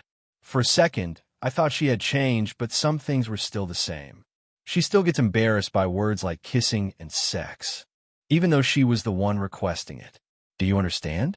She asked, trying to look serious even though she was clearly flustered. I gave her a nod, and she slowly removed her hands from my mouth, allowing me to speak. I understand what you mean, but I don't think I can, I said with a small smile on my face. Her expression quickly turned into a frown. Somehow, she immediately knew that I was teasing her. What do you mean? She asked, her voice sounding almost threatening. Well, I told you how I feel, didn't I? It's only fair that you do the same. I can't. Then we can't have Essie. Once again, she covered my mouth before I could get the words out, her face looking even more flushed. I just can't. It's too embarrassing. Don't you think the other thing will be embarrassing too? She bit her lips, as if contemplating it. Okay, Fina. I'll say it, but only once. That's fine. Isabella closed her eyes and took a deep breath. After a few shaky breaths, she finally opened her eyes with conviction. I love. Before she could finish the sentence, our lips met. I kissed her and flipped her over so she was lying underneath me. No fair. You let me work up the courage only to interrupt me. I want you to show me instead. She stared into my eyes as if lost in a daze and slowly nodded. Okay, she whispered softly. Right now, she was at the most vulnerable I had ever seen her, and it just made me want to kiss her even more. I couldn't help myself and planted another kiss on her lips. She released a soft sigh as our lips met. She wrapped her arms around my neck, pulling me in closer as we held each other. Every time my hand would brush against one of her, she would stop kissing me and react softly, her breathing growing uneven. Of course, this wasn't by accident. I had learned things just from watching her. I knew the spots where I could get the right reactions out of her. I slipped my hand underneath her shirt, feeling her soft skin as I held her close. She fit perfectly in my arms. Her cheeks turned pink, and she let out a small, startled sound. Eek, wait. She pulled back slightly, and that S when I began kissing her neck. She let out a soft, high-pitched sound. As I kissed her neck, she moved her hands downward, but I quickly held her hands back, guiding the moment to unfold slowly instead. I will let them build up until she was begging for me to relieve them. You're so cruel, she whispered softly. Should you be trying to make the one you love happy? Aren't I? She pouted, which only made her more irresistible to kiss, but suddenly her pout faded, replaced by a look of interest. Her hands reached until her palm was resting on my chest. You're well-toned. You're more muscular than you seem at first glance. Are you interested? I teased. Maybe. A little. If you can touch me, then I reserve the same right. Saying that, she slowly began trailing her hands down my chest until she got to my abs. She gulped hard before slipping her hand underneath my shirt. Looking at her face, she seemed more amazed than lewd. Her eyes seemed to sparkle rather than the red blush I was secretly hoping for. She looked eager, as if she had spotted something she really wanted. Noticing her interest, I held up the shirt so she could get a proper look, and that's when I saw the reaction I was hoping for. It was as if she just remembered where she was and what she was doing. I then reached over to help with her shirt. Wait, she was clearly startled by my action, but I quickly yanked it off before she could protest. She wasn't wearing a bra, so her breasts lay bare for me to see. How do I look? She asked, averting her eyes while using her hair to cover her face. I lowered myself so my lips grazed against her earlobe. You look as beautiful as ever. Really? I mean, why you don't look bad yourself? Just don't get any lewd ideas. She began mumbling over her words again, but a well-placed kiss on the lips quieted her down. My hand found its way to her waist once again. She smiled and leaned in closer, her words trailing off into a soft laugh. Her body shifted slightly toward me, and she reached her hands down again, but I gently stopped her. Instead, I moved my own hand down across her stomach, resting it there quietly. She looked at me with obvious longing, as if she wanted me to be closer. I gave in to her request and gently held her hand in mine, rubbing her palm softly. She looked up at me with warm, gentle eyes, and a shy, nervous smile crossed her face. The adorable expression she was making only made me smile back even more. My hand made a circular motion as it danced across her, teasing her. She arched her back, begging me for more, but I only played and toyed with her. "It feels so good, please," I continued, toying with the entrance. And the moment she reached her peak, she locked my hands between her thighs, trapping me as she let out a high-pitched scream. I'm gonna. My hands were doused with even more of her wetness as she rode out the wave of her climax. Her entire body shook from her trembling. Her breathing was erratic, and her eyes looked wild. Seeing this look on her, I moved quickly into action. Chapter 185, A Turning Point Warning. This chapter contains mature themes. If you're not comfortable with them, feel free to skip. Isabella's clothing slipped off with ease, revealing her black laced underwear. Her underwear was damp, clinging to her like a second skin. Her face was red with embarrassment, her hands clenched tightly on the bed sheets, as if she was trying to find some grounding. She was breathing so hard that it looked as if she was puffing up steam. She looked vulnerable at this moment and a little scared. That wasn't what I wanted. I grabbed her hand that was clinging to the bed sheets and interlocked my fingers with hers. I then leaned in and gave her a kiss on the lips. That kiss seemed to calm her down a bit as her breathing decreased. I then leaned in closer, and once again, I told her how I felt. "I love you, Isabella." Tears welled up in the corner of her eyes, but I quickly wiped them away. "You're the first to say that to me. It makes me happy," she cried. "I'll say it as many times as you want me to." She was an overly emotional vampire. It was necessary that I was gentle with her. This was a big moment, one that she would treasure for the rest of her life. I knew her well enough to know that she would obsess over it. There was a saying that vampires only fall in love once, no matter how many centuries they are alive. They find a few precious memories and they cling to them. Those memories help them face whatever problems they run into in the future. If her special memories give her strength, then I would make sure she was strong enough to fight at my side, so I wouldn't have to worry about her safety. I would give her something to hold on to, something to cherish. Soon, her look of worry was gone, and instead it was replaced by a smile that seemed to grow brighter by the second. She interlocked her fingers with one of my hands for support, while the other one removed her damp undergarment, which was clinging to her skin. My eyes were immediately drawn to her bare hip, which now looked soft and flushed. I brushed my fingers along her lower body and noticed her skin respond visibly to my touch, which made me feel reassured. Suddenly her hands reached out and grabbed my arm. "Allow me," she murmured in a shaky voice, her fingers trembling slightly. Her delicate hands tugged on the rim of my pants, and in one swift motion, she pulled them off. Isabella stared at the situation with interest. "Can I touch it?" she asked nervously. "Go ahead." A bit hesitantly, she reached out closer. Something twitched, and she pulled her hand back quickly. "It looks a bit scary," she muttered.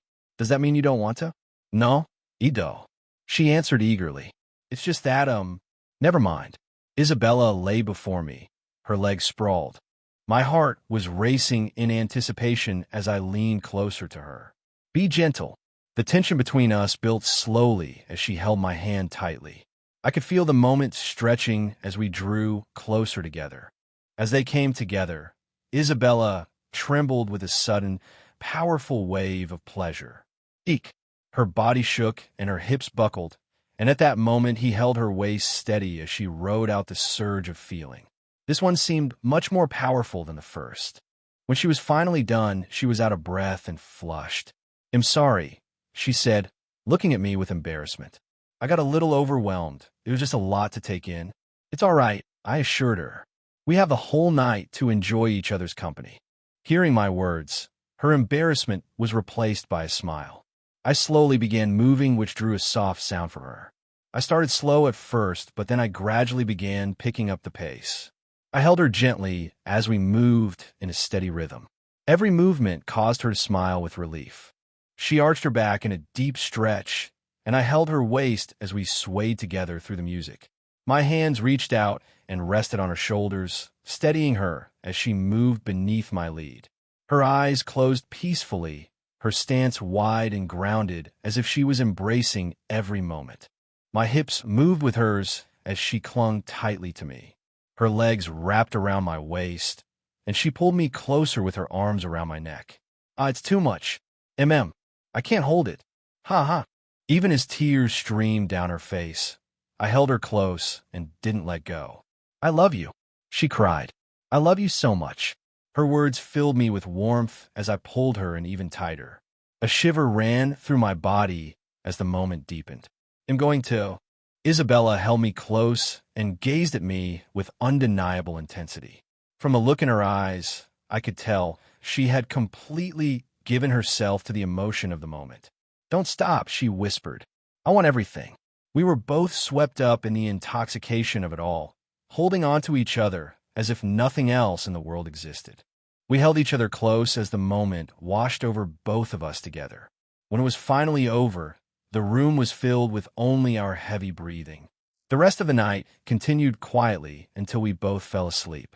Isabella passed out in my arms. Chapter 186.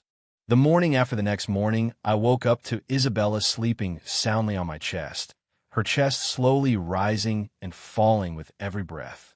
The sight of her was breathtaking, but that wasn't what had my attention at this moment. I could sense something outside my room. I laid Isabella down on the bed and dragged on my robe before walking toward the door. When I opened the door, I was greeted by a sight that left me a little surprised. I saw Sylvie curled up outside my door sleeping. Her ears twitched slightly as she hugged her fluffy tail and slept like a doll. Don't tell me she spent the night here. This is just like her. I reached out and began petting her behind the ear, which caused her tail to begin dancing excitedly before her eyes opened in surprise. Lee. She looked a little embarrassed when she saw me. Her ears drooped and her tail retreated between her legs. Sylvie's room was too far away, and Sylvie can't sleep if she can't hear Lee's heartbeat. Sylvie was protecting Lee. Are you mad? I gave her a kind smile to relieve her worry. No, I'm not mad. You did a good job at protecting me. And my words. Her earlier excitement returned as her tail began moving side to side more excitedly. But if you want to sleep, you should come inside, I said. But Lee. I lifted her up before she could refute and brought her inside. Lee, Sylvie still has to protect. Yeah. You could do your guard duty from inside. I don't like the idea of you sleeping outside. Lee, no fair. She pouted, but the moment I brought her into the room, her expression changed when she saw Isabella sleeping soundly. Her eyes glowed murderous orange. She bared her sharp fangs as her claws grew longer. I slowly stroked the top of her head, and immediately her claws and fangs retracted. Lee, play nice. But the leech. If you do, I'll give you a reward. A treat. She couldn't help but look at me excitedly. Okay, Fina. I placed Sylvie on the bed beside Isabella while I went for a shower. A few minutes later, I came back into the room. Isabella was awake. She was fondling the remote as I entered the room, while Sylvie was on the bed glaring at her. What are you looking for? I asked. The news station. I want to see if there was anything about Alucard's death. Something like that would make major headlines around the city. I could see your logic, but I doubted that would be the case. The clan would want to keep it under wraps that the eldest son was murdered, just like the youngest. They would certainly lose a bit of their reputation if word got out. Yes, you're right. I was just wondering. Just as we spoke, the headline flashed in front of our faces. The eldest son of the Velemont clan killed in an assault on their estate last night. I could hardly believe it at first, but then it all made sense. The witches must be leaked the news. Just as I thought this was it, something else appeared that caused my eyes to widen in surprise. That is, Lee.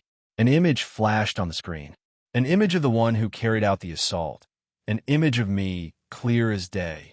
The image shown on the screen is of the perpetrator. A werewolf that has snuck into our city. A terrorist that had led several attacks so far. He has to be stopped. Anyone with information, please contact us immediately. This complicates things. The hotel staff, they saw my face. So did the people in the lobby. There will be an entire manhunt out for me at this rate. For all I knew, they could have already contacted the vampires. We have to leave, I said. Yes, that is best before the vampires get here. I quickly used my thermal vision to scan through the building to see if there was anything suspicious going on. I didn't see anything suspicious, but I would still have to be careful. Where will we go, Lee? Sylvie asked. We'll go to Grey Waste. It's south the safest place for us right now. But before that, there was something else I needed to take care of. This hotel currently had 350 heartbeats inside. Heartbeats that would been useless if I left right now. Knock knock, just then. A knock came on the door. Sylvie sprang to her feet ready to act, while Isabella also took a battle stance. Don't worry, it's the others, I assured them as I opened the door to see Celthea, Kyumo, Yuki, and Khaleesi. I ushered them inside and told them what I decided to do. I've decided. I wanted to go to Grey Waste. Us? Just us? Celthea asked, picking up on my choice of words. Yes. Khaleesi and I will stay back here while the rest of you go to Grey Waste. I have a few errands to take care of before I return with you. The girls looked hesitant, but they couldn't refuse my order. So after saying their goodbyes and quickly packing their stuff, they left. I watched until they exited the building before I finally turned my attention to Khaleesi, who was standing beside me. I need you to make sure no one leaves or enters this building. A satisfied smile bloomed on her face. Yes, I have just the spell for that. Is there anything else you need from me? No, just stay on my way. Very well. This hotel was a rather luxurious one. Rich with high-quality blood, I could smell it. It was the perfect hunting ground, which is part of the reason why I decided to come here. It was all I could think about last night. My instincts were screaming at me. That was all that plagued my mind. The thought of hunting the creatures here in this hotel. The sweet release of power I used to get when I killed something was no more, and I found myself craving it. I needed to level up by any means, and this was just one step towards that goal. My eyes glowed the same color of flames as my claws exploded through my fingertips. I raised my nose into the air as I located my first prey. I found them just a few meters from where I was, and with a burst of power from my legs, I was off.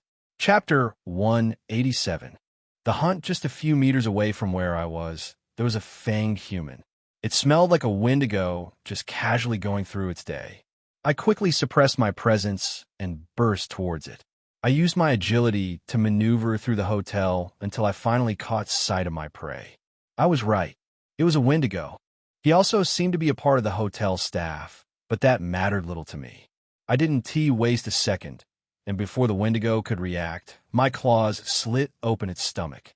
The Wendigo clutched its stomach and staggered backwards, trying to stop the bleed and stop his organs from falling out. Its eyes were a mixture of panic and disbelief. In the end, I decided to end the creature's suffering by slitting its throat, but instead I decapitated the creature. My bloodlust was too high, making it difficult to control my own strength. My throat was so dry my mind was too foggy to think clearly. I could barely register the moment when I ripped the Wendigo's heart from its chest to when I devoured it. It all happened before the Wendigo's corpse had a chance to hit the floor, and before it could, I was already off to find my next prey. My next victim was a vampire. I knew this because his eyes glowed blood red the moment I got in close. The vampire reacted instantly, swinging his nails, but with my speed, it was no different than him standing still. It took only a tilt of the head, and I watched his attack fly by before I sank my fangs into his neck. His flesh felt as if I was biting through sponge when I chewed through his artery. The metallic taste of his blood filled my mouth. The vampire gargled on its own blood as blood bubbles popped from its mouth. This time, instead of killing him, I decided to turn him into a lesser ghoul. This way things would go a lot faster since I didn't have much time. I set the lesser ghoul free in the hotel. Seeing that it was a former vampire, it should be much stronger than a lot of the creatures here. You're really not holding back, are you? Khaleesi chuckled. Your strong ambition to level up reminds me of someone else. I ignored her and instead made my way to the lobby, where quite a few people were gathered. On my way, I could hear screams. It sounded as if the ghoul I sent out had already found prey.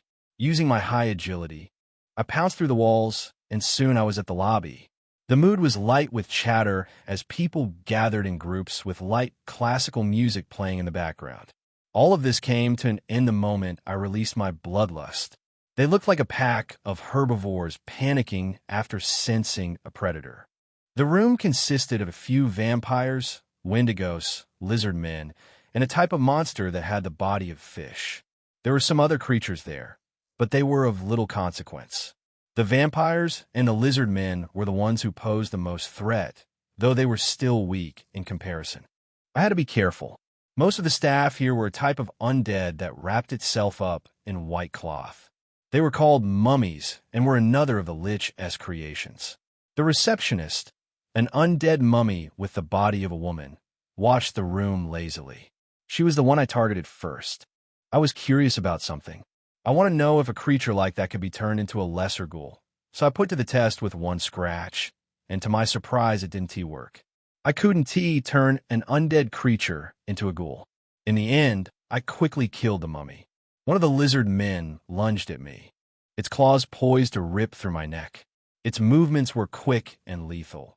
It reminded me a lot of how werewolves fought, except lizard men lower their bodies much lower than us, striking from the ground, and even use their tail as a lethal appendage. I found it fascinating. There was a lot that could be learned from their fighting style. I watched the lizard man try his best to slash at me with its claws. There was a sharp swish sound every time his claws sped past my ear. At the same time, more monsters began surrounding me, each trying its best to get a hit. But they only fumbled over themselves when they missed. The vampire, the more tactically sound of the group, tried to sneak up on me, and just as it did, my claws made impact with its rib, smashing through it like glass. I slammed the vampire onto the ground, and at the same time, the lizard man whipped its tail at me, which sounded like a switchblade being drawn. I grabbed the lizard man's tail and used its momentum to propel it into the wall. I then used my fist to smash the vampire's head to paste, finishing it off for good. One by one, I killed all the monsters in the lobby and devoured their hearts. I killed all the ones that decided to stay and fight. The others that ran would either be turned into ghouls or be killed by me later. The entire lobby looked like a scene from a horror movie with blood and gore smeared all over the floor and walls. By now, the other creatures in the hotel realized what was happening. I could practically smell their panic as they tried desperately to escape, but Khaleesi's spell was keeping them in. Some of the braver, more capable creatures came looking for me. A few vampires, monsters with scales, some with tongues that resembled a snake, and a few that were ghostly specters. But out of those who came, the one that posed the most threat was the Iron Golem. That creature was most likely used as security in case anyone was acting up. The golem stood at around 8 feet tall, with its fists on the ground like a gorilla. Its entire body was made from magically enhanced iron. Golems were built by witches to enhance the physical features they lack. Their only weakness was the magic crystal at the top of their heads, but getting to that crystal is another matter altogether. Its overbearing figure and dominating strength was another matter. The beast pounded its fist against its chest like a primate before charging at me. I barely got out of the way before its massive fist destroyed the area where I stood. The entire area shook from the shockwave that ensued. I barely had time to process the destructive force before the beast attacked once again. The building shook from the force of its destructive power. While I dodged the golem's monstrous attacks, the other supernatural that came after me tried to launch attacks of their own. The golem was what I was really focused on, so I didn't try to dodge their attacks. I allowed the lizard man to sink its claws into my rib, and the moment he was close, I decapitated the green-scaled reptile. Grah! The golem roared loudly. Its metallic body seemed to enhance the sound, making it sound like a sonic blast had gone off. My ears rang from the destructive sound, but I wasn't the only one. The monsters trying to attack me also suffered. I could call on my shadow hounds to help, but I wanted every kill. I wanted every drop of EXP I could get, and so that meant fighting alone, which was also why I sent away the girls and warned Khaleesi to not get in my way. I used the confusion caused from the Golem's roar to take out the rest of the monsters while they were off guard. My movements were quick and fluid as I cut them down one by one, and for my efforts, I got a total of 437 EXP, a drop in a bucket compared to what I needed. Now that they were out of the way, I returned my attention back to the golem. On its next attack, I used my claws to try and cut through its iron body. It made a high-pitched screech, and thankfully I was able to pierce through the enhanced iron. But all my attacks would mean nothing if I wasn't able to destroy the magic crystal glowing on its head. Since my claws were able to Barado its iron body, I ripped through its right leg, forcing it to lower itself towards me. Then, using every power I could summon, I leaped towards the mana crystal glowing softly on its head. A lash of magical energy exploded when my claws made contact with the mana crystal. The mana crystal on its head was nothing more than a dot, a small pebble, and still it was able to power such a powerful creature. I didn't get any EXP from killing the creature, but still I found the battle experience I gained from fighting such a creature well worth it. The golem collapsed to the ground like a pile of scraps, and without wasting a second, I was already off to find my next prey. Chapter 188. Arose my nostrils were filled with the scent of blood as I continued slaughtering the remaining creatures in the hotel. It was a bloody fight for survival, and some of them actually put up a decent fight. It was, as they say, a cornered rat bites a cat. For each creature I killed, it felt as if their strength doubled just before I killed them. Killing someone who didn't want to die was quite a task. In their final moments, they used every drop of energy they had to keep them alive. It was as if they were immune to pain, and attacks that would normally kill them on the spot seemed to have no effect. Because of that, it took longer than expected to finally kill everyone in the hotel. All that was left were ghouls, a treat I was planning to leave for the vampires on their way here. In total, I gained 11,157 EXP. All that, and I still didn't level up. A part of me was doubting Khaleesi's words. Every time I leveled up, it took double the EXP that I gained before. If that was the case, it might take a bit more than she guessed. Still, it didn't matter how many people I had to kill. Once the possibility was there for me to evolve, I would do so at any cost, even if I had to lead an army of ghouls and lay waste to everything. Cerberus was building my legion of shadow hounds, coupled with the forces I already have at Ryman and the amount of ghouls I'm able to make. It would be enough to take over a city or so, but what I wanted was more than a legion that could take over a city. I wanted one that could face the Demon King's army, an army that has taken over countless other worlds. But first, I'll have to face this city, then conquest and whatever abominations he'll bring with him. My gut tells me he has a powerful race behind his back just by how Khaleesi speaks of him. No fair. You got me excited with the smell of blood, and I could do nothing but watch. Khaleesi, the beautiful demon, stood beside me with a pouty expression on her face. You know, I remember the time when the demon army went to this world run by lizard men. That was a bloody war, one of the quickest ones we won. It ended in just 10 years, and that's just because Conquest was the first horseman to go there. It was a bloody war, and the scene here reminds me of it. Now that I've got her talking, I was a bit curious. Has the Demon King ever lost a war? No, though he faced some resistance, especially during the Elven War that started over 400 years ago and is still going on to this day. The Red Horseman is the one fighting against them.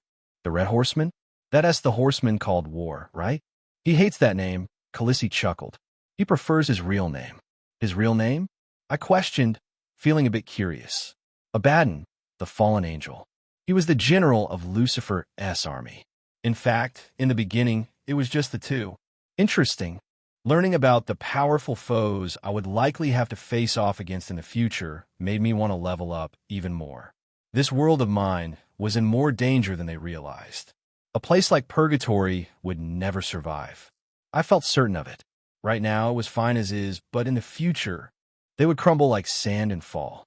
and their deaths would only empower the demons, making some evolve. It wasn't T only them. It was true for most places on this earth. Even Ryman. That's why I have to make them and myself stronger in the coming years. All right, I think it's time for us to leave, I said. The vampires were coming, far more than I expected. No, it was T only them. Someone else was with them. Someone powerful. Could this be him, the head of the Valemont clan? Of course he would come after me, after what I did to his son. But the only thing he'll find is the same monsters I turned his son into. It was cruel for any father to experience something like this. And for an unstable vampire, it was 100 times worse. This was all a part of my plan. If he couldn't catch me, then naturally his rage would spread throughout the entire city instead. In just a few minutes after Liam left, the head of the Valemont clan arrived at the 5-star hotel. He and his army of over 200 vampires spread throughout the hotel like a virus.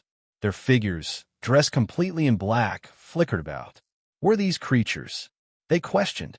All that was there to greet them were corpses that were being feasted on by monsters with black eyes. Seeing these creatures once again, Cassius Valemont felt something well up inside of him.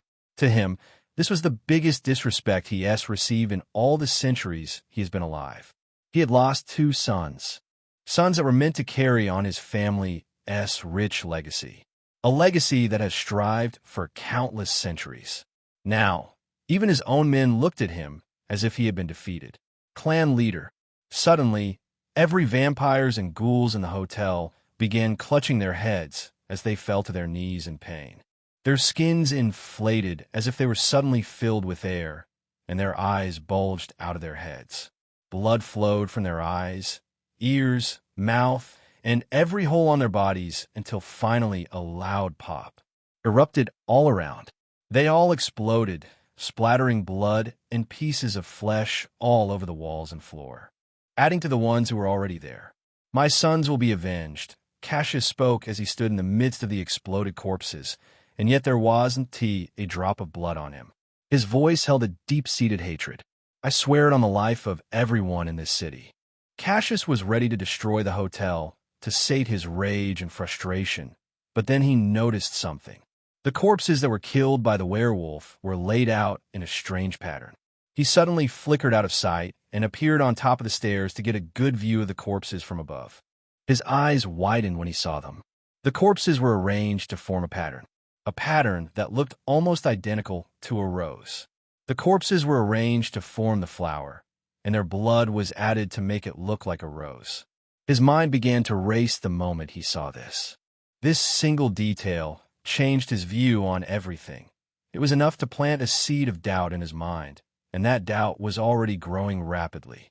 The reason for this is because he knew that the rose was the insignia for the Dracula clan, the same clan that was competing with them for the top vampire clan in the city. The same clan they have fought with for centuries. Could they be involved? This single question was enough to change everything. By the time Cassius and his vampires got to the hotel, I had already merged in with the civilian population in Purgatory and was now making my way to Grey Waste. I glanced down to see Calissie's hand interlocked with mine.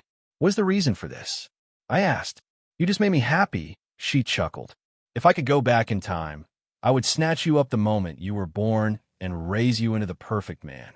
Are you saying you wish to be my mother? That is a strange wish. I will be everything. Your mother, your lover, your teacher, and subject. I would raise you into a true king. Though it's not too late, what do you say? After we're done with this city, let us run away together. We'll come back in a few centuries when you're strong enough. You can even retake this world from the demon army and rule as its king. What do you say? Hearing her proposition, I couldn't help but chuckle. You drive a hard bargain, but I'm afraid I'll have to decline your offer. In a century, everyone I know and cared about would be gone. You may not have the ability to level up as fast as humans or other creatures, but your ceiling is much higher. I suggest you make use of that. I suggest you don't bring this up again. My eyes glowed bright orange as I spoke. Why you don't have to threaten me? You don't threaten any of the others. Threats are the only thing that works on you. Are all demons this rebellious? Maybe it's because you haven't tamed me yet. I couldn't help but smile at her response. I will soon enough. Khaleesi turned her face away and whispered something under her breath. I hope so. Chapter 189. Fabulous Fixies. Khaleesi and I walked through the bustling city hand in hand. Khaleesi used her magic to alter my appearance, so I wouldn't be recognized, since my face was plastered all over the news not too long ago. Now, instead of black hair, I had white hair and a pair of horns on my head. We walked until her eyes seemed to catch something. I traced her gaze to a store that seemed to have many women going in and out. Her eyes held a weird twinkle as she watched them. How about we explore the city a bit more? We haven't gotten the chance since we've been here, she asked. You mean you want to go in that store? Those dresses don't look so bad, considering they were made by lower life forms, she smiled. I don't know. I don't think they will look flattering on me. And bear in mind, I'm one of those lower life forms you're speaking of. She practically ignored my words and dragged me towards the store. The moment we stepped in, the air seemed to get lighter, and I was hit with a strong, earthy scent. But what really grabbed my attention was the small, sparkling dust flickering about. At first, it looked like a regular clothes store with mannequins of different sizes and shapes displaying those clothes collections. There were quite a few people inside checking out the merchandise. Most of them were women, and they were accompanied by the bored faces of their male spouses or friends who were with them. Greetings. Welcome to Fabulous Fixies, the best clothes store you'll find here in Purgatory. How may I help you? Suddenly, a tiny high-pitched voice echoed somewhere around us. Khaleesi and I looked at each other, wondering if one of us had spoken. Feel free to ask me anything you need, the voice spoke again. And it was only then that we noticed the tiny being floating in front of us. She was roughly the size of my pinky, with blonde hair and a golden-colored dress. Her tiny wings fluttered behind her, keeping her suspended, and with every beat, tiny golden particles erupted from them. Khaleesi looked at the tiny creature in awe and reached out to poke it with her finger.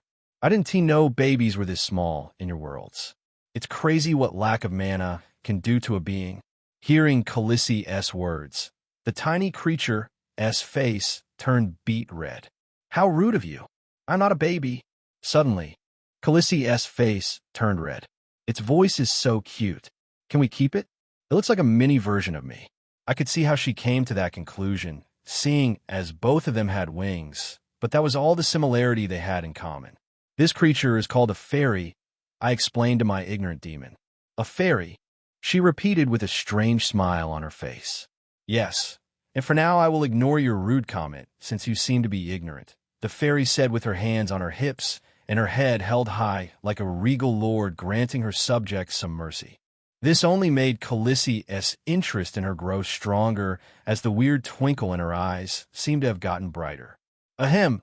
Anyway, as for what I was saying, welcome to Fabulous Fixies, the best clothes shop in Purgatory.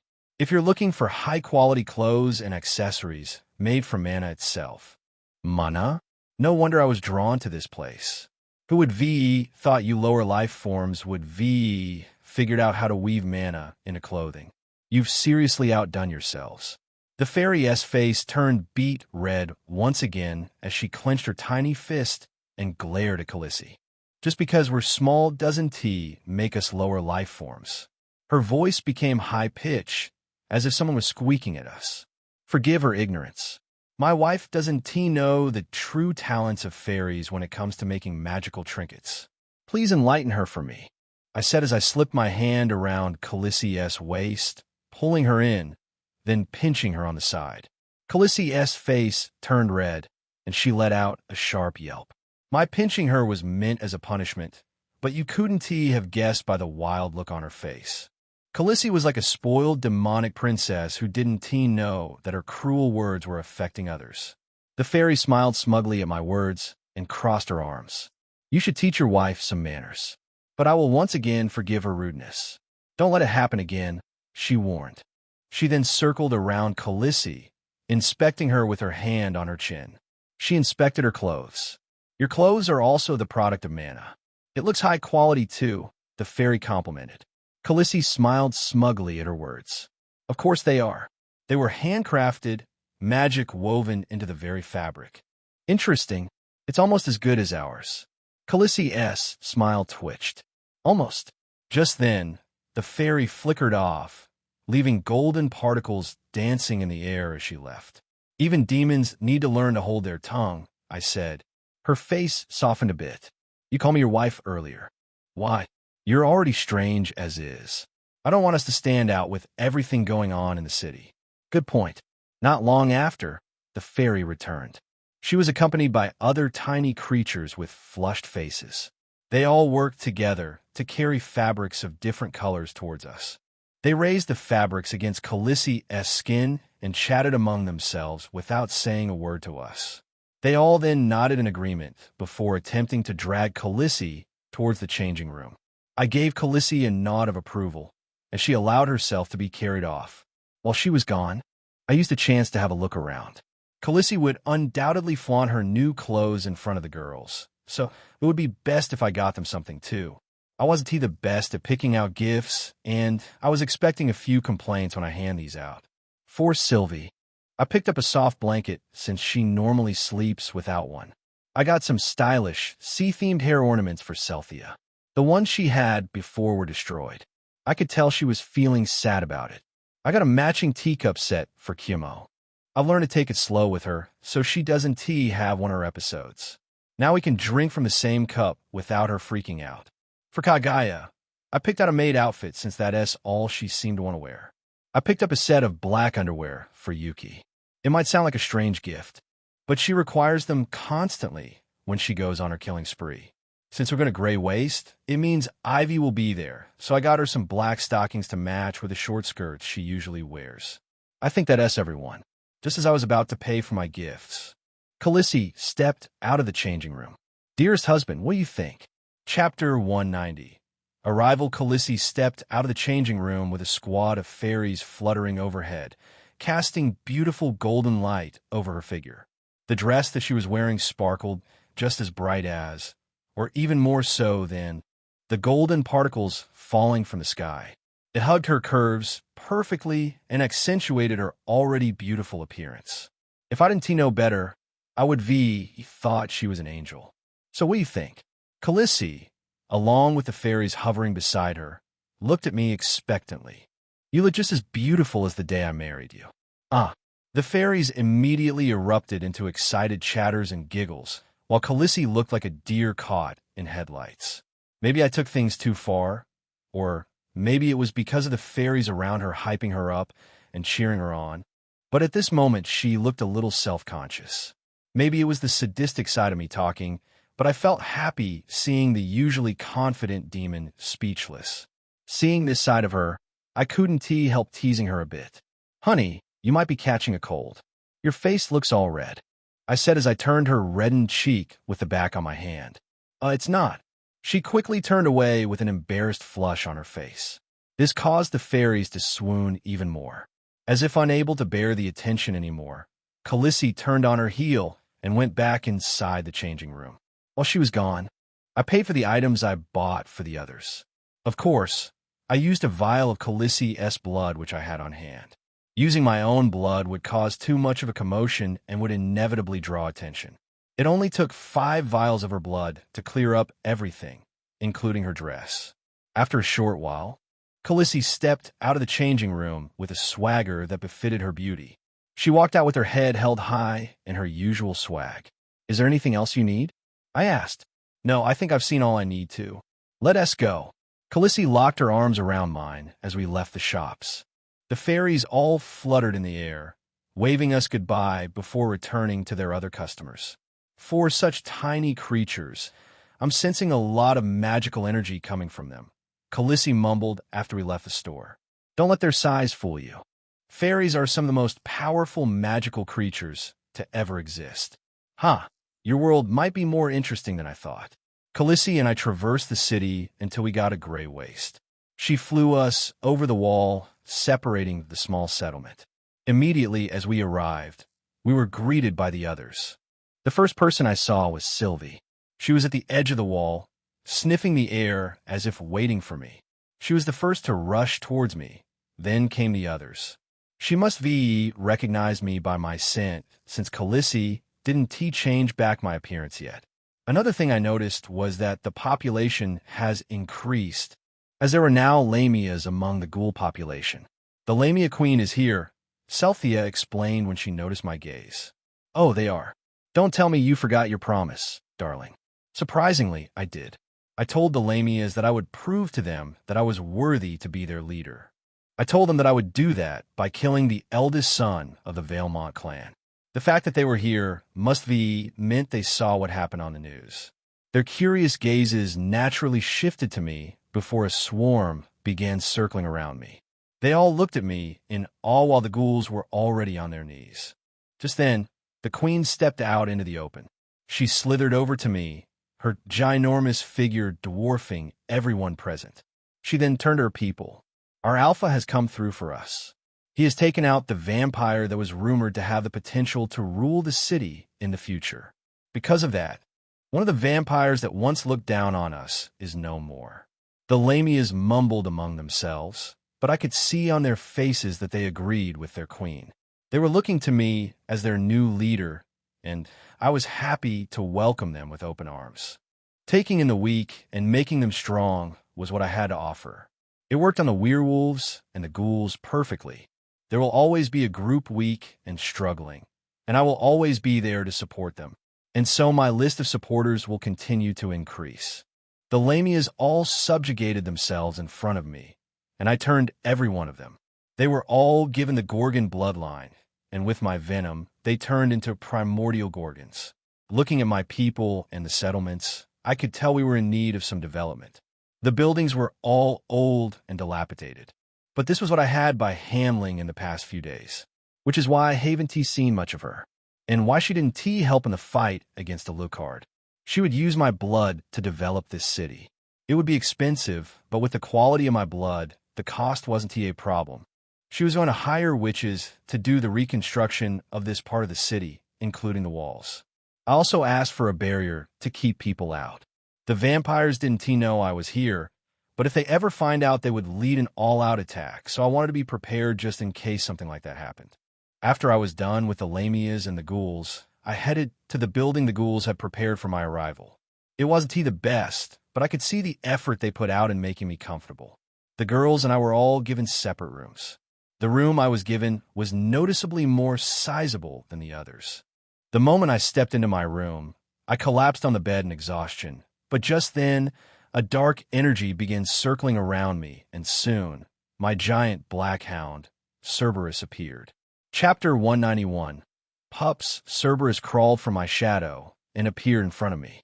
The giant behemoth towered over me like a monster from the prehistoric era. What is it, Cerberus? It was strange for him to visit me without me being the one to summon him. Cerberus approached me and began licking my hand. This was a sign that he wanted to be petted. You always have your priorities straight, don't you? Gore. Cerberus growled and once again nudged my hand with his head, which was the size of a large beach ball. I gave in to his request and began petting behind his ear. His eyes rolled back, and his large tongue flopped out of its mouth. So, tell me, why did you come all this way to see me? GRR, your pups have been born. How many? GRR, 68 pups.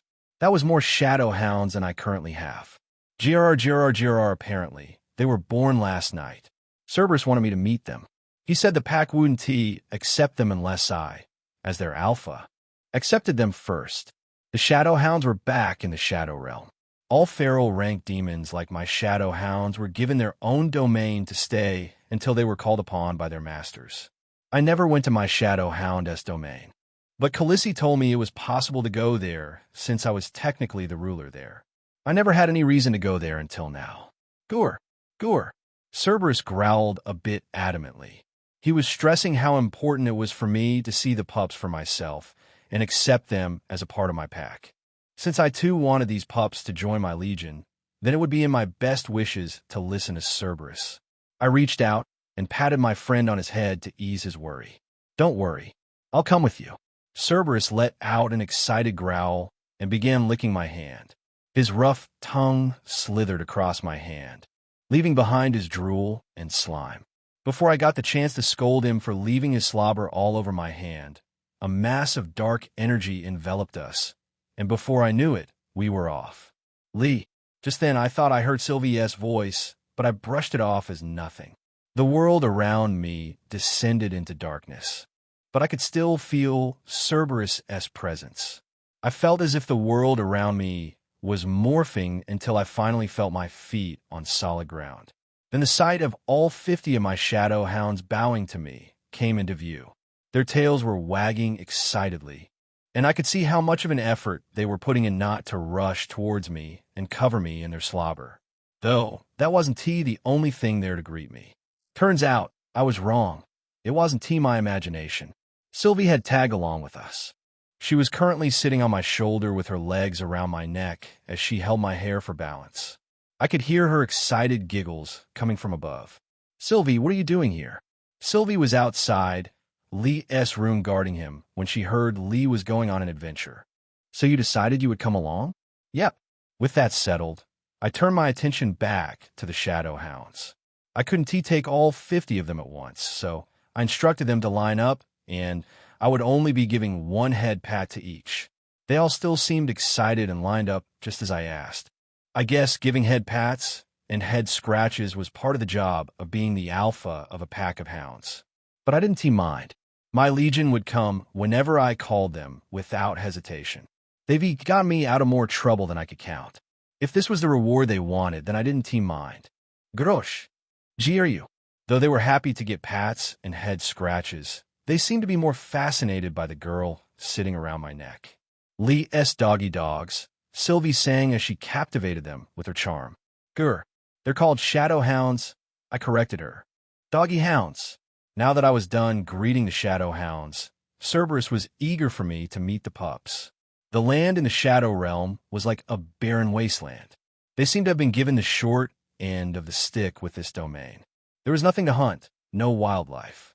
The only thing there were the dens that they made their homes. This explained why they were starving before. The only time they had something to eat was when I let them out to devour monsters or to hunt on their own. I think that was why they were so indebted to me. They saw me as their savior. Cerberus led me into the den where the pups were staying. I felt as if the pack was in disarray. There were the female shadow hounds who wanted to protect their young, and then you had some of the males who wanted to protect my position as alpha, hence they were wary of the pups. I could sense the hostility between the two opposing sides. It also felt as if Cerberus was caught in the middle between the two groups. He was the one having to play peacemaker. But since I was here, both sides would do anything without my express order. Doggy dog meanwhile.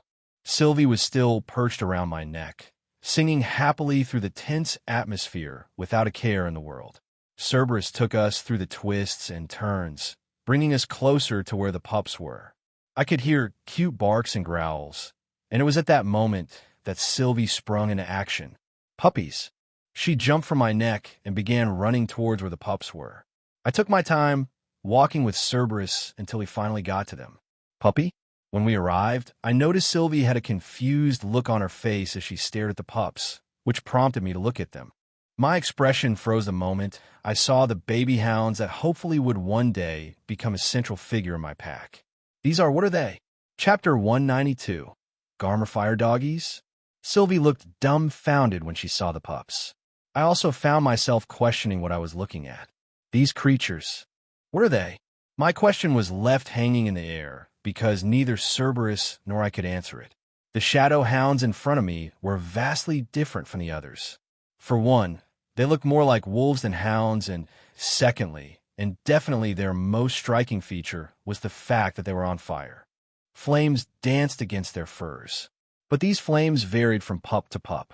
Some had orange-colored flames, while some possessed blue flames. I even spotted a few with flames the color of grass. There was a tapestry of different colors as the young pups danced around and played with each other. Pretty puppies Sylvie's eyes sparkled as she stared at them.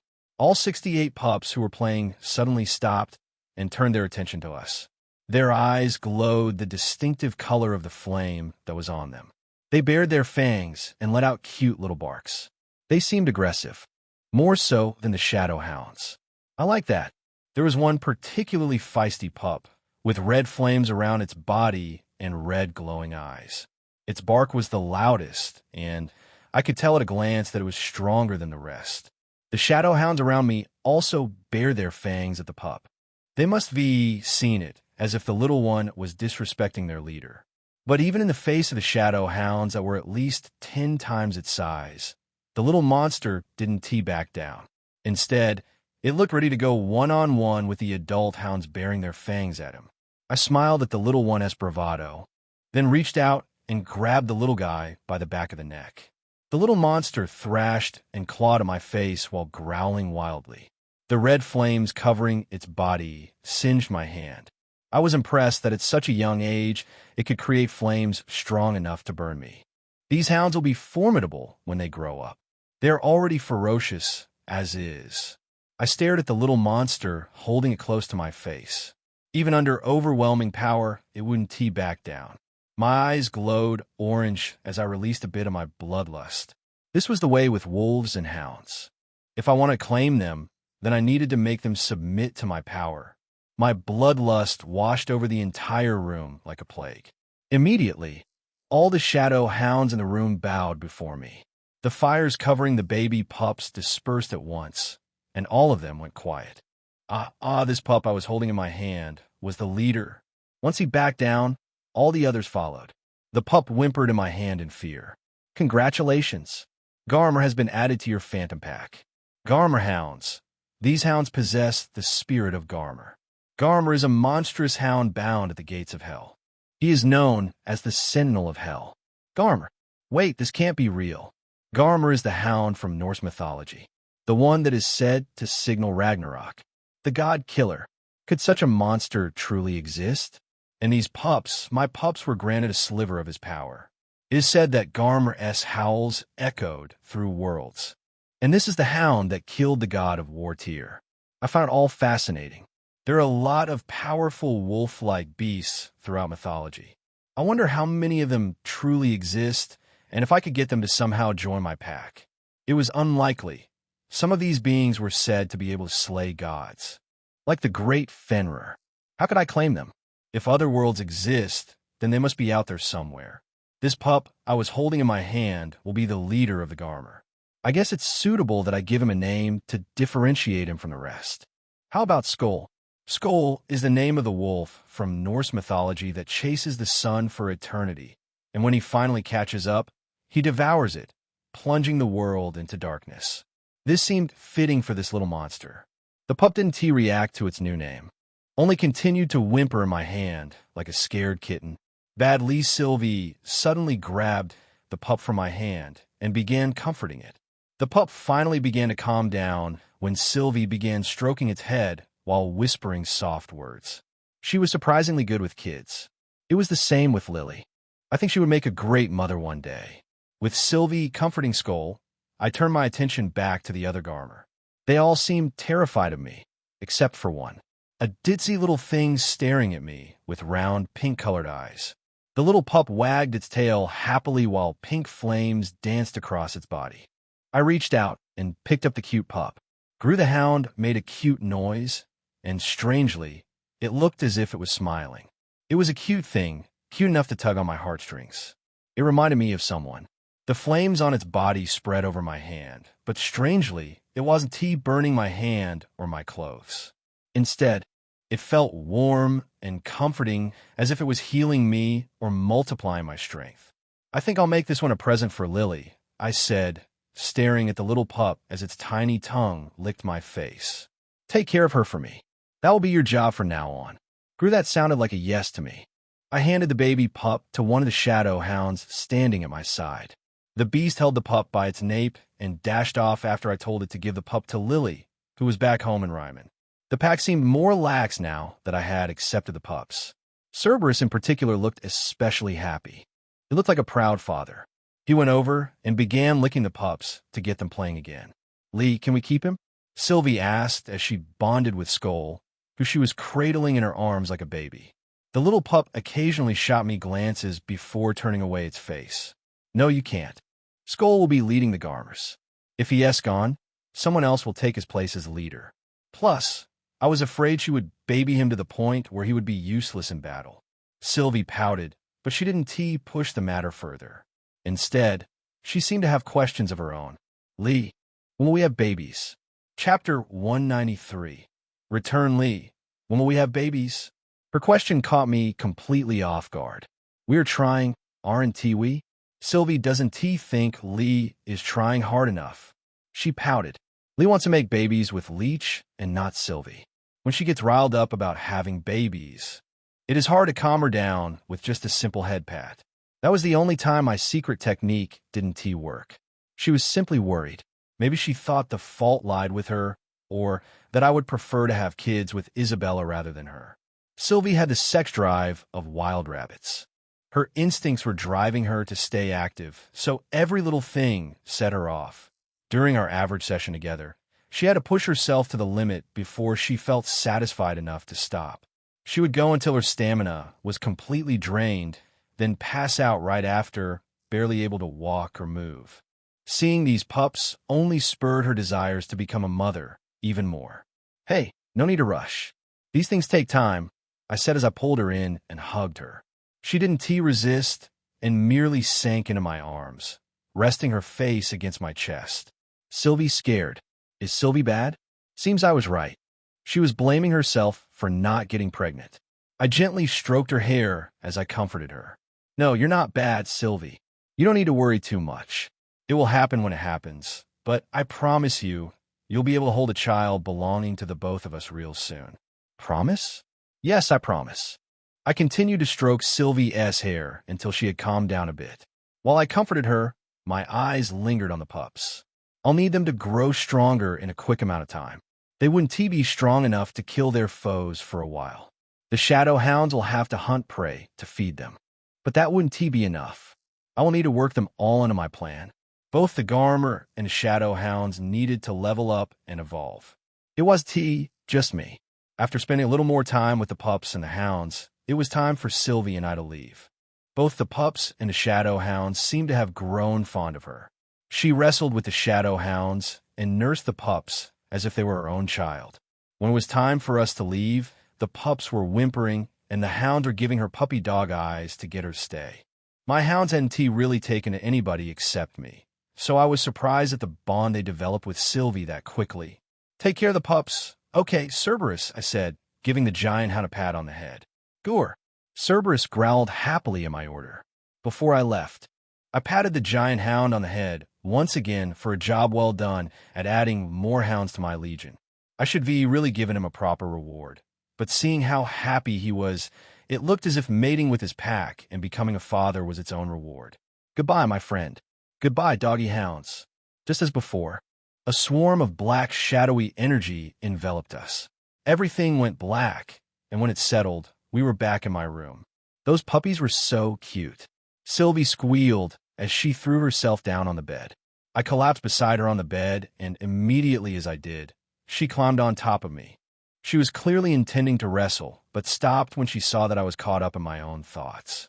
Lee, what are you thinking? I'm thinking about that message I left for the head of the Valemont clan. It will undoubtedly create some more tension between the Valemont clan and the Dracul clan. But it's just adding fuel. We need a spark to create a full-on conflict. One of the problems was that I didn't know much about the Dracul clan. I lack information about them. This would be one of the times when a witch would come in handy. Maybe the Lamia queen knows something. The next issue is the witches. Out of the queen witches that rule the city, I've only met two. The Witch of Greed and her sister, the Witch of Lust. Both seem to have different personalities. The Witch of Lust left a strong impression on me. ZZZZ. I looked down and realized that Sylvie had already fallen asleep. My ramblings must bored her. She always had the cutest look on her face when she slept. At times, it was hard to believe that she was real. It wasn't her, but all of them. Later that day, I went to see the Lamia Queen. Her size made it a bit difficult to accommodate. In the end, they had to reconstruct a large building so that she could stay comfortably. When I arrived at where she was staying, she was getting her hair braided by some of her handmaidens. The moment I entered the room, they looked at me in surprise and hastily bowed their heads. My handmaidens were just talking about you. She chuckled when she saw my approach. My queen. They all had embarrassed, flushed faces as they tried to silence her. They were telling me how handsome and brave you are and how lucky I am to have you as a mate. When my gaze swept over them, the handmaidens all lowered their gazes in embarrassment. The queen had a sly smile on her face as she spoke. I didn't think she was the type to tease her servants. That's good to hear. I also think your handmaidens are quite beautiful and that you're lucky to have them. They smiled bashfully, and their eyes seemed to sparkle while the queen's smile seemed to grow larger. She didn't seem like the jealous type. It was a far cry considering the girls I was used to. So I assume you have a reason for coming to see me, the Lamia queen asked, turning her slitted eyes towards me. Chapter 194. A follower, I came here to ask you something. Her posture perked up instantly. Go on. I'll answer it as best as possible, she responded. You might not be as influential as the witches and vampires, but since you've lived in this city for years and you're the queen of the Lamias, you must know a lot of things. I would consider myself knowledgeable on matters of the city. Yes. Good. How much do you know about the Dracul clan? The Dracul clan? They've been around for centuries. They existed before this city was even built. They are an odd breed, that's for sure. When she said they were an odd breed, I could sense something else behind her words. Of course, it caught my interest. What do you mean they're a different breed? I asked. An amused smile appeared on her face. A smile that told me she was going to reveal something interesting. Long ago, the Jinn had a mistress. A mistress with the last name Dracul. My eyes narrowed at her. Do you mean? The Dracul clan are blood descendants of the Jinn. Their son, Damien Dracul, is now the head of the clan. Because of the Jinn's blood, he was able to rise to the top of this city. He inherited all sorts of strange abilities. He can switch forms at will, transforming into a bat, wolf, or sometimes mist itself. That sounds strange, I agreed. But by far his strangest, and by far his most powerful ability, is mind control. Apart from noble vampires and the queen witches, he can mind control any being. During the Great War, he subjugated half the city under his will. He even got a few members of my colony under his control. It is impossible to tell at a glance who is under his control since there are no physical signs. That sounds like trouble. If he can mind control others, then it must mean he has eyes all over the city. Who is to say he doesn't already know where I am? There was a high possibility that he was watching me all along. She said the only people he couldn't mind control are the noble vampires that rule the city and the 4 queen witches. I wonder if those I have turned could also be mind controlled. This is something I have to confirm for myself. But if that wasn't the case and they could be controlled, then everyone I was close to would be at risk. He has a network of spies under his control. It is practically impossible to keep information from him, so it's not even worth it to try. She sighed exhaustedly. The war between the Valemont clan and the Dracul clan is more like a Cold War. The Valemont clan is the more active clan. They are involved in almost everything that goes on in the city, while the Dracul clan is more like an all-seeing eye that watches everything. His power comes from knowing he is there and that he can strike at any moment. He sounded like a completely different type of enemy than the Valemont clan. He was the opposite of what I needed. I aim to orchestrate a conflict between the 2 most powerful vampire clans. But if the head of the Dracul clan is the type of enemy that only sits and observes, then this would be difficult. Another strange thing about him is that he has no close relatives, not even a wife or children. This makes things even more complicated. If there was no one he cared about, then he would be harder to manipulate. How do you even begin to break a man with nothing to lose? I thought about it, but I couldn't find an answer. I continued to question the Lamia queen for all she knew about the Valemont clan. Then, when I thought I got every drop of information out of her, I began asking her about the different witches. Afterwards, I left her quarters aiming to turn in for the day, but that's when I felt eyes on me. And not just the eyes of the ghouls and Lamias under me. It was the eyes of vampire wearing a maid outfit. Of course, it was Isabella's mother. We locked eyes for a brief second, but she quickly averted her gaze. Like mother, like daughter, I mumbled to myself. I was wondering how low she could last without my blood. Things should get interesting. I decided to ignore her for now and continued to my room. When I got back to my room, Sylvie was already gone, and in her stead sat someone else. Took you long enough. Where have you been? Of course. The only person that would take such an attitude with me was none other than Isabella. She sat on my bed, hands folded, legs crossed as she tried her best to look angry. Your bottom lip isn't perched enough, I responded. What? When you're actually angry. Your lower lip is pushed all the way out and your eyes are more scornful. It's way cuter than the face you're currently making. Her face glowed bright red before she jumped to her feet, ready to hide her embarrassment with more fake anger. She stomped her feet and folded her fists. Don't talk as if you know me. You don't know any. I calmly rested my hand over her mouth, silencing her. Keep quiet for a second. She looked confused, but she didn't utter another word. We stood together in silence for an awkward couple of seconds. The seconds turned into minutes with my hand covering her, and she not daring to move an inch. I stared into her eyes as she blushed wildly. It was funny. After all we did, she still blushes from mere eye contact. This continued until finally a knock came on the door. I signaled for her to keep quiet as I went to open the door. The moment I did, I was greeted with none other than Kaguya. She looked out of breath as if she had rushed to get here. Her eyes scanned from left to right as if to see if anyone saw us. Master Liam. The moment she began to speak, I stepped aside to reveal Isabella standing behind me, and immediately her face paled. Mom. Chapter 195. Mom and Daughter Mom.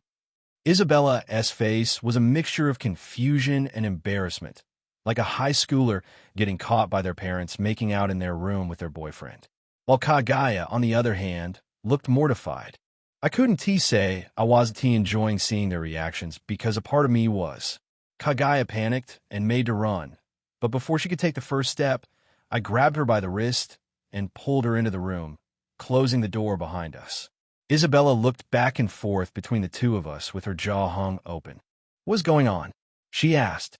Your mother is here for the same reason you are, I began, and her mouth opened even wider. Master Liam, you shouldn't wait, you don't mean? Mom, is this true? Kaguya looked as if she wanted to sink into the floor, as if she wanted to curl up and die at this very moment. I don't know what came over me. This is unlike me. I had fed her for me once before, I explained. It was necessary in order to break her compulsion. Isabella's eyes turned into a sharp glare, and her bottom lip was pushed out. Now she was angry. I understand that, but it doesn't excuse her being here right now. Isabella raised her voice, and Kaguya visibly recoiled. Seeing how mortified her mother looked, Isabella took a deep breath to calm herself. Kaguya has kept herself restrained until now. She didn't want to upset you, so she drank whatever blood she was given. Being a vampire, Isabella knew how hard it was to control yourself when you began craving a certain type of blood. Slowly, she began to sympathize with her mother. I'm sorry.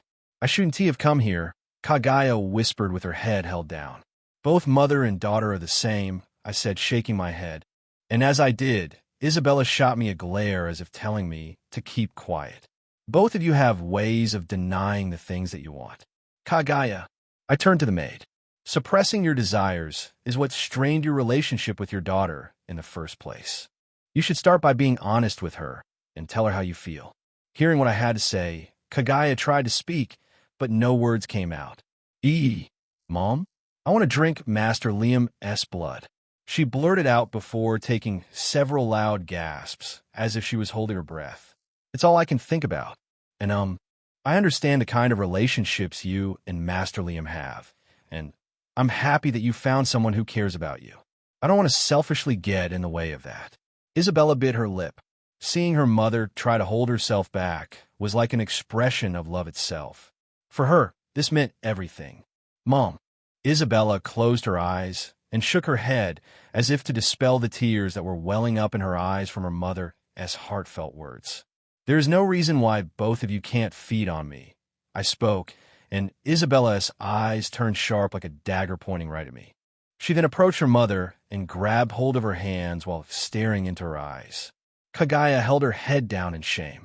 If it means that much to you, then I'll allow you to feed on Liam. Kaguya quickly raised her head. But there will be some rules, Isabella hurriedly said when she saw her mother's reaction. The first and most important rule is that you're only allowed to feed if I am present in the room with you. Kagaya bobbed her head, accepting the first rule immediately. The second rule, oh, weird, touching, okay? The next rule is, I stood on the side, watching Isabella lay out the rules to Kagaya. Kagaya listened attentively and nodded along to every word she said like an obedient student. I approached both of them and grabbed Isabella by the waist and lifted her up. Liam, what are you doing? I then did the same for Kagaya and lifted her up. Master Liam. Both girls were surprised by my actions, but before they could protest, I brought them over to the bed and sat them down in my lap. Isabella was sitting on my right leg while Kagaya was on the left. I don't have any issues feeding both of you. Of course you don't, Isabella grumbled and rolled her eyes as her gaze latched onto my neck. Watching the vein pulsing softly beneath my skin, she gulped hard. Her eyes glowed orange, and the fangs in her mouth extended before she bit into my jugular. The scent of my blood wafted, catching Kagaya's nose. Her eyes also grew orange, and her fangs began to form, but she was still holding herself back. Go ahead. I encouraged her. Is it really all right if I do? I don't want my daughter getting upset with you. Don't worry. She is always upset with me. Kagaya smiled shyly before nudging herself forward and biting into my neck. Kagaya let out a soft moan, and my blood flowed into her mouth. Their breathing grew erratic as their grip tightened around me. Now that they were this close, I could see the differences between the two. Kagaya was more reserved while drinking my blood. She had an air of nobility around her. While she drank, she constantly stopped to lick the blood trailing down my neck to stop it from messing up my clothes. She sat with a straight posture, with one hand gently resting on my chest while the other hand was in her lap. Isabella, on the other hand, seemed more dominant. It was as if she wanted to lay me down and suck my blood against my will. One hand was possessively wrapped around my neck while the other slipped underneath my shirt, trailing up and down my abs. Even their scent was different. Kagaya had a strong, earthy scent, while Isabella's scent was more sweet, like a ripe fruit. My hand hung around both their waists, and they continued to drink my blood. Time passed, and before I knew it, both girls were passed out in my arms. Chapter 196. New information. Weeks passed, and Grey Waste was transformed completely. The damage done from the Great War was completely erased. The witches came and rebuilt the city using the blueprint I created. I had Ivy be the one to communicate with the witches. They were paid in blood, my blood. They were also told that the Lamia Queen was the one ordering the repairs, as she planned to live beside the ghouls. While the reconstruction was underway, I hid out where the Lamias used to live, so I wasn't found, since there was a manhunt going on for me already. After a few weeks, everything was completed. The witches had refused to create the barrier I wanted around our settlement. But apart from that, everything seemed perfect. It was designed in a way to accommodate the Lamia's specific needs. I was currently sitting in my room, contemplating my next move, when I heard the sound of heavy breathing coming from outside my room, and then a knock came on the door. Come in, I instructed to whoever was outside. The door lock slowly twisted and turned, and soon a Lamia stepped in. It was a young girl with long red hair and ember eyes. If I remember correctly, she was one of the Lamia Queen S, Charlotte S, handmaiden. Her eyes gave the room a once-over before it settled on me, sitting on the bed. Alpha, our queen wants to speak with you. She said it's an important matter. The handmaiden bowed her head deeply. Since I wasn't doing anything particularly important at this moment, I decided to go see her. I had made sure that the witches had built buildings that could satisfy the queen. These buildings were large and spacious, and they had sections resembling a den, since that was what the Lamias were used to. When I arrived at where the queen was, this time she was alone in her bedchambers. Her lips curved upwards into a smile when she saw me. What is it? Instead of answering, her eyes turned sharply to the Lamia standing at the door beside me. Leave.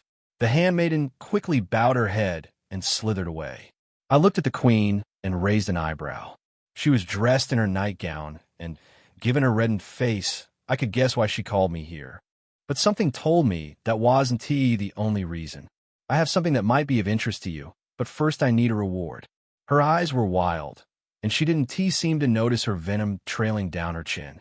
She was curled up on a rather large mattress built for her. I slowly approached her and climbed onto the mattress. She didn't waste a second before her snake form wrapped around me, bringing me closer to her. She had a strong, mature scent from her, the kind you get from a wild predator. She made a loud hiss before her sharp fangs sank into my neck. She drank and gulped down my blood as if she was dying of thirst. Her snake form pulsed softly as it tightened around me.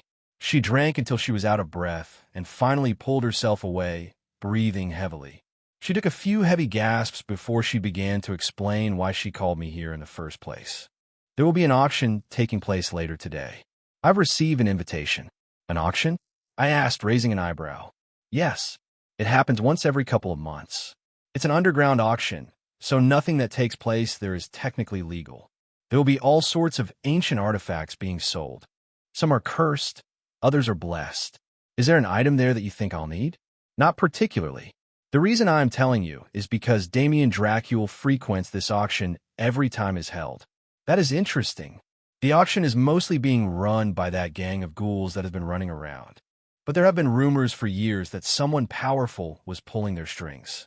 I remember I thought the same when they suddenly disappeared from Grey Waste. Some of the rumors say it's Damien himself, but I don't believe that is the case. It doesn't seem in his character. He comes at the auction and sits and buys like everybody else. Or maybe he is just taking us for fools. I considered both of them a possibility. Damien seemed like a mystery. I needed to find out more about him. Another good thing about this is that the Valemont clan doesn't frequent the auction, so you don't have to worry about them being there. That makes things easier then. I don't want to have to worry about facing off against them. She smiled happily. Are you pleased with me? Very much so. You did good. I'll have my handmaidens get a suit for you to wear at the auction. I'll also get a dress for myself, she said. Get 2 dresses instead of 1, I told her. Something blue. I'm planning to bring one of the girls along with me. Oh, that should be fine, I guess. But I was kind of hoping that it would be just the 2 of us. I gave her a smile and patted her on the head. Another time.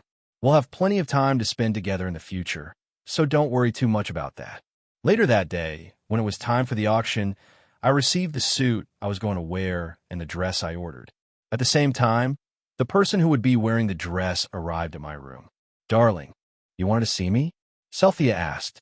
I opened the closet and pulled out the dress. What do you think of this? I asked. Immediately when she saw the dress, her face brightened. She quickly grabbed it from my hand, examining the material. It's beautiful. The material is of high quality. It's almost as good as the ones in Atlantis. Thank you. She threw her arms around my neck and pressed her lips against mine. I want you to wear it today. I have a function I need to attend and would like you to come along with me. Is that all right? Yes. She quickly nodded her head. Thank you. Chapter 197. Auction 1. As the night fell, Cynthia, Charlotte, and I prepared to leave the settlement to go to the auction.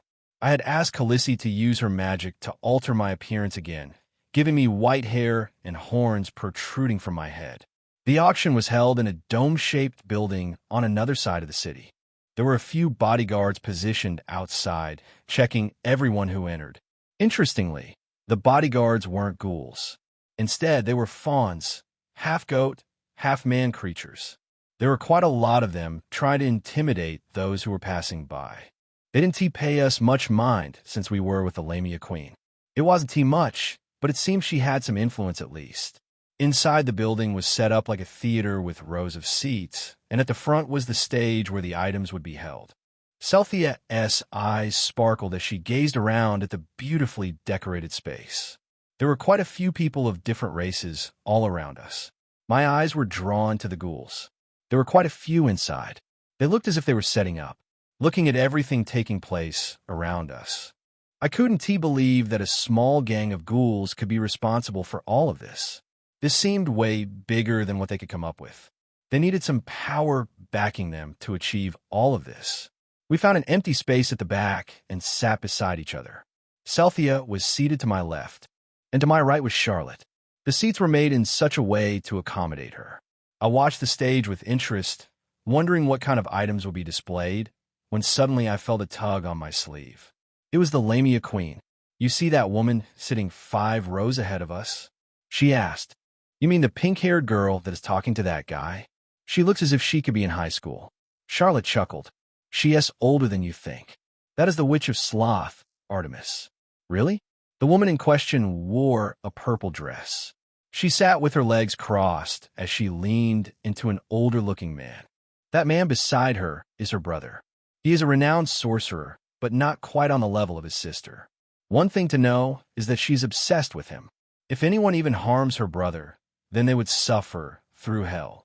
Despite how it seems, she is actually the older of his siblings. She cares for her brother, huh? That is good to know. Charlotte then pointed to another fellow, a man dressed in a black suit, his hair combed back and slick with gel. That man is another noble vampire. He is the head of the Salvatore clan. That man runs half the businesses in Purgatory. When the Sun clan burned half the city, he almost froze it over. Speaking of the Sun clan, take a look to your left. I followed Charlotte's gaze onto another vampire. This vampire didn't look all that special. Matter of fact, I didn't feel any special powers coming from him. He seemed like just another regular vampire. That man is actually a representative of the Sun clan, since their leader is in bad health. She chuckled, then leaned in to whisper something into my ear. Rumor has it that the Sun clan has been stripped of their noble title. Their house is in shambles. Right? The Sun clan? Yes, Ember told me about them. She said that during the Great War, the leader melted half the city. I heard that he had the potential to be as powerful as the Valemont and the Dracul clan, but then he came down with a sudden illness, I said. Not exactly. Charlotte shook her head. Vampires don't have to worry about illnesses. His illness was highly strange from the beginning. So what could have caused it? It was the work of a witch. One of the queen witches placed a hex on him. We all knew it, but there was nothing we could do about it. Her words didn't surprise me at all. They must have been worried about how powerful he would become and planned to get rid of him just like they did with Alucard. If the Sun clan lost their noble title, then the vampires in their clan must be scrambling to find a new leader. I reckon most of them will go to the Valemont clan or the Dracul clan. Ladies and gentlemen, welcome to another one of our fabulous auctions. Just then, the Kappa climbed onto the stage. It was a supernatural creature that looked like a fish. They usually lived in rivers or shallow bodies of water. This was the first time I was seeing one in person. Everyone visibly perked up and turned their attention to him the moment he spoke. His very presence seemed to signal the beginning of the auction. He continued with the introduction, going over the rules and such, until he suddenly paused in his tracks. His eyes locked on the entrance. Seeing his reaction, everyone followed his gaze to the back of the room. I also followed their gazes to see what or who had caught their attention. There was a man standing at the entrance. The first thing I noticed about him was that he had no presence. He was like a ghost. When he moved, he seemed to levitate. His eyes were yellow, kind of like a wolf fess. The nails on his fingers were long and black. He had a long face and hair that looked like spikes. His appearance was peculiar to say the least. I was just about to ask Charlotte who this man was when the announcer's voice erupted. Welcome, the man of the hour, Damien Dracul. The moment the announcer spoke, I felt a shiver run up my spine. It was just me. The entire room seemed to be enveloped in a strange energy. It wasn't predatory like it was with most creatures. It felt as if I was staring at a divine being. This is him. Chapter 198. Auction 2. Everyone stared at Damien Dracul as if a mythical creature had just landed in front of them. The whole atmosphere of the auction changed in an instant. Damien, on the other hand, seemed unaffected by everyone's gazes. He was surrounded by vampires who had lifeless faces as they led him to an empty seat. He really is an enigma, I whispered out loud. Usually after meeting someone I could tell a few things about them, but Damien, I watched him move, and I could only wonder what was going through that head of his. He is more of the silent type, Charlotte whispered. In all the centuries I've known him, I don't think I've ever heard him speak. This guy, he is peculiar even among a city of supernatural creatures. Ahem. Anyway, the announcer continued. Let us get on with our first item of the day. Immediately as he spoke, the curtain behind him lifted, and a female fawn entered with goat legs and horns protruding from her head. She was holding a giant fan made of banana leaves.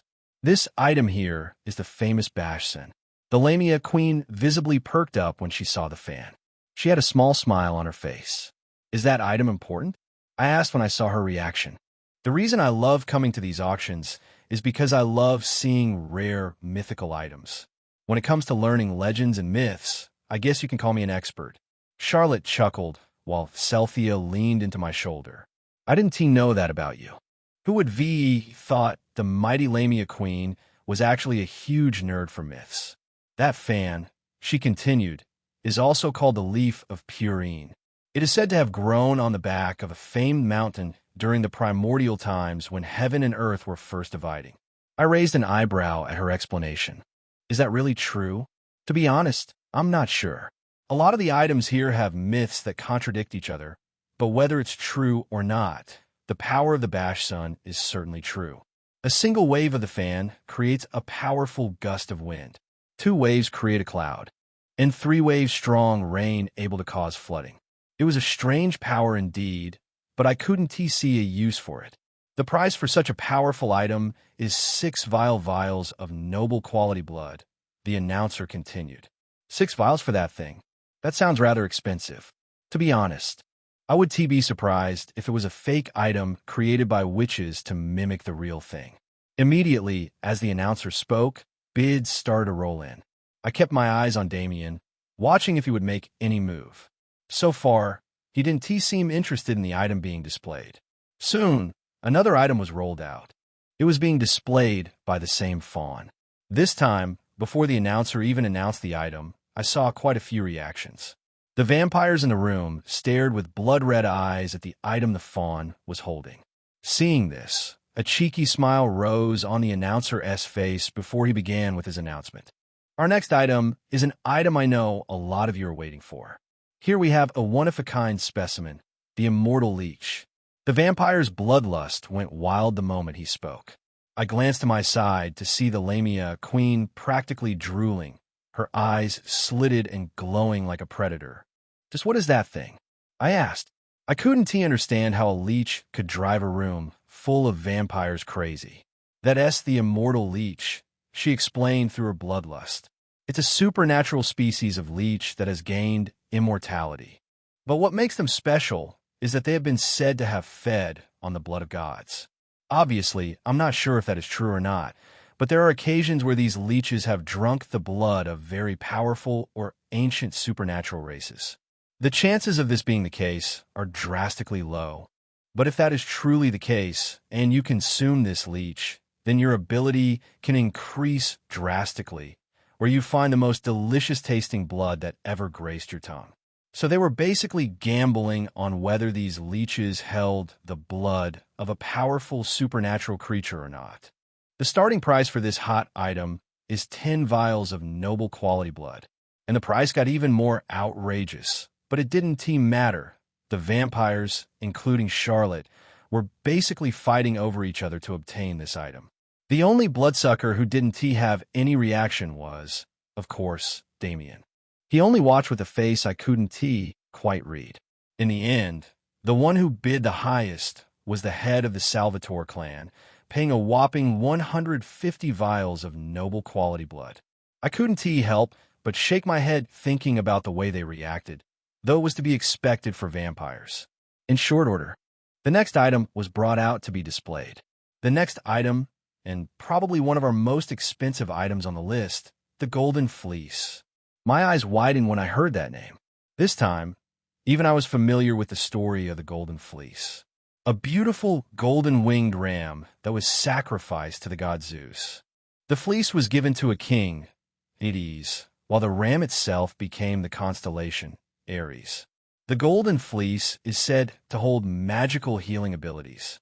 The starting bid for such an item is 25 vials of noble blood. I bid 25 vials. It was the representative of the Sun clan that cast the first bid. 50 vials. Another voice rose to counter. I bid 75 vials. 100 vials. I bid 150. The price of the vials continued to rise exponentially with every bid that was offered. The representative of the Sun clan seemed unwilling to back down, no matter what he had to pay. Given the healing properties that this fleece is said to hold, I didn't have to guess why he wanted it. He was probably more desperate than anyone here. This might just be the perfect opportunity. While the price for the fleece was climbing to a price of 500 vials, I slowly raised my hand to offer a bit of my own. 1 vial of blessed quality blood. Chapter 199, Auction 3. The room went silent the moment I spoke as everyone's gaze averted to me. As far as they knew, Damien was the only person in the room with blessed rank blood. The announcer froze. Who is this guy? Doesn't he know the rules? Sounds like a fake bidder. The room erupted in loud chatters and whispers. The announcer's eyes suddenly turned sharp as he stared daggers at me. I spotted a few more ghouls making their way from behind the stage. You know what happens to fake bidders, don't you? Anyone found bidding with wealth they do not have will become slaves and be bid at our next auction. That is our rule. Suddenly, more ghouls appeared at the entrance, as if to stop me from running. Feel free to test the quality of my blood if you feel I am lying, I said, and the people in the room began to chuckle. I understood their reaction. I was an unknown entity. For someone with blessed quality blood to suddenly show up seemed unlikely to them. That we will, he announced. And just then the female fawn stepped forward with the same device Asis used to test my blood quality once before. Just drip your blood onto the device, and it will tell you the quality of your blood. I did as she instructed and created a small incision on my hand with my claw. The moment she saw my claws, her heart skipped a beat. She looked up at me with wide eyes. Of course, this is because fawns and werewolves had a long history. We werewolves hunted fawns just like vampires hunted us. We were the sole reason why the population of fawns on the outside world had nearly reached extinction. Even now, I could see why this was the case. Being this close to her, I could hardly fight the urge to rip out her throat. There was something about them that felt so appetizing. I bet her instincts were screaming at her to run. But the fact that I had horns on my head must have been what was stopping her. I dripped my blood onto the device and waited for a few precious seconds for the result to come in. Her eyes widened even more. He has blessed quality blood. Her timid voice erupted, and immediately a wave of chatter ripped through the room. The ghouls looked back and forth between each other in disbelief, while the announcer looked absolutely speechless. Could it be? Who even is that guy? Seeing how rowdy everyone was getting, the announcer cleared his throat to speak. Ahem, we will collect your payment after the auction is concluded. Saying that, he continued with his auction, bringing out different items to be auctioned. Damien didn't look interested in any of the items being auctioned until one item was brought out. It was the famed sword Excalibur. Damien whispered something to a vampire sitting beside him, and the vampire raised a bid. The starting bid for the famed sword was 200 vials of noble quality blood, and that's exactly what it was sold for. It seemed no one wanted to bid against him, maybe out of fear, or maybe because they thought they couldn't outbid him. Either way, the auction was wrapped up not too long after. Throughout the rest of the auction, I could feel eyes on me. One particular person was looking at me quite intently. It was the representative of the Sun clan. It was understandable, considering I bought the very item his house so desperately needed. They must wanted the fleece to heal their leader. Whether it would work was up for debate, but it was their last hope either way. Darling, are you going to collect the item you bidded for now? Celthea asked. Yes. Do you want to come along? She promptly nodded her head. The two of you can go ahead. I'm being invited out by a few nobles. I'll see you at home, the Lamia Queen said. I could see that she was exchanging looks with a few people in the room. I bet they wanted to question her about me. Go ahead. Excuse me. Could you come with me for a moment? I turned around to see the fawn standing behind me. She was standing so far away that it could be hard to guess that she was talking to me. She was also surrounded by a few ghouls. I nodded and followed behind her with Celthea clinging. She had an amused smile on her face. Are you enjoying being dragged to a boring place like this? I asked. As long as I'm with you, then it doesn't matter where I am. Plus, I get to watch you being amazing. Did you see everyone's face when they found out you had the highest quality blood? She giggled. Those nobles were so stumped. Celthea and I chatted and laughed until we were brought to an empty room where the item I bid for was laying in a glass case. The announcer was also there. He had a smile of pure greed on his face when he looked at me. "Welcome, sir. Your item is here for you. Take a look. I'm sure you'll feel satisfied by it." He gestured me towards a fleece. The golden fleece glowed beautifully inside its glass casing. I couldn't say for certain if it was the real thing, but one thing for sure, it was mesmerizing. "Yes, it looks just as magnificent as I imagined it," I responded, and his smile grew even further. "Glad? Just come right here, and we can proceed with the payment." The Kappa handed me the vial. I flashed him a smile before biting into my wrist and draining my blood into the vial. He watched with greedy eyes until the vial was filled. "Thank you, sir." At the same time, a ghoul stepped forward and handed me the fleece. I was ready to leave right then and there, but then he stopped me. "One more thing, sir. Take this. It's our VIP card. We would be happy to have a customer such as you as one of our frequent buyers. This card grants you certain special privileges. Here, take it." Chapter 200. Boss and a loyal knight, the announcer pressed the VIP card against my palm. "I don't know how or why you have blessed quality blood, but this is certainly going to stir an uproar," he chuckled. "It looks as if we have another big player in the city. Feel free to contact me if you ever need anything." I'll keep that in mind. Since there were other people in line waiting to collect the items they bid for, after we collected the golden fleece, Celthea and I left. "So what'll we do now? Will we go home?"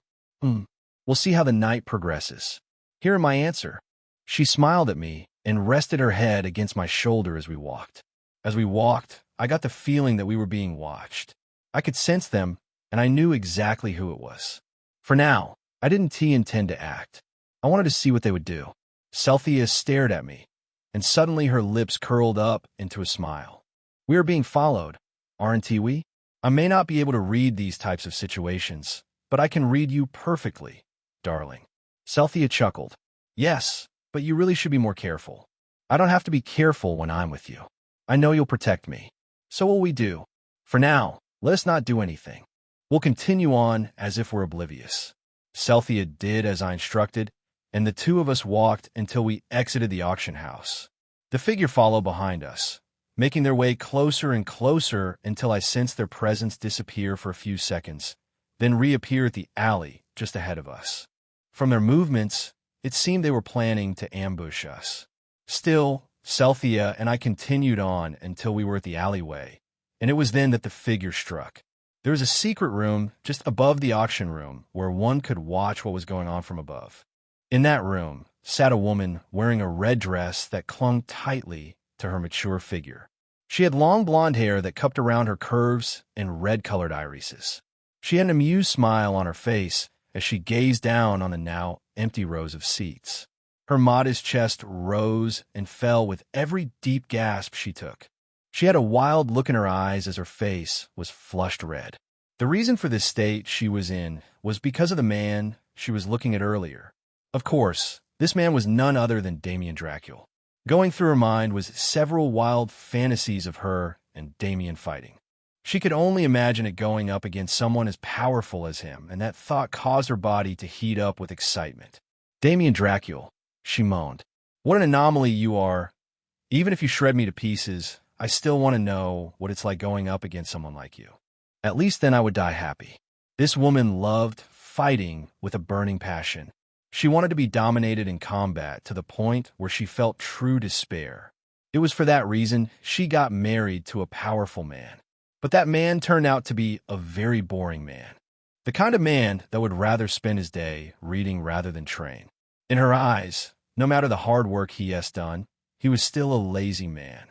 Knock, knock. Suddenly, a loud knock came on the door to the room. She was forced to put her fantasies aside and catch her breath. "Come in." Immediately as she spoke, a figure stepped in. It was the Kappa, the one who did the announcement. He had a wide smile on his face as he looked at the woman. "I take it you were enjoying yourself?" "Boss," he grinned. "It's always a pleasure seeing Damien in person." "Yes, but boss, did you see the other guy? We could have a real big spender if we play our cards right." "Ah, you mean the one with blessed quality blood. Did you give him our card?" "Yes, boss," the Kappa quickly nodded. then there is nothing else to do. By now, word must be getting out about him. It will cause an uproar. But I don't care much for politics. The Kappa nodded along. He knew she wouldn't have cared much. All she cared about was fighting someone powerful. He couldn't help but smile and shake his head as he stared at the beauty before him. Anyway, I'll have the report of tonight's earnings later. I need to get back so those idiot ghouls don't mess up anything. Working with that gang is always such a headache, he chuckled. I'll see you later, Mrs. Valmont. The moment he spoke, her eyes turned sharp and a cold sweat trickled down his forehead. I mean, boss, haha. See you later. He quickly shook his head and left the room before he incurred more of her wrath. As he left and closed the door behind him, Carmine Valmont only sighed and shook her head. That idiot, she snickered before leaning back in her chair, and once again the image of him came to mind. Damien, just as I expected, a shadowy figure stepped in front of Celthea and me, blocking our path. Celthea acted instantly, ready to attack, but I stopped her.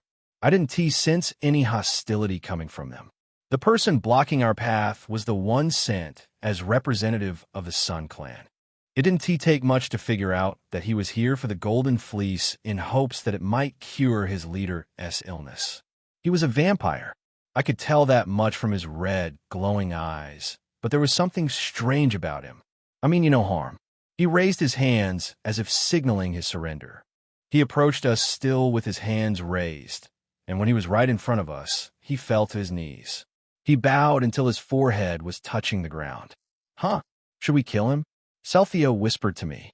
For a moment, I was speechless. A vampire bowing to me without me having to do anything to make them submit. It was strange to say the least. I beg of you, allow me to use the Golden Fleece to save my master. You mean the leader of the Sun Clan? I asked. Yes, our house is in shambles. The Valmont clan has stripped us of our title. We have nothing. Our only sliver of hope is helping our leader regain his strength. TSK, bowing like a dog, your leader would be ashamed of you. You're too much of a coward to fight for what you want, Celthea snapped when she saw the man practically crying on the ground. She had a look of disgust on her face. Em desperate. Bowing like this is nothing. You're so pathetic, darling. We should kill him. He is a disgrace. Calm down, Celthea. This man is just trying to save his leader. He is showing his loyalty right now, I said. Loyalty? But he is bowing on the ground? Wouldn't you bow if it meant saving my life? Yes, of course I would, but in the face of such a question, she couldn't refute. She was clearly biased towards me. If I was the one bowing, she would be seen it as honorable or dignified, but to others she was a bit harsh and stern. I approached the vampire bowing on the ground and raised him up by his shoulder. You could abandon your leader when he got weak, but instead you stayed by his side and tried your best to help him recover. Such loyalty needs to be rewarded. The only reward I seek is the good health of my leader. For that, I would gladly give my life. His words caused a smile to appear on my face.